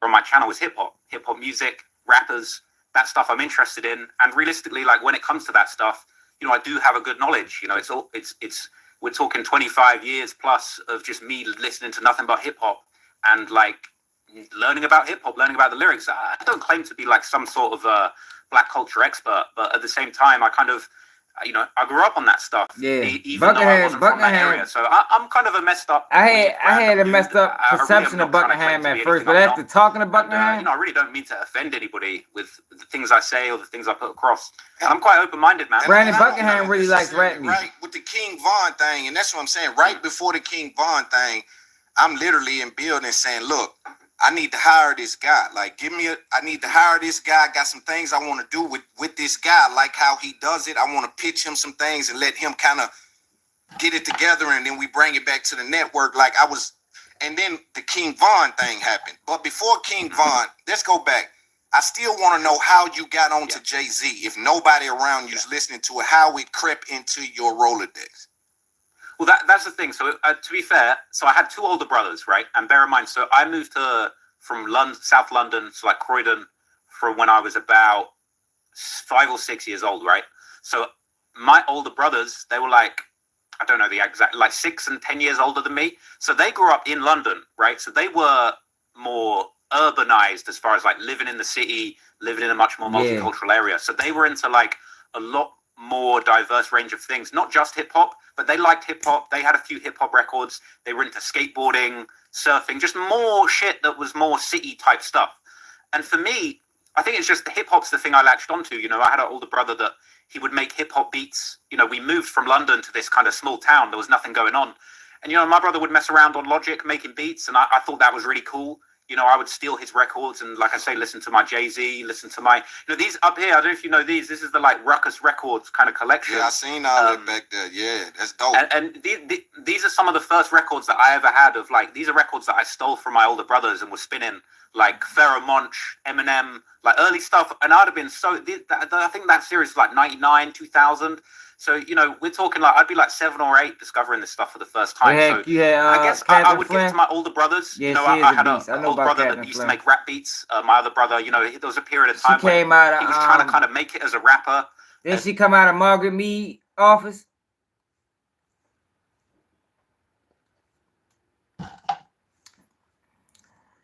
DJ U is a culture vulture.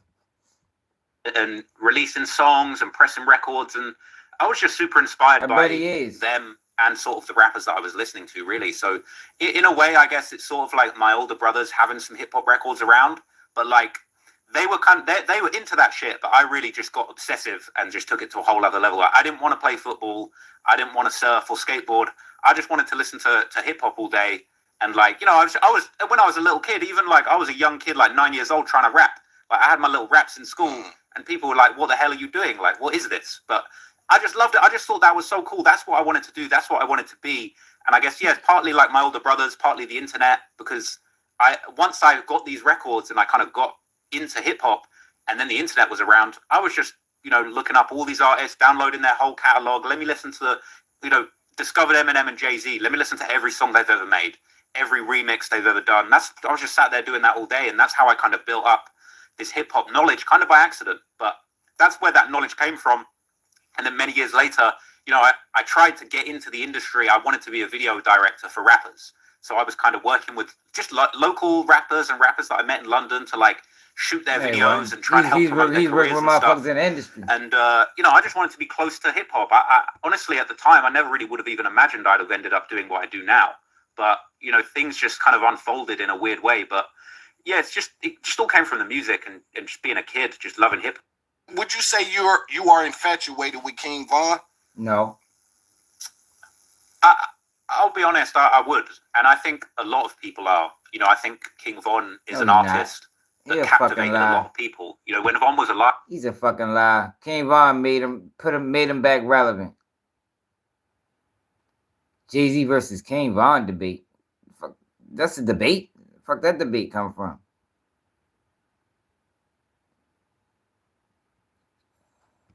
It's got a South versus drill rap. All right, let's go ahead. I want to hear his explanation of this.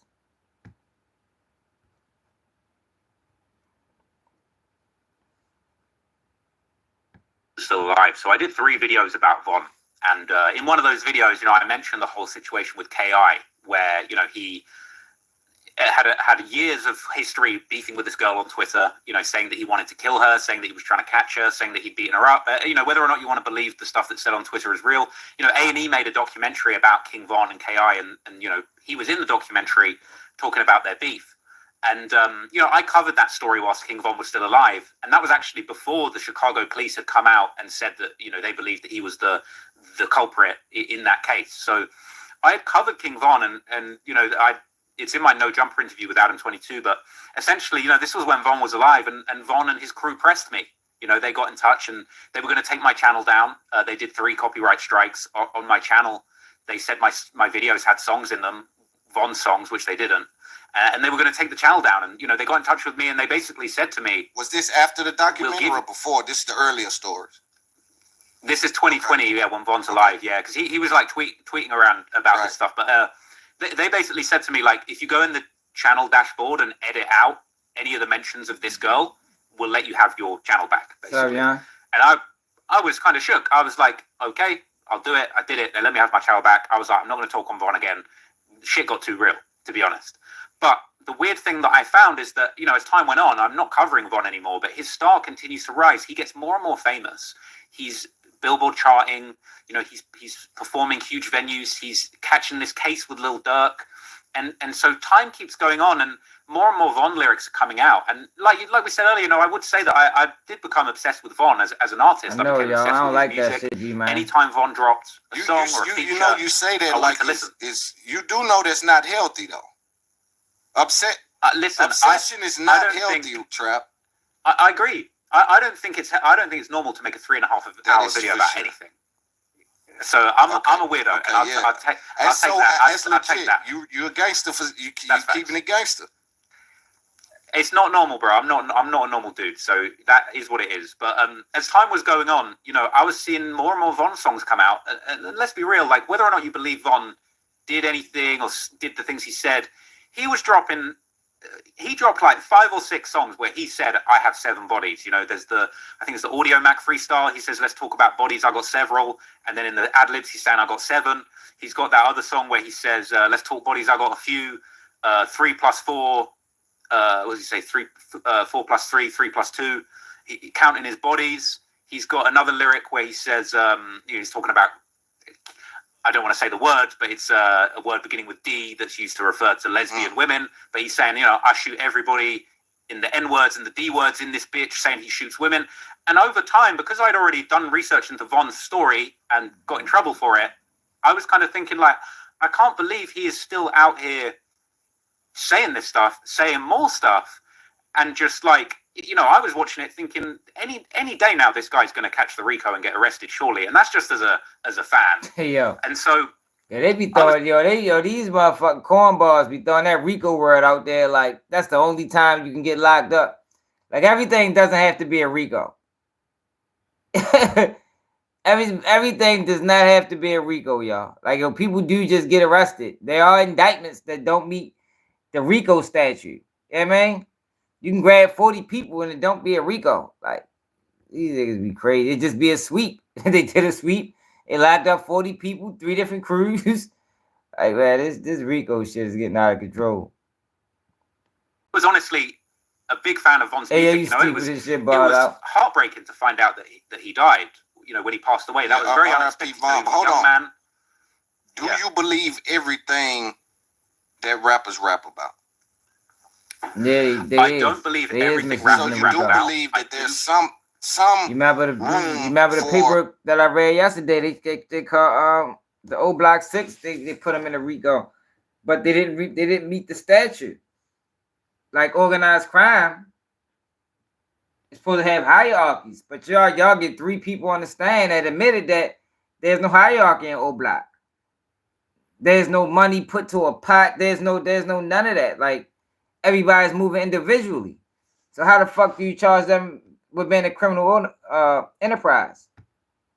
Or lies, for lack of a better term, for exaggeration in raps. Absolutely. We spoke a minute ago about Rick Ross. Rick Ross was one of these artists where it sort of was an open secret that he was embellishing his past. But here's the thing that I find really frustrating about the bad reaction to my Von video. When Von was alive, all anyone wanted to talk about was Von is the realist. Von really about what he says. Von the realist. Von really did this shit. And so for everybody to kind of come out now after I've analyzed his lyrics and say it's all cap, it just to me seems really disingenuous, because the whole point, the whole appeal was that Von is real. Let me answer that. After he analyzed the lyrics. Real in comparison, right? A lot of the rap shit's so fake. If he 20% of, if he 10% of what he was saying, he really see that again.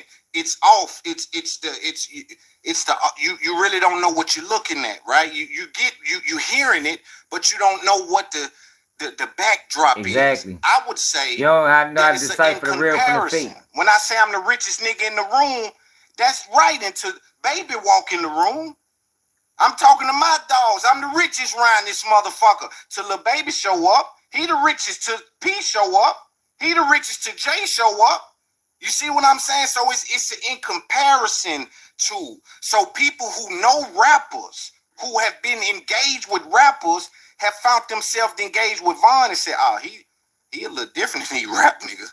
He rap niggas. Because when you get behind the scenes somewhere you probably never haven't been yet, right? Because your journalistic, the way you do your thing could get you some places. You might not have been there yet, but once you get behind the scenes and get to see, oh shit, right? And not that all these rappers are fake. I want you to know that they are not running. Fuck. From my channel was hip hop music, rappers, that stuff I'm interested in. And realistically, like when it comes to that stuff, I do have a good knowledge. I think we ended right there. Yo, it's late as hell, y'all. It's 3 o'clock in the morning. My son's birthday today. I'm had to get up early tomorrow. Son turned 14. Oh, kids getting old, man. Kids are getting old. But I think we covered everything, yo. Travis Hunter, we talked about him for a brief second. Suited him for the Heisman Trophy. I still think he got a problem on his hands. She was like, she the happiest she ever been. Hey, yo, check out that video I did on PNB. Check out that video I did on Dirt. Like YouTube ain't trying to let us see the masses right now. Trying to dictate our my upload numbers, but You know, that's the game, y'all. That's the game. The game is when you not with the system, just gotta fight through the bullshit. Keep fighting through the bullshit, and then eventually all they can do is respect him. You got Ralo still trying to act like he not a rat, getting people. I don't know if he got anybody beat up. I ain't gonna say that. But his homeboys jumped on the dude for speaking the obvious. That the boy ain't right. He just can't accept it, and that's the thing. That's the thing about people, y'all. Butter the same way. Only person who accepted accountability is Trench's News. It's Trench's News. Terrence Williams ain't even accepted accountability yet. Because he still ain't come out and said he told on Hot Bezo. He ain't done that yet. He's still trying to make it seem like he only told on dead folks. And Hot Bezo ain't never gonna come out and say it because baby is man. And the fucked up reality is that no matter how far baby and I'm trying to separate from him, he can't get away from it. But I think that's the real reason why baby and I don't fuck with Terrence. Because he told on Hot Bezo and testified on him. Hot Bezo got locked up for a 17-year-old murder. And Terrence Williams testified on him. But he beat the case. Butter still saying he told on dead folks. Meanwhile, Butter was used to establish the RICO. We living in wild times, y'all. Woody still saying he ain't tell, he lied. Like that shit be crazy. Like you got all these rats like going around telling, I ain't telling nobody. I told on the dead. I lied to the police. Yo, it's people really think that Woody helped out YSL. Shit, yo, Woody. If Woody would have got on the stand and said what he said, they'd have got locked up. False. Yo, Woody could have got on the stand and said exactly what he said in them interrogation rooms, and they'd have still beat the case. Because know why?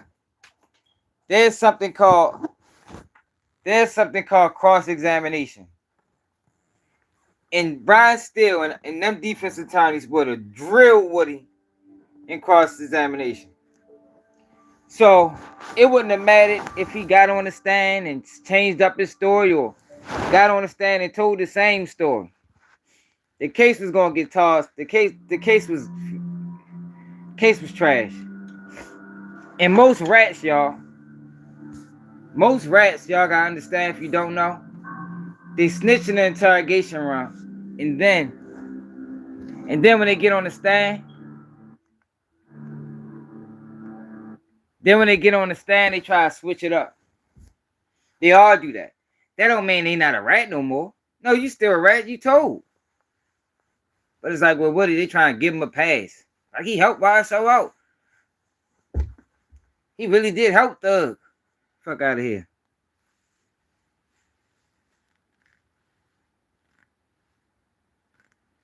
Boston Richie is a rat.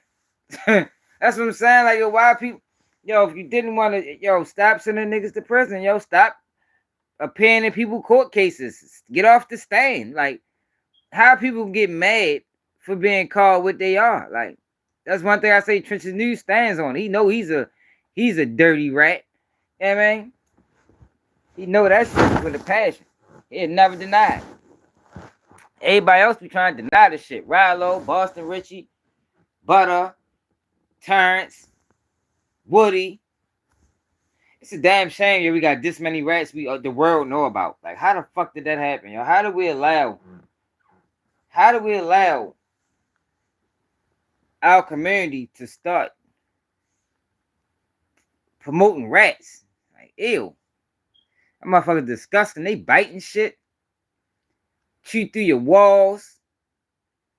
I mean, shit all over the place.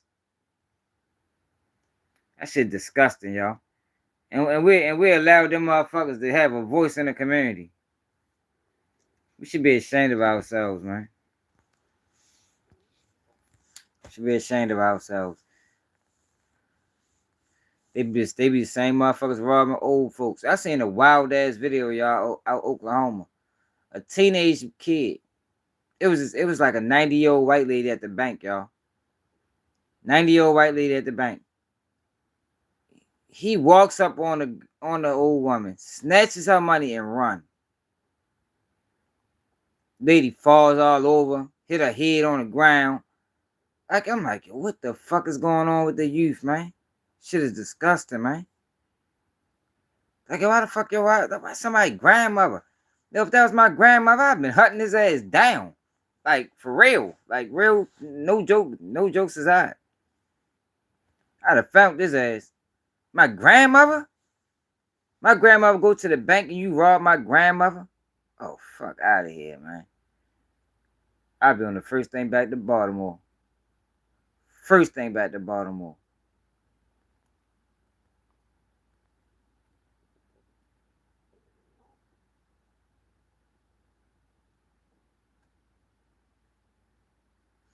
Or the psych page. Oh, he tries. Oh, he tries.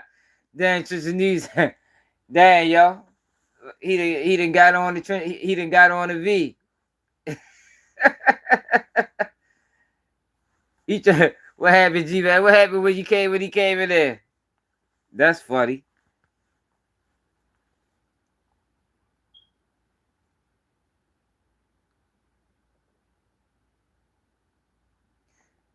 That rolling on your homie. You went in on a lick with his ratting. But you think calling the police if you get randomly shot at is being a rat? Real question. It depends on if you're in the streets or not. If you ain't in the streets, do the fuck you want to do. But when you're in the streets, it's rules. Just like it's rules at work. Just like it's rules in government. It's rules, man. People, y'all letting these internet motherfuckers sell you this idea of it ain't no rules in the streets. But that's why you saying all this shit that you saying. It's always been rules. Yeah, that shit ugly. It's always rules. It's rules, man. Motherfucker shoot you. Motherfucker shoot, you know. Hey, get me, I get you. That's the rules. Just make sure ain't no innocent people. You know, ain't no old folks, ain't no children. You know, if a motherfucker would, if you see a person with their kids, you supposed to give them a pass. Those was rules, man.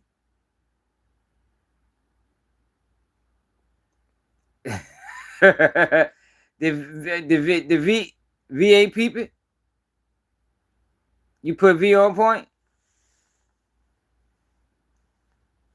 When he came in there trolling.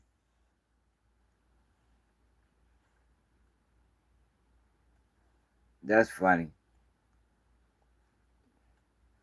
See, I don't know, man. We coming through, man.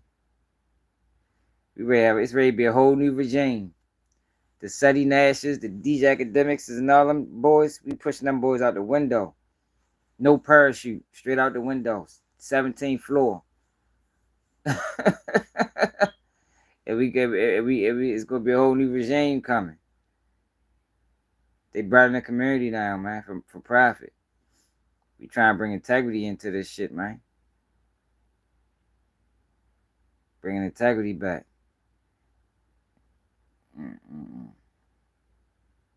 Yo, I'm ready to go to bed, though, y'all. Yo, make sure y'all did anybody support the platform? I know my man Raysky came through. I can't even check right now. If anybody wants to support the platform, y'all, the Cash App at the bottom of the screen, y'all. All donations is appreciated.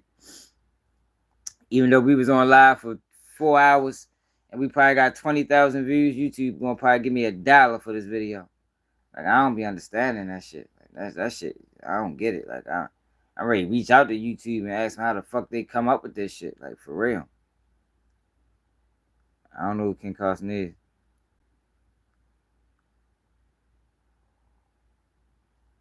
He gonna have to switch. He gonna have to switch his page up now.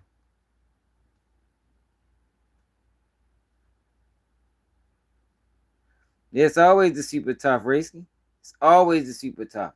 That's what I be trying to explain to these people. It be the super tough, the super gangster, and it's like y'all really putting these fuck with, and they be the rats.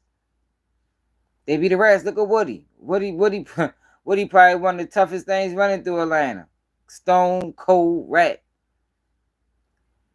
But you can tell they're rat by how they. It's how they do that shit. Like you shooting in the crowds and doing all this ill shit. Yeah, they be the rats. Told you Butter fucking with Trigger girl, baby mother. Butter fucking with FYB Trigger, baby mother while Trigger dead. Like, these guys ain't got no moles. And then about the street show, it's the characteristics. Like my man Hartmo. I was telling him. It's characteristics of a rat, man. You can peep these guys way before they tell on you. They normally lie. You can peep them. That way you ain't even got, once you peep the signs, back up away from them. I'm telling you, it's worth it. It ain't 100%, but it's about 75. And I wouldn't put my life on that. You know, if it's a 75% chance that fucking with this guy here send me over or he'll do some fuck shit to me, yeah, I back away from him. I'm telling you. All the rats that I know had those characteristics. They was loud. They lie. Now, somebody might have one or two of these characteristics. Somebody might have all of them. They was loud. They lie. They steal. They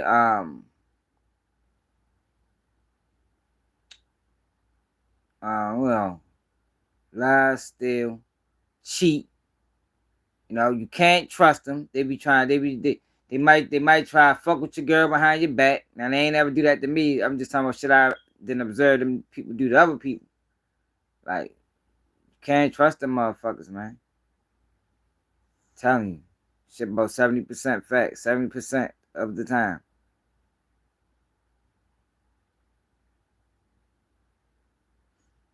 Yeah, look, J-Man to tell on something.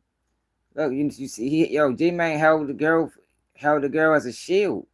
Like, that's a characteristic of a rat. You know, they selfish. I can't forget about that. Most rats are selfish. And it's like, yo, these are not honorable people, man. Like, fuckers, they getting interviewed on multiple platforms and people asking them real questions. Like, that shit disgusting. Yo, but let me know how y'all feel about this in the comments. It's another day of QG News. And I'm out.